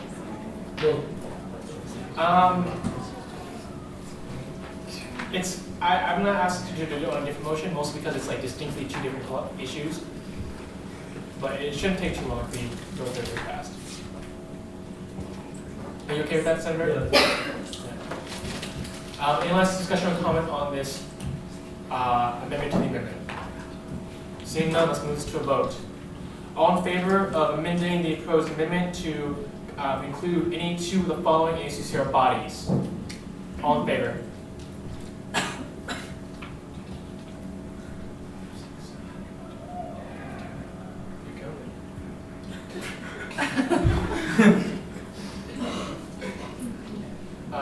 Right. Any opposed? Any abstain? Vote is 11-3-0, and I note the amendment passes. Moving on to the actual amendment, Vice President or Senator, would you like to make the motion? To change from election director to election committee. I motion to I move to amend the amendment. Move the You move to change the language? Okay, yeah, I move to change the language from election director to election committee of the election code. Okay, there's a motion on the table to change the language, election director to elections committee. Is there a second to this motion? Seconded by Senator Pereira. Is there any discussion, question, debate on this motion?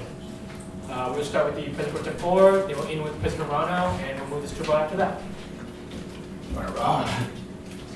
So, I mean, generally I'm fine with expanding things to the committee, but if you're going to do that, I would say specify a vote, because it just says, like with the entire elections committee, you have to sign off on the results. I meant like majority, like so 4 members. How many members is in the election committee? That could change. It could change. Yeah, also that's what I was going to say next, which is that like the composition of a committee is sort of volatile. So do you want everyone on there? Is that to be a majority? Because it's sort of difficult to, I mean, not difficult, but I think for this particular one, as opposed to the re-election, having it be at the discretion of the director, just because it's like verifying the results, and I would say enough to meet quorum, in my opinion. It would be a majority. If you want, you can make it to be a majority of elections committee. Is that okay? Yeah, majority. Majority of elections committee. Now, let's move this back to President Ramos. I was going to say the same thing as Corey.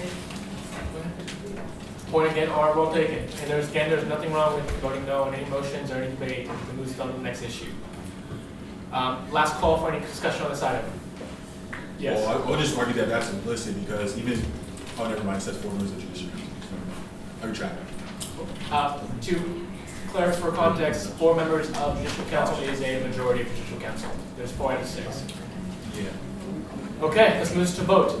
All in favor, including the language of majority of the elections committee? All in favor? 1,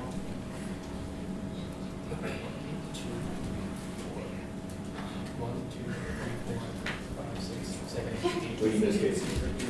1, 2, 3, 4, 5, 6, 7, 8, 9. Any opposed? Any abstained? It's 9-3-1 on that. The motion passes. The language shall be changed. For future reference, if I missed your vote the first time around, please hold it up higher so we don't have to do it again. Going back to the main motion with the proposed changes which are on the preview packet. Any other discussion, debate, questions, or motions? Yes. How will we find out, what we talk about find out? So what happens next? Yeah. Well, we have to get the results verified, which is what we're at right now. So we go back to different parties and we ask them to verify. Hopefully, all the parties be verified, and then we can go from there as well. The timeline for that would be set by. Does that make sense? Basically, we change the criteria. If this passes, we get the parties to verify. That the parties verified, the results are verified, the results released. Ideally. Does that clarify, Senators? Any other questions or comments? Seeing none, let's move this to a vote. All in favor of adopting the proposed bylaw changes to the Election Code, Part 5, Item 9, Section A, as highlighted above on the board? All in favor?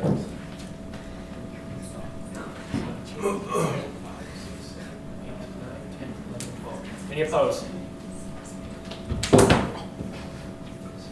Any abstain? The vote is 12-0-1. On that note, the bylaw amendment passes. Moving on to the next item. Alright, so this is pretty much very similar to the first change that was made, just instead of verifying the results, it's in reference to the actual calling of a new election.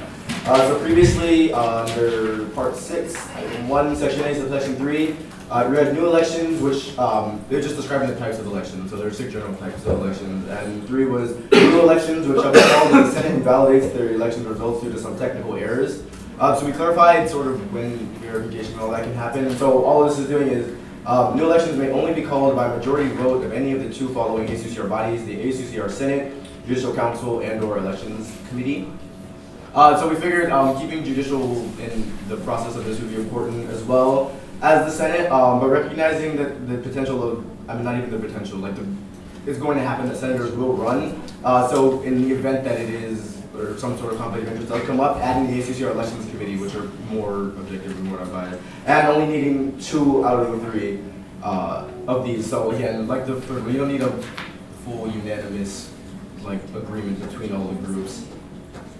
Yeah, that's pretty much it. And I guess just in terms of, in case it comes up, the reason that we chose ECAB over Senate is because Senate is meant to be the voice of the students, and ECAB, I mean, they don't, in terms of just elections matters, it doesn't necessarily seem directly relevant to what they do. Elections Committee and Judicial deal directly with this, and Senate, obviously, anything that, Elections Committee is a body of the Senate, so everything goes under the Senate. But ECAB's involvement in this wasn't seen as being necessary. Okay, any discussion or debate on this item? President Ron, did your hand up? For discussion. Discussion or debate? Discussion. Yeah. Anyone else? Senator David, anyone else? Anyone with Senator David, then President Arano. I just wanted to make like a public statement that this is not to like override or undermine or like disrespect the judicial branch and what they're doing, but to, well, for me personally, it's advocating for the student body and it's like my own personal opinion. So, just wanted to put that on. Thank you. President Arano. Corey, would you clarify, please? Because I thought you were saying that ECAP would be included instead of Senate, but is it Senate that's going to be voting? Yeah, Senate. So for the reason I mentioned before, which is that although like Senate impartiality was something that was brought up as a concern, because there's only 2 out of 3, even if we ran into a year where the Senate wasn't impartial, the Judicial Council and Elections Committee would be sufficient to do so, or to call an election. Yeah, I just don't agree with this one because I think we're leaving it like really up to chance, and I don't think that the ASUCR Senate should have a say in in calling a re-election, because like even looking at the horseshoe, like I think I counted like 6 people who are like currently running, and I'm not saying that the 6 that are sitting here are biased. I'm not saying that at all. I'm just saying that it like kind of leaves it up to chance. And personally, I don't like having the ASUCR Senate being a part of it. I'd be open to maybe like a different idea, but I really don't think the Senate should be in it. I would almost, no, yeah, I wouldn't even prefer if ECAB was in it. I would prefer, Senate or ECAB to be a part of it. And I don't know who that 3rd group should be, but I don't think it should be anyone that has the opportunity to run in elections. And the reason Judicial Council and Elections Committee is in there is because they cannot run in elections. So it makes it unbiased in the ultimate way, in my opinion, more so than Senate or ECAB. I saw a lot of hands go up when we go around the turn, but real quick clarify if you can, Senator Wells. The language already, the Senate was already on there, right? Yeah, originally was. Yeah, so we're not, so that was a proposed change, but if we wish to make it a change to something else, President Arano, that's more than your right. Yeah, I don't know what I'd want to change it to, but I don't think the ASUCR Senate should be in there. Point well taken. If you wish to strike it again, that's, again, all you have to do is make a motion, we put it on the floor. Right now, I saw a lot of hands go up. Let's open up the queue, then we'll close the queue. We will start with Senator Boson, Senator Thielhart, Senator Burra, Director Reyes, Vice President Corinne, the close with Vice President Urban. Did I miss anybody? Okay. Senator Boson. Stated previously, the Senate is already mentioned in there, so they already have the power to do such a thing, or call for re-election, or to not call for re-election. So I don't think we're changing much in the bylaws other than that small word, which essentially establishes a check on a particular branch. In addition to that, irrespective to the individuals running in elections and in following years or currently, we were still elected to represent our colleges, and I think we are the voice of our respective colleges, and those students voted for representatives and elected representatives for that particular college. And as senators, we're supposed to uphold that voice. So I think we should have a say whether or not the election results, which are indicative of the student voice, are expressed or are released to the general population. So would you abstain from voting then if it were to come to the floor because you're running an election? Sure. Like, is that like what the agreement is? That wasn't an agreement at all, but I would have a problem doing that. But Yeah, since see, that's what I would I'm expect. currently running as a chaplain, I'm currently serving as a chaplain senator, Yeah. I would want to utilize my vote and exercise essentially my duties as a chaplain senator to represent the students who voted for the chaplain senators next year. So I wouldn't really feel comfortable doing that, but if the rest of the body deemed that necessary. But you said 6 members, I think that would reduce quorum. Yeah. So I mean, yeah, I guess. Let's move down the queue.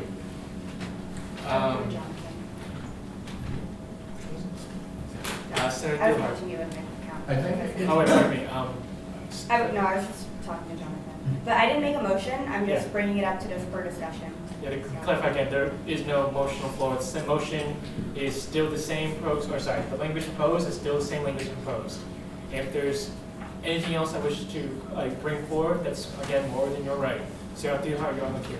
I think it's important to note that it is, even if Senate is still 2 to 3 to need to, so one of those unbiased branches would also have to agree with Senate's decision. And then I also want to yield my time to the audience if anyone would like to speak. Does anyone wish to speak? Please come up and speak your name. John Tanous. Hi, I just wanted to ask, why was due to some technical errors taken off? Because I feel like, I don't know, I feel like the fact that it's like related to like technical errors or like some errors due to like how voting was conducted, that should be added because I feel like that like also makes it. I'll let you finish, please. Because like I feel like that also makes it because if that's taken out, that means like the new election could just be done without any like proper reasoning, and like I think that would make it easier. I don't know. That's like To clarify, I believe you mentioned something about technical errors and something else. I think that falls more in the process of the verify clause, but I'll let you address the concern with technical. Yeah, so that was something that came up as well, and that we hope that would be covered with the 2 out of 3 branches. But the reason that we didn't want to limit calling a new election to technical errors is because I can't foresee every event, but there is the possibility of an event happening where like a new election might actually be necessary, like the results may be in some way like affected, but that is not a technical error. And so we didn't want to limit calling a new election completely to like a technical error because it's Santa Barbara, I don't know if you've seen what happens. They're not, yeah, they're calling, is it their elections board? Or? Their elections board, to clarify, is calling or asking or recommending for a re-election because their IFC offered grants, philanthropic grants for any fraternity or group in their org that could get the most voter turnout for their AS election. So they pretty much paid houses to go out and vote, and whoever had the most votes, like they give them money for that. So like, right, situations like that, I think could legitimately like affect the democratic process. And in those situations, it might be necessary to call for re-election. So I didn't want to limit it to just technical errors when, I mean, if you told me like, yeah, IFC is going to give grants to whoever votes the most, like I would never think of that, but that could be legitimate grounds for re-election. Okay, I was just thinking of like maybe specifying it a little bit only because like leaving it so vague could like give people like the ability to like go for the election just because like they may have like felt like they were lost, or they lost or something. So, Points will take it. That's one of the reasons I believe that we're trying to do some checks and balances so it's more than one body. Again, Okay. points will take it. Cool. Any other comments? No, that's just it. So you know, back to Senator Thielhart, your time. President Rod, do you want to address? Yeah, I wanted to address what John was saying. Like, I know for my point, I would feel more comfortable, like, if the Senate was left in it, if there were, like, reasons why they could call it, because I think my fear is that, you know, just reading how it's written out in blue, that it seems like any group could just be like, oh, let's call for a re-election. But if there's like a stipulation, then it kind of makes me feel more comfortable with it. So I agree with John. Like, We'll take it. Oh, I was there. Let's move back in the queue. After Senator Dehart, Senator Pereira. So, I obviously both sides to it. My overall kind of stance on it is that the Senate is able to be biased and that it could affect the overall way we vote. And there are times when we do vote and other people's votes affect how other people vote. So I wouldn't want to see that. And also with the argument that there are specifications for what to call for re-election, there's that. I would suggest if you do want to make a change to make it the executive director, as we do have for the verifications as well, as it would be completely irrelevant on biased party, as they're also the ones doing the verification. So I would suggest the rest of you feel this way, where the Senate could be biased, that would make Senate into the executive director instead. You would just make a motion? You don't have no, to. Well, let's just go around first, and then we'll see what happens. Let's move down the queue then. Director Reyes. No more time. Vice President Krim. So currently, like in the election code, it says like a new election can be called by Senate by itself. And right now, as it's currently reading, Senate can call for re-election. So right now, it's making it harder for Senate to call re-election because we actually have to have judicial either agree with them or have election committee agree with them. So currently, if you do not pass this, that means that Senate will be able to call for re-election. So by itself. Right now, we'll just make it harder. You all just have to commit to other three bodies. Thank you. Do you want me out of the queue? Vice President Urban. I can understand the idea. I can really understand the idea that Senate, Elections Committee, Judicial Council, I don't think that anybody might be free of bias. And I actually really strongly resonate with the idea of having a third party completely separate, disconnected, and I actually advocated for this last year. And it was I would include it as a third party parliamentarian / attorney to be able to review calls for a new election, considering that we've been here deliberating this for weeks. This is an incredibly serious thing. And there are occasions, we've even seen them last year, and we've done a very good job of trying to avoid a similar circumstance, but sometimes when you have competing interpretations of exactly how something is to go down, it's helpful to have a third unbiased party. Thank you. Vice President Schaefer. I yield my time to anyone from the gallery who would like to speak on this. Hello again.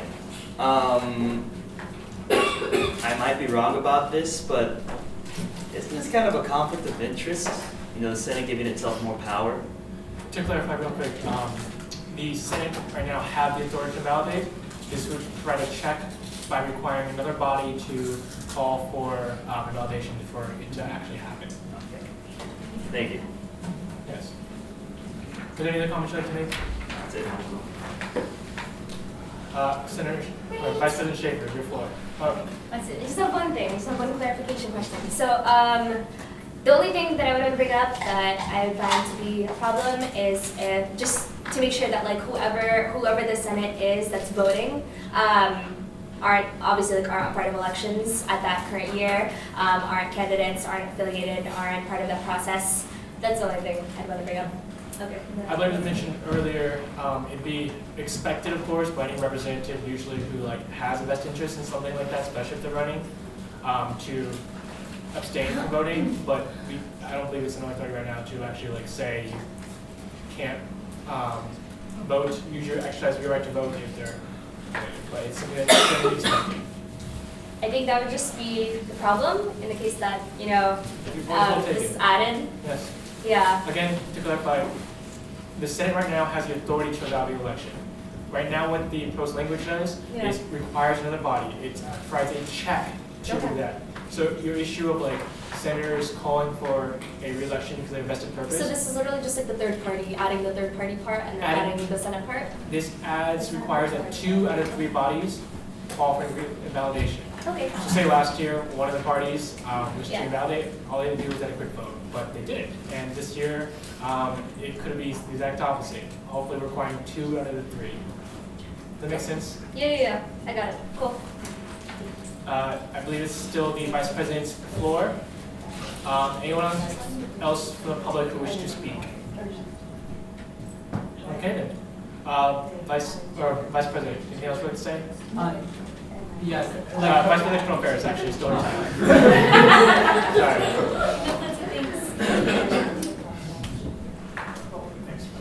There you go. Yes. Yeah, currently it says new election which shall be called when the Senate invalidates the results due to some technical errors. So right now it's just Senate. So what? And part 6, item 1, section 8, 3. It says new election which shall be called when the Senate, and does not mention anything else. So the Senate is actually discussing about adding judicial and elections committee. Also, I would like the Senate to make the similar changes to item 4 of the same part, section 8. Item 4 of section 8? Yes, item 4, new election, section 8, from part 6. So it makes the similar changes to that too. In the election. In the election. Keep it. Is because it's new election is based on official ruling by Senator sure. And which one is this one?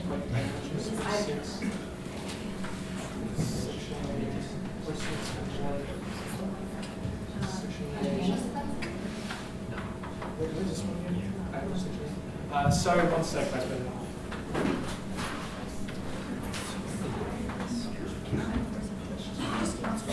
I see this one.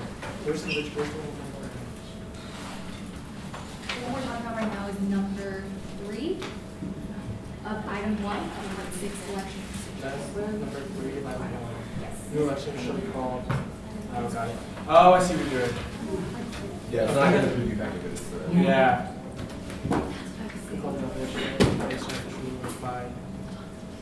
To the following. Okay, so all we have to do is pretty much make the language concurrent in both sections of the bylaws, is that correct? Yes. Perfect. Okay. So it's consistent. Yeah, no, it's totally okay. It's different parts of the bylaws, but it's concurrent information. I don't believe any of the language just has to change. Unless there are any objections, do you mind if we include that in the original language? yeah. Are you okay with that? Yeah. Would you mind? So item 4, section 8, it's literally just writing to part 4. I'm sorry, part 6, item 4. Part 6, item 4. Elections. And then go to section 8. It's like the 28th page.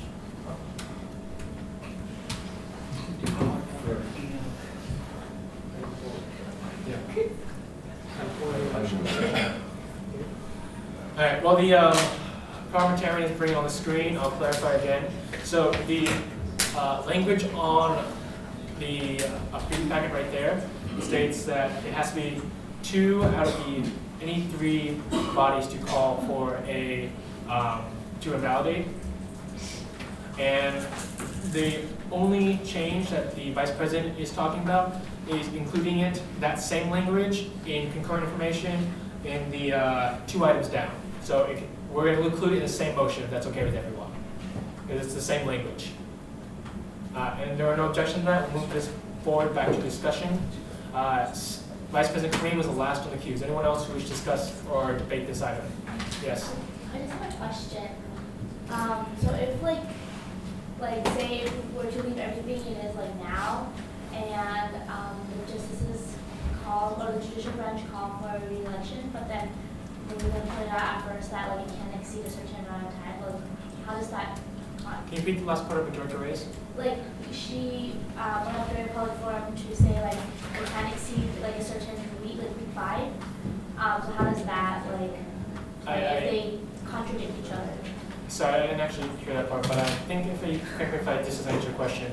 What this motion does is it requires like 2 out of 3 mentioned groups, bodies, to call for validation, meaning that if judicial calls for validation, which is within their right, then the election can still be invalidated if they get either the ASUCR Senate or the Elections Committee to agree to that. They need 2 out of 3.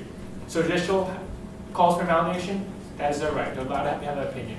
If one of the other parties agrees with them, then the election is validated and we go to a re-election. Does that make sense, Director? Or did I answer your question? Not really, but thank you. Director Reyes, you actually heard her question. Do you want to address it? She was asking how it related to the section that I pointed out into the Constitution, which I believe was number 6, section B, or section 2 or something Sure, like not that. the language. Where it states that under no circumstances should the election be conducted after week 5. Got it. Ideally, the election results can be like week 5. Did it say that? It says the election should not. 6 weeks before the end of the academic year, which equates to week 5 of spring quarter. No, it says plain in the Constitution week 5. It says should not take place before week 3, spring week 3, and after spring week 5. Let's clarify real quick. Yeah. Is that in the Constitution or Yeah, the Constitution. Okay, Constitution. Kind of wish that was included in those general changes for your suggestions to the Constitution. Director Reyes, would you want to answer the question? You probably know better than me in this case, to be honest. If a circumstance like that were to occur, I mean, ultimately, that's why it really depends on when the elections are held. That's going to be my recommendation to pass along to future elections directors for multiple reasons. You know, as I stated, having it week 3 helps prevent the students from missing midterm studies and all of that. In addition, it would create more of a buffer to allow for circumstances like that to be addressed in a timely manner, assuming that all of the parties are acting timely. So, I mean, honestly, it's one of those issues that, personally, I think if 2 of the parties were to invalidate it, but they didn't act swiftly enough to make it before that timeline, it's the Constitution. It states explicitly under no circumstances. Director Yang, your question is more or less based on like if an invalidation happens, which is a good concern because it's possible, as you see at UCSB and like concerns at the UCR. What happens and how does it happen within the time frame set forth by the Constitution and our governing documents? It's something we have to take consideration and work in that case. This language, at least on this motion, doesn't change those concerns and doesn't affect that. Validation is basically just the same process, there's a check and balance to it. Thank you, Director. Of course. Any other discussion or comment on this item? Yes.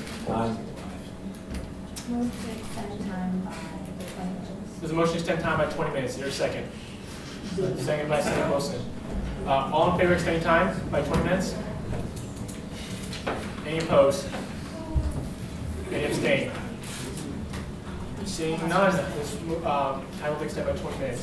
Before we move back to Senator David, I like to state that I know that we're all here for a very long time and it's been seen for a while, but please no comments or snickering or any of those like during votes.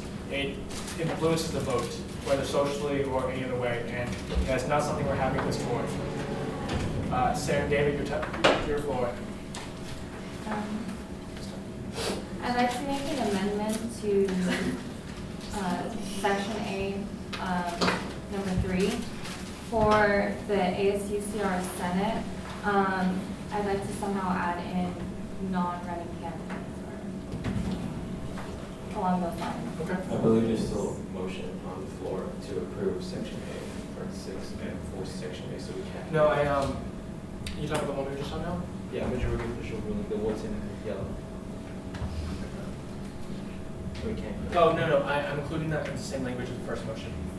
So it's the same content, Okay. it's just the correct information. Yeah. The motion on the floor is to, and let me know if this language works with you, Senator. New elections may only be called by majority vote in any of the two following ASUCR bodies, the ASUCR Senate, and then, can we do it parentheses maybe? Like, can we do it parentheses? Type this out. Or non-running candidates of the ASUCR. With non-running candidates excused or abstaining. So what happens when they all run? Yeah, I was gonna say, situations where, let's say they don't make quorum, if they're not candidates, what will we do? That is a point Or we'll take. abstain, I guess. Yeah, let's. Well, I just made the motion for that, we could just. Yeah, no, that's totally okay. Not all motions get passed. This is a comment that was well taken and brought up in other concerns on other senators. So we're gonna draft language, we're gonna get a second, and we'll move this discussion to debate.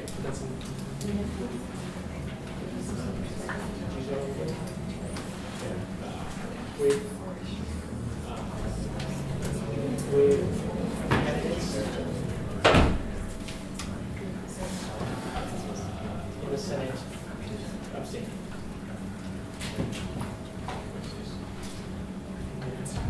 Senator David, is that okay? Let me know if you're making changes in terms of your language.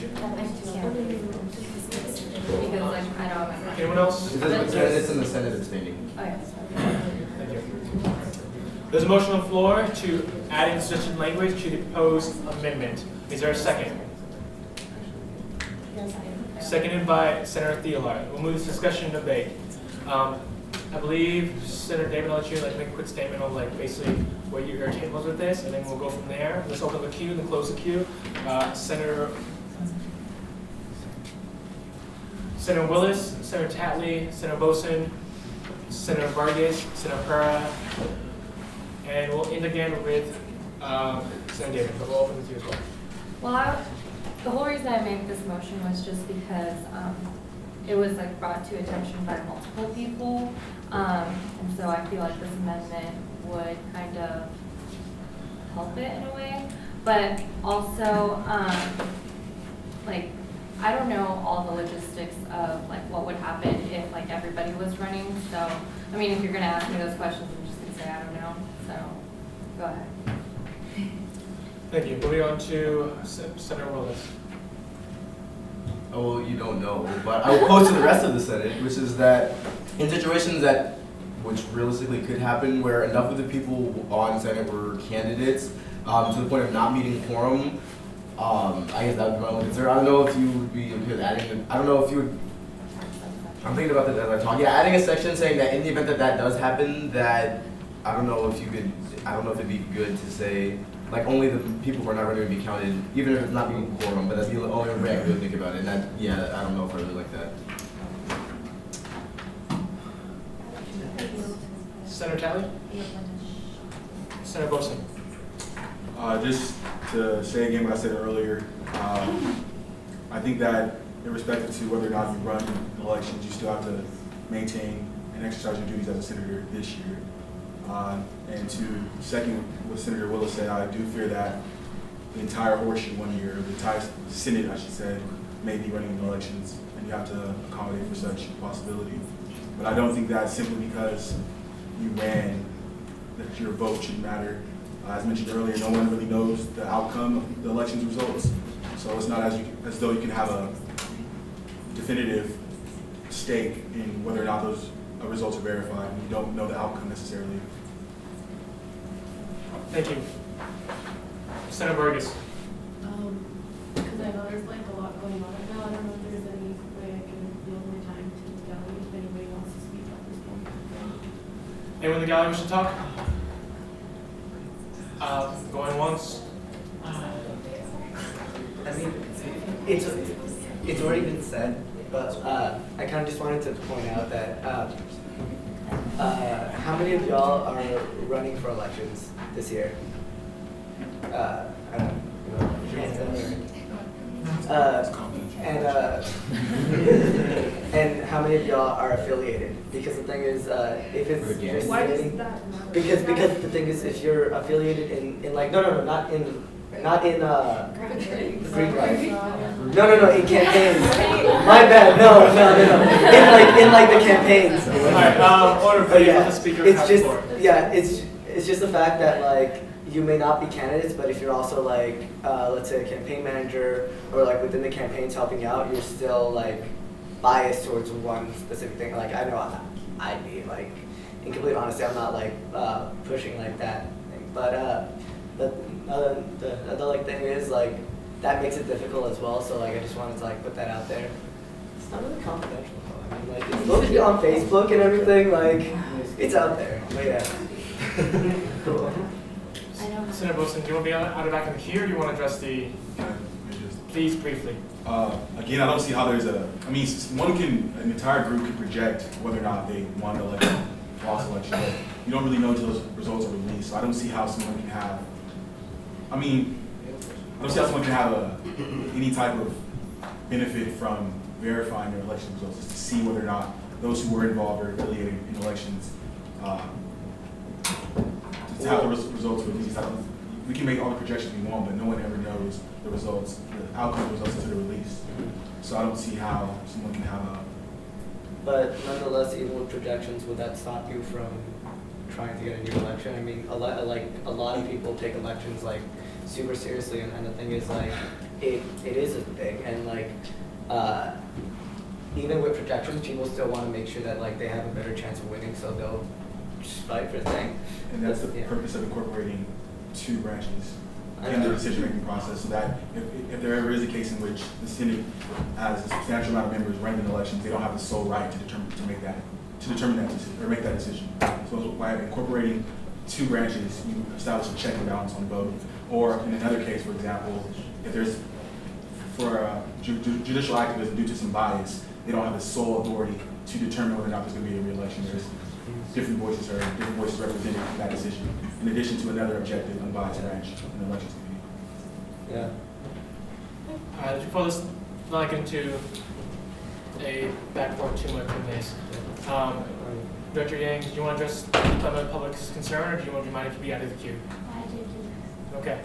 And is anyone else I missed on out of the queue? Right now, the queue reads after Senator Vargas, Senator Pereira, Vice President Cream, Senator Feuerhardt, then Ingrid, Dr. Yang. Did I miss anyone? Yeah, Ingrid, the Senator again. Okay. Before we move from Senator Vargas' time, is anyone else in the public? Thank you. Of course. Seeing none, let's move forward.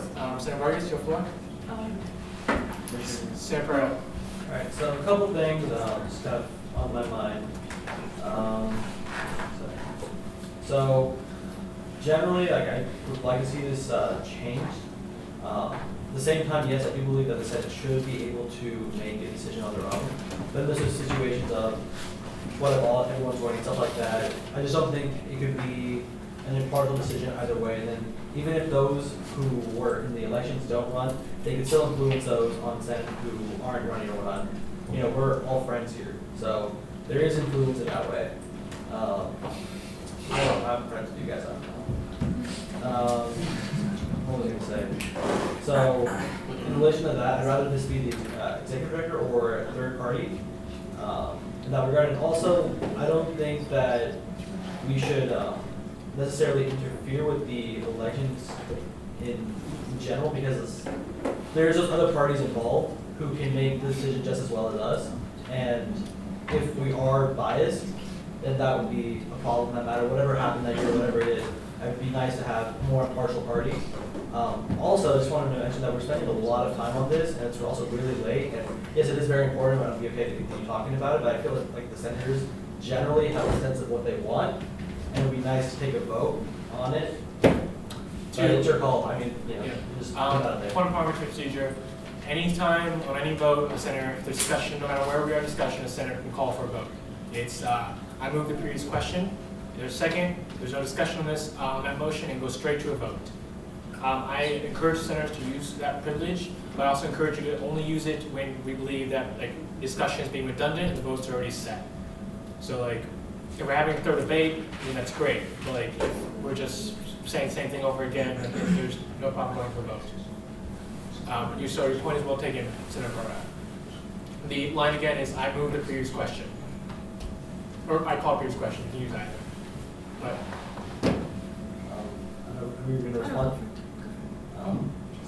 again, Senator Barra, again, you can do that anytime you want. I call the previous question. There's a motion to call the previous question. Is there a second? Second that motion. Second by Senator Thielhart. So the motion on the table is to, Include with to include with to include with the candidates in the Senate abstaining. All in favor? Wait, what are they going? Oh, sorry, you're right. My mistake. My mistake. Sorry, David. Yeah, I'm just going to read this. The motion on the table is to call the previous question with its direct to the vote. That's the motion on the table. All in favor of calling this to a vote? Yeah, calling to vote. Just to vote. This is a vote to vote right now. Any opposed? Any abstain? Seeing none, we'll move this to a vote. The motion on the table is to include the language with candidates in the Senate abstaining.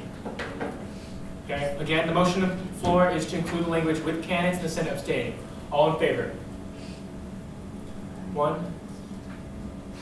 Any opposed?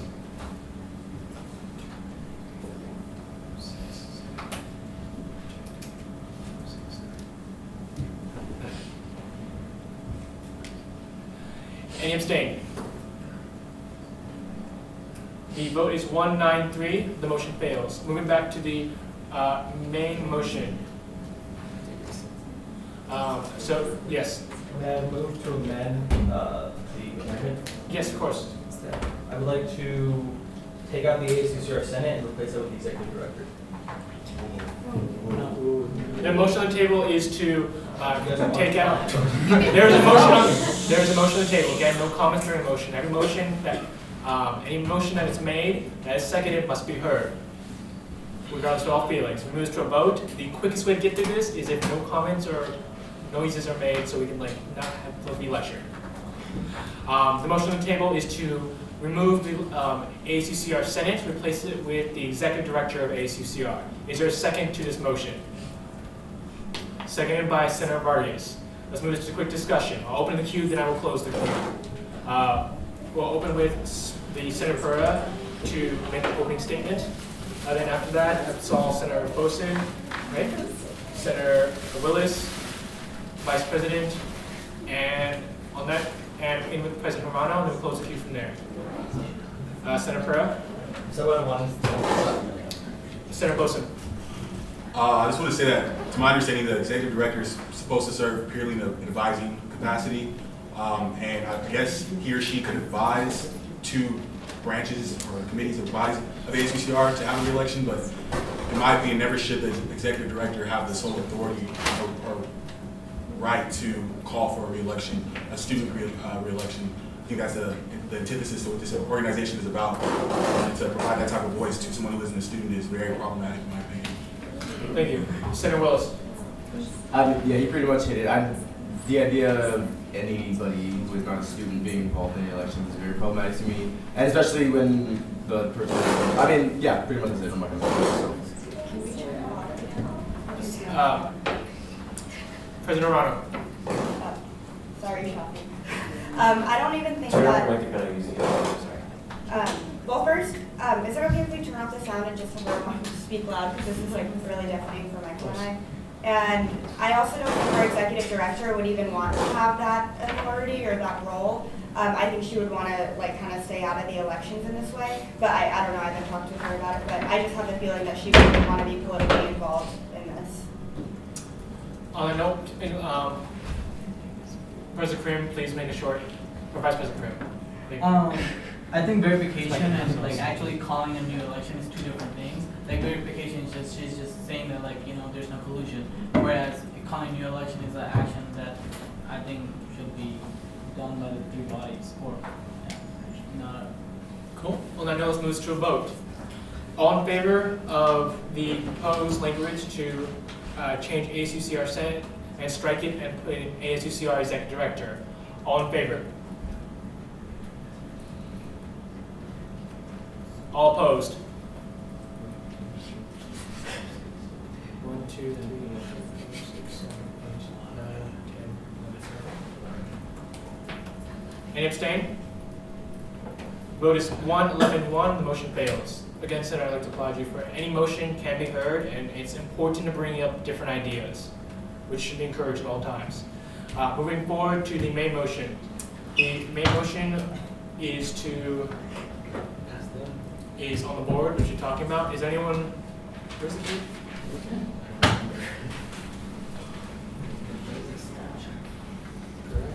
Does anyone else wish to speak on the main motion? Sorry, I lost the queue.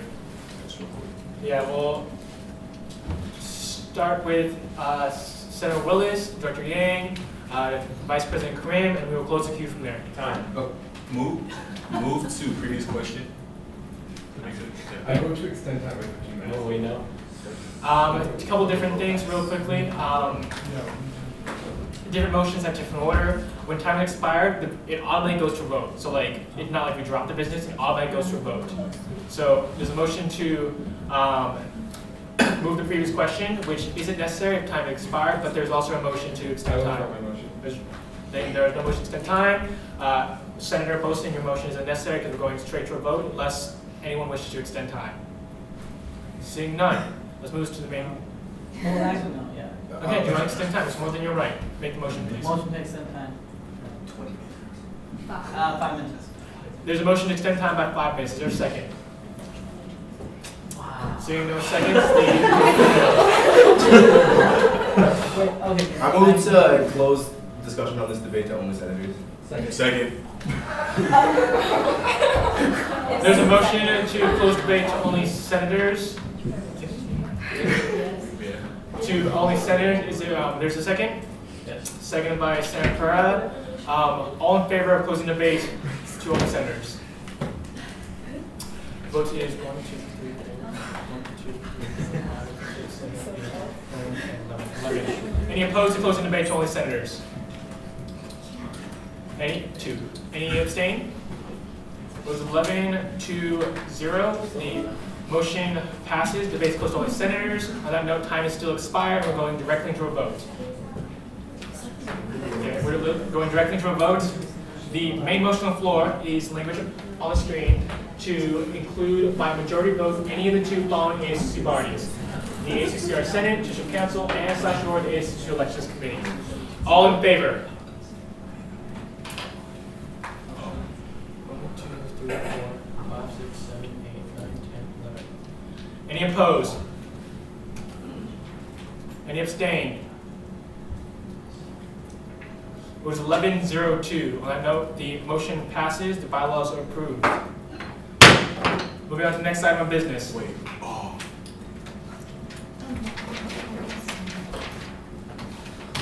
I believe we are in executive cabinet reports. President Arano. Oh, personal privilege. Yes. 8 a.m. Of course.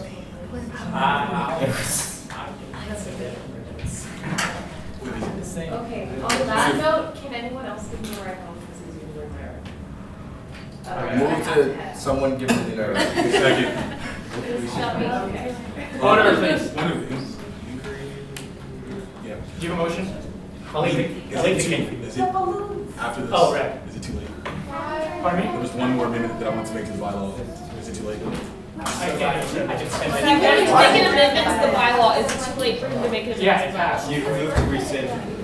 Move to reconsider. Yeah, sorry, reconsider the same meeting. If you voted in favor, you can move to reconsider. I move to reconsider the. I think you can only do that. No, reconsider the same meeting, rescind it. All right, order, please. Order. So what just happened is Senator Bosin made a motion to reconsider. Now, he can only make this motion because he voted in favor the first time. Otherwise, you can't do this, otherwise it would happen all the time. This requires, I believe, a super majority, actually, so 2/3 vote to reconsider the item. Senator Bosin, to clarify, which item do you want to reconsider? I'm not entirely sure. The one we were looking at. We were just looking at? So the one we were just looking at is the LSC committee report, the second item. No, I'm sorry. Yes. This one. That one, right? Yes. Perfect. Now, The motion is to reconsider it. I don't believe this has any discussion or debate, but I'll let you make an opening statement, then we'll move forward from there. It's just a small, I guess, nuance for me. It says and or, so I don't think that rectifies the problem that we're trying to address because it still has the or encompassed in it, as opposed to simply and. Oh, I'm sorry, I'm tripping. Never mind. I'm totally tripping. I read it incorrectly. It was, retract your motion. Yeah, I retracted. I read it and I reread it. Okay. There's no motion to reconsider today. Let's move forward. Executive Cabinet reports. President Arano.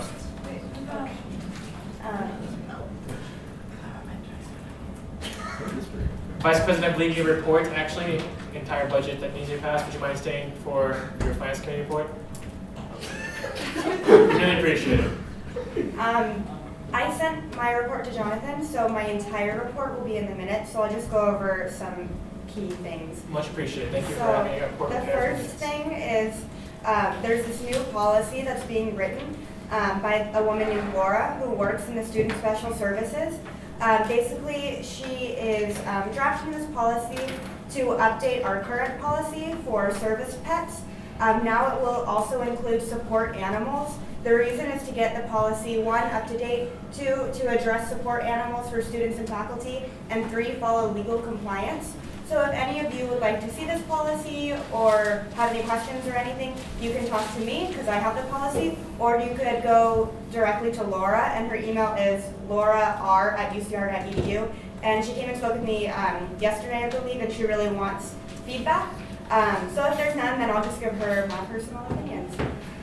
Next is, as I mentioned in public forum, there's an event tomorrow in 12 hours called Orange You Glad You Go to UCR.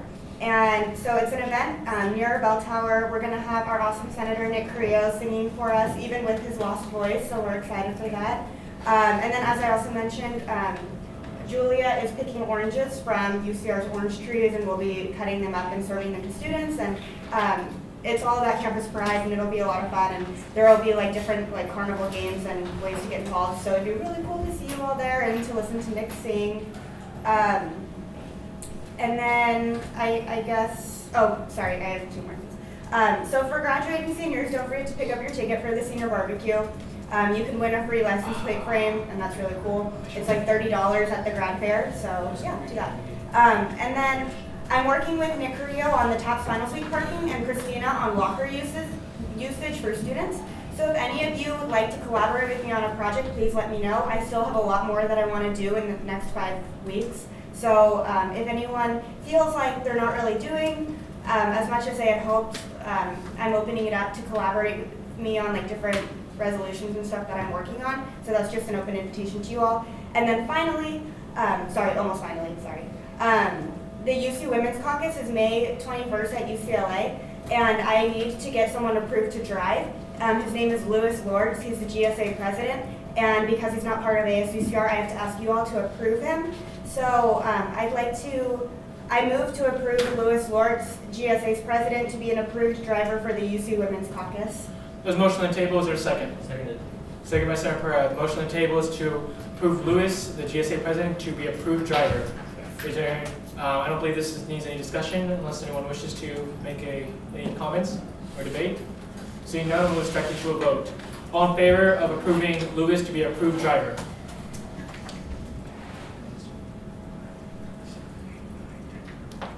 Any opposed? Any abstain? It was unanimous. On that note, Louis is approved. President Arano? And then my final thing I wanted to say is I'd like to congratulate ASPB for their success in planning Spring Splash. The lineup is really incredible, and I can't wait for it. And so I just wanted to give credit where credit is due. And that concludes my mini report. Please read the rest of it in the minutes. I definitely will, President Arano. Thank you. Anyone else? Anyone wish to question or comment President Arano? Or yes? For the Orange You Glad event, where's Julia picking the oranges? I don't know. Oh, Julia. Yeah. So, we actually partnered with the person who oversees the like the citrus museum, and there's like a lot of like fields there. So she coordinated that all. So shout out to that office. Because I know with because we're really big on orange research, And I know in certain situations where students have actually picked fruit and then been searched because they're not allowed to. Oh, no, So no, I'm we have like approval. reminding- We have like the food permits and everything, we're all good. And Norm the Orange is coming, so it's gonna be So it's very legit. orange. Yeah, it's legit. Norm the Orange is there. We're just saying Thank you. Questions, comments from the president, we'll open it and we'll close it. I saw 2 hands go up. Director Reyes, Senator Thielhard, did I miss anyone? Then Director Reyes. 30 seconds. All right, just an additional note, if you want to pick oranges somewhere and not get searched or get in trouble, there's the community garden, which is tucked in the back of lot 30, and you can always go back and pick as many oranges as you like, and that's all I have to say. Senator Thielhard. It's Norm the Naval, not Norm the Orange. I'm sorry. I apologize to Norm. Thank you, Senator Thielhard. Your contributions are always welcome. Moving on to the next report. Thank you, President Arano. I will keep mine short as well, and the more lengthy version can be heard at ECAP or in the minutes. The last of the poll orders has been finally distributed. Vice President Karim, your fellows have their polls finally. I'm still working on the banquet. We're working on venues right now, and I actually do need to be on the finance hearing this Friday if it's not too much trouble if I feel it. Traditionally, the ASUCR banquet, year banquet, is only Wednesday of week 10. The meeting usually is. I sent out a doodle saying if that time was all right. If there wasn't all right, please just talk to me. I sent out a doodle, but nothing responded, so assuming that Wednesday works. Moving on to less reports. I also, sorry. Still working on the shared drive system memory project. Office hours have been confirmed. We haven't sent the office hours, week 5, we should have done that by now, but please start signing in. I will start doing one-on-ones starting next week. I'll send out a doodle for that. And if you want to do an informal one and I'm free, just feel free to stop by. Any questions or comments on my report? Seeing none. Vice President of Finance, I'm assuming you'll leave the rest of your report to the Finance Committee. Is there anything else you want to add besides the Finance Committee? Cool. Vice President External Affairs, I believe you have 5 minutes. Okay, no, I'll keep it short too. The documents that follow up my report are also going to be, like I sent them in, so if anyone wants to see any of the documents that are like really long and have more details. Met with Diversity Council, or went to the Diversity Council meeting, and like we came up with a timeline for the resolution in response to the hate crime. So it's going to be presented to you all next week, and then it'll be presented at the board meeting, the UCSA board meeting, May 7th through the 8th, as a UC-wide resolution. So when you're considering it next week, just know that it's also, if it passes, it's going to be considered UC-wide. We have been having debrief meetings for SLC, so just like kind of optional if people want to come in. I've been collecting all that information to include in a binder for whoever transitions into the office next year. So there was one today, and then there's going to be another one tomorrow if there's anyone from SLC that wants to debrief with me. The educational justice workshop got moved from today at 5 o'clock to one-on-ones next week, so let me know if you're interested in that. The UCSA budget, I'll be talking about its own item, so I'm not going to mention that here. Sergio Robles came to our executive external meeting last Friday, and he mentioned that there's a mayoral debate. So if you all can make it, it'd be really great. We're trying to get more students to go into the community and go to these events. So it's going to be at the Stratton Center, and I'll post this on our Facebook page as well. If you all haven't liked the external Facebook page, please do that. It's just VP of External Affairs UCR, because I post a lot of stuff on there that I mentioned here. So if there's anything that you want to look into, it's on that page. 7 to 8. This coming week at the Stratton Center at MLK Boulevard. And then we also discussed implementing the community director, the voter awareness and Rock the Voter coming up in the next few weeks. We created a transition binder template, so if any of you all are looking for your offices to create transition binders, I have a template for that if you want to use it. And definitely support RCC in any way that you can. Thank you for signing the petition. Thank you for listening and passing that resignation letter today. Please, it's going to be published, but please post it on your Facebooks, get the word out. The more publicity and pressure that is put on them, the more likely that there'll be action from the steps that we took today. Come to the action if you can, which I'll reiterate is May 3rd, 4 o'clock at RCC. So if you can make it, that's the time and the place. And yeah, that's it. Thank you. Thank you. Any questions or comments for the Vice President? Personal privilege, also I'm going to turn tomorrow night. Or after 11, so thank you. Seeing no other questions for the Vice President, we'll move forward. The Vice President of Campus Internal Affairs will now be serving reports, so we're moving straight to the directors. We'll start with the Transfer and Non-Traditional Student Director. Okay, so I've been working with my committee figuring out the details of the transfer paper that we'll be having. And Student has a business fund that costs of food, so that's super awesome. And then Transfer Outreach Program is also donating $1,500 on top of that for other expenses. So I'm really excited about that. And I'm also working with other transfer student leaders and we're coming up with a draft of what we envision like the transfer resource center to look like that we will eventually go to admin. And then I'm sending an appointment with Student Life to discuss transfer orientation and some changes that I'd like to see from your current plan. And then Thank you. Comments or questions for the Director? Director Rice. All right, so since I last gave my report, the only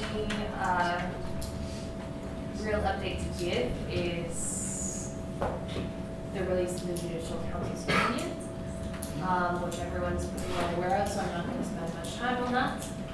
Since then, I've just been in consultation with a couple different individuals, such as Lori Sinclair, to discuss the viability of such a re-election. I have had drafted plans, should it be necessary.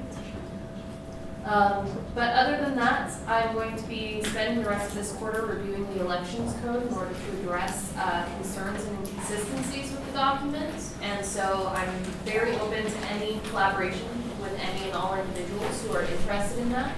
So if you are interested, even if you just wish to pass an email with a couple of areas that you find problematic, please feel free to do so. I will take every comment. Thank you. Questions or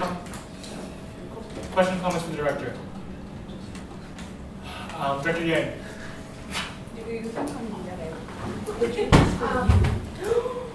So for the Student Voice Committee, after I interviewed a few candidates and selected a few, so the Student Voice Committee and Secretary Jonathan Lee and I have been working on the ASUCR Senate mentorship bylaws, which we're going to do before the LRC tomorrow, so I'm really excited for that. That's it. Thank you. Questions or comments for the Director? Was there any marking? Yes.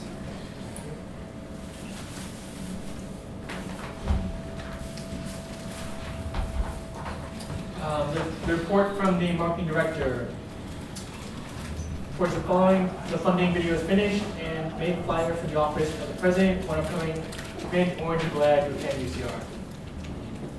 That concludes the report.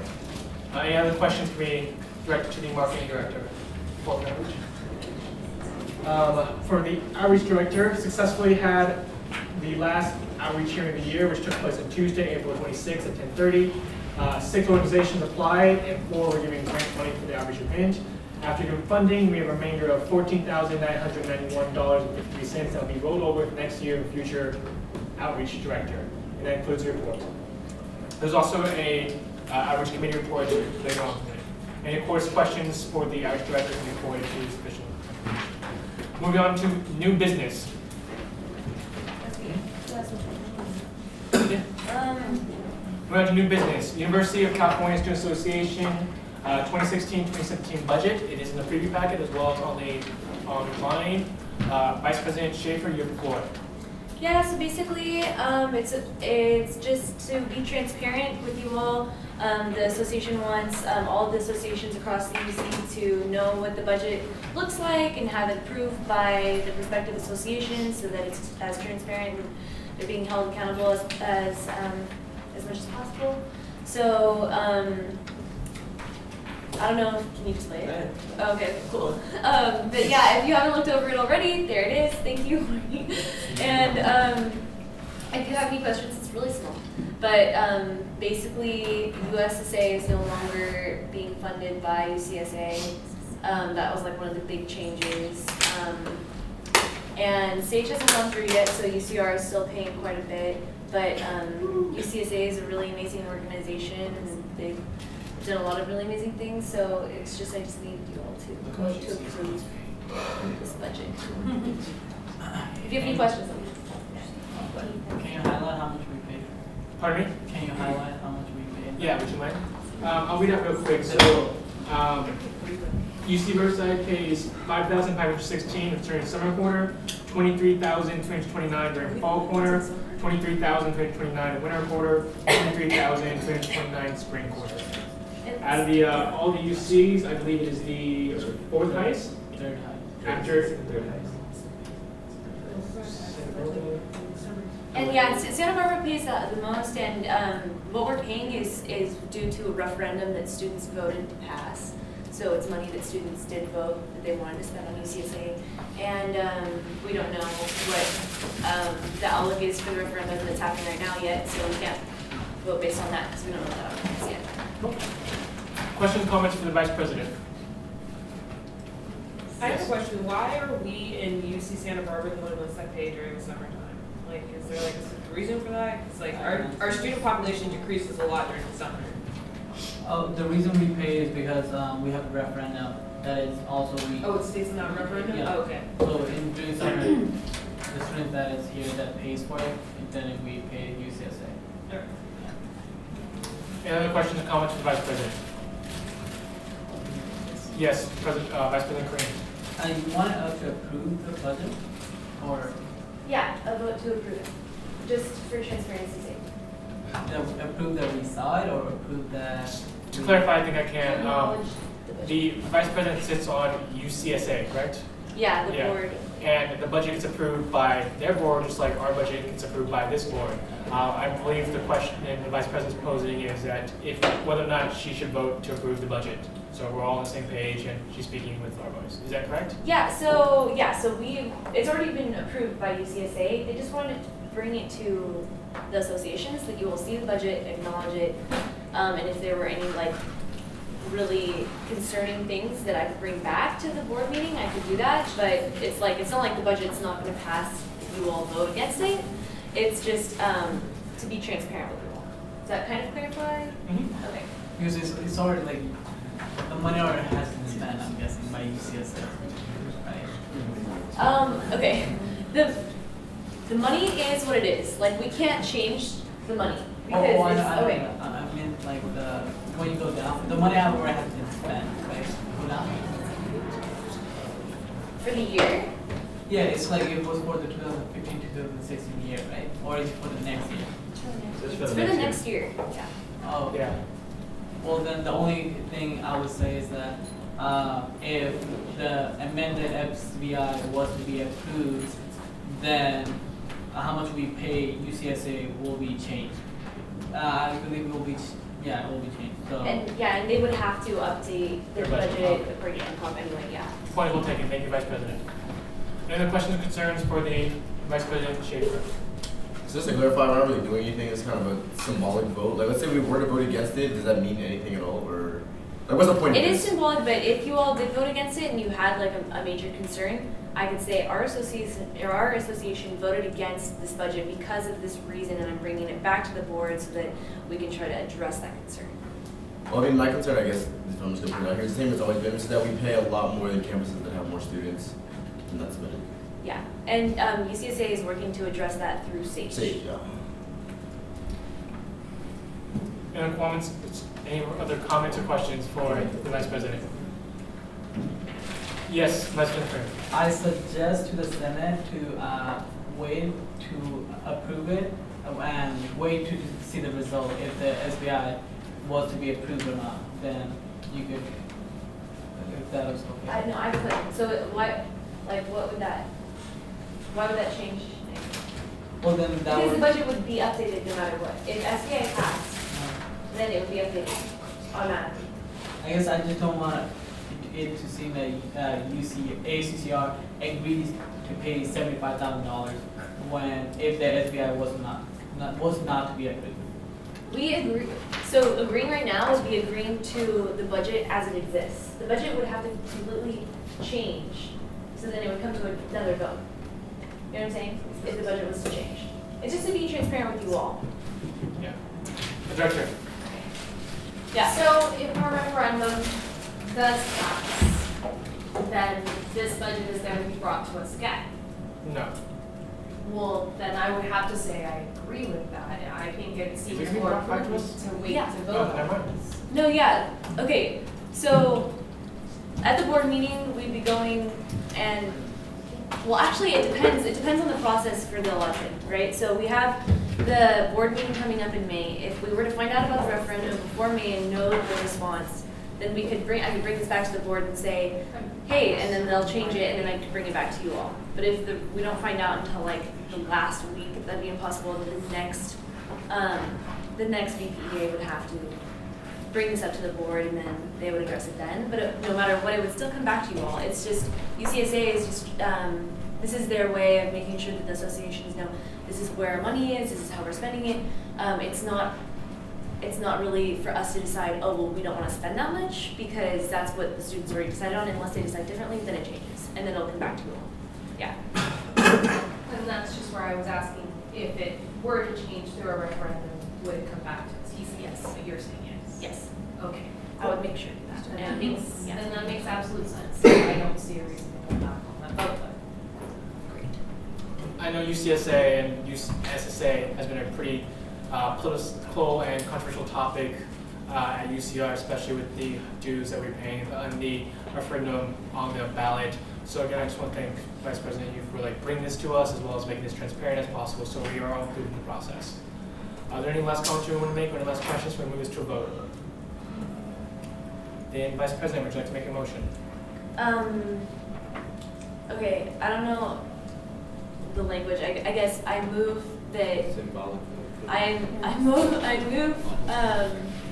to a vote that you all symbolically. I move that the Senate support and approve the blah blah, the budget for UCSA for 2016-2017. I move to have the Senate support this budget, the UCSA budget for. The motion on the table is to approve support the UCSA 2016-2017 budget. Is there a second? Second by Senator. Again, the motion on the floor is to support, approve the UCSA 2016-2017 budget. We've heard discussion and debate. Is there any discussion or debate? Hey, would you mind if to say contingent on the result of the SBI?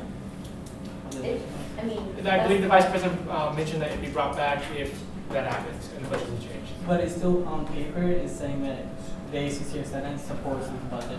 So just to clarify, would it be okay to say contingent? There's a motion on the floor. If there was to be a motion on the floor, we can you can make a motion to amend the motion, and we'll go through that process. Or the motion can be shot down, we'll revisit. If you'd like to make a motion, now's the time.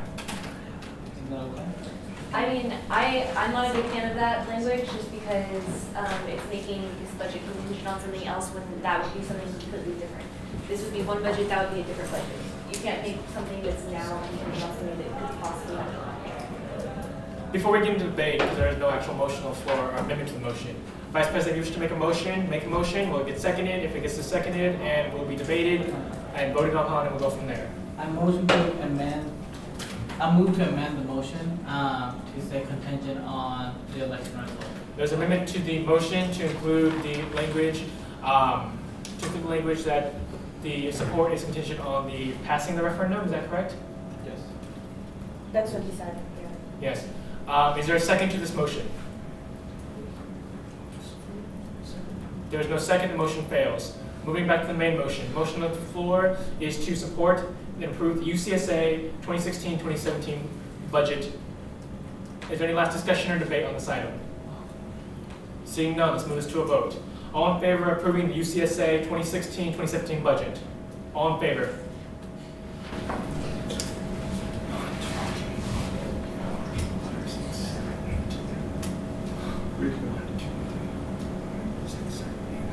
Any opposed? Any abstain? Vote is 902, the motion passes. The CSA budget is approved. Thanks, everybody. Moving on to the next item of business. I believe we are on Finance Committee report. Vice President, do you want to read it? If you want, I can read it. You just moved it for me?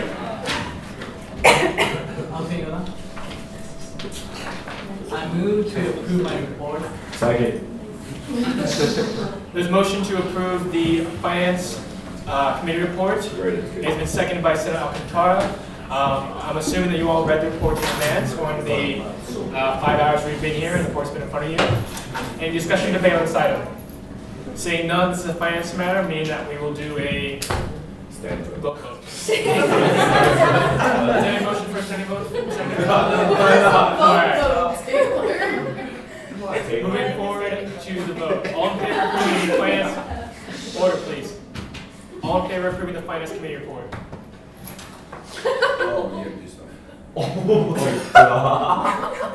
Any opposed? Any abstain?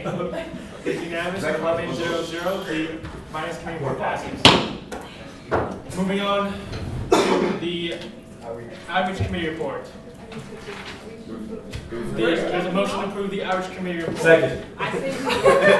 Seconded by Senator Alcantara. I'm again assuming that you all read the report previously. It was in the paper packet and it was in front of you for the last 5 hours. Is there any discussion debate on this item? I say we do. Seeing none, let's move to a vote. All in favor of approving the Average Committee report?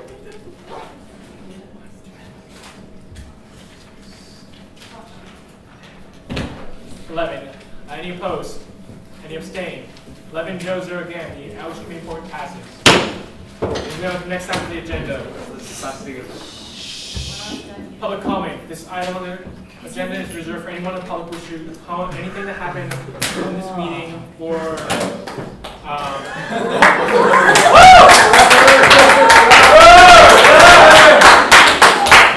Did I ask for my name now? You're good, Trevor, you're good. Write down your name, thanks for the purpose of the minutes, and please Trevor, look at No, I gotta address the chair, right? Yeah. Yes. Alright, I'd just like to thank everybody for their immense amount of patience, at the very least. I know mine was tested. Is in regards to, I guess, some of the stuff that was passed, I do find it very respectable that the Senate was able to pass a amendment that actually put a check on itself, and I find that pretty commendable. And I think I really like seeing that students are really getting their interests represented.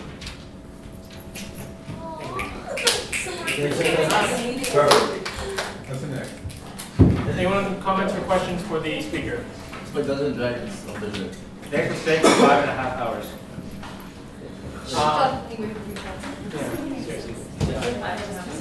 Any last call for public comment? Seeing none, almost through everyone. Let's move this to roundtable announcements. We start on the right side, we go left. Vice President Krim. Pass. Oh. It's okay. I had something. Mayor debates. No, it was Tomorrow. his turn first. Oh, it's your turn. Roundtable and announcements. If you want to buy a raffle ticket, let me know. Also, your last finance hearing. What? Yeah. Friday. No, yeah, I'll let Alan talk about it. It's good. Oh, no. Is my turn? Pass. Pass. Pass. Pass. Mayor debates tomorrow. Ooh. Okay. Mayor. Pass. Pass. Thanks for staying, Trevor. 5.5 hours. That's not an announcement. That is. I can do whatever I want.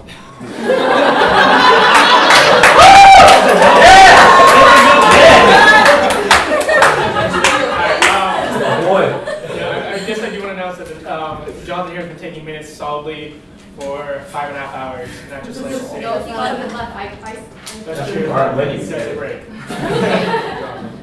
And pass for my turn. Please exercise your ability to move to previous question more often, because I'm pretty sure a lot of you aren't aware of it. But I mean, if you want to know more about any procedure, just let me know, because one of these are pretty. Pass. Pass. Yeah, 2 things, really quick. So I was saying decaf, making that quick, and also National Depression and Anxiety Awareness Week is next week. I forget what we're doing flying, but making sure our work is now on the group. So thank you.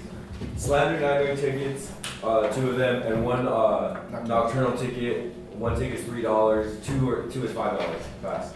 Hit me up or any Cap Sigma that wants to buy them. Buy for me. They're going to the military's hero campaign. Buy from us. Yes. Thank you for my Diet Coke, Deshalay. I appreciate it. Yeah, like how you're Thank you also to the Highlander for staying for this entire time. So, Also the Highlander live stream, also we're still in session. Guys. yeah. And don't forget Orange and Glad. It's really easy, to go to it. Orange and Glad, you go to UCR.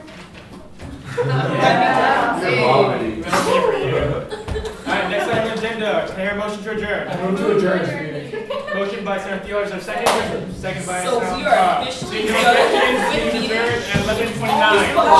Please pick up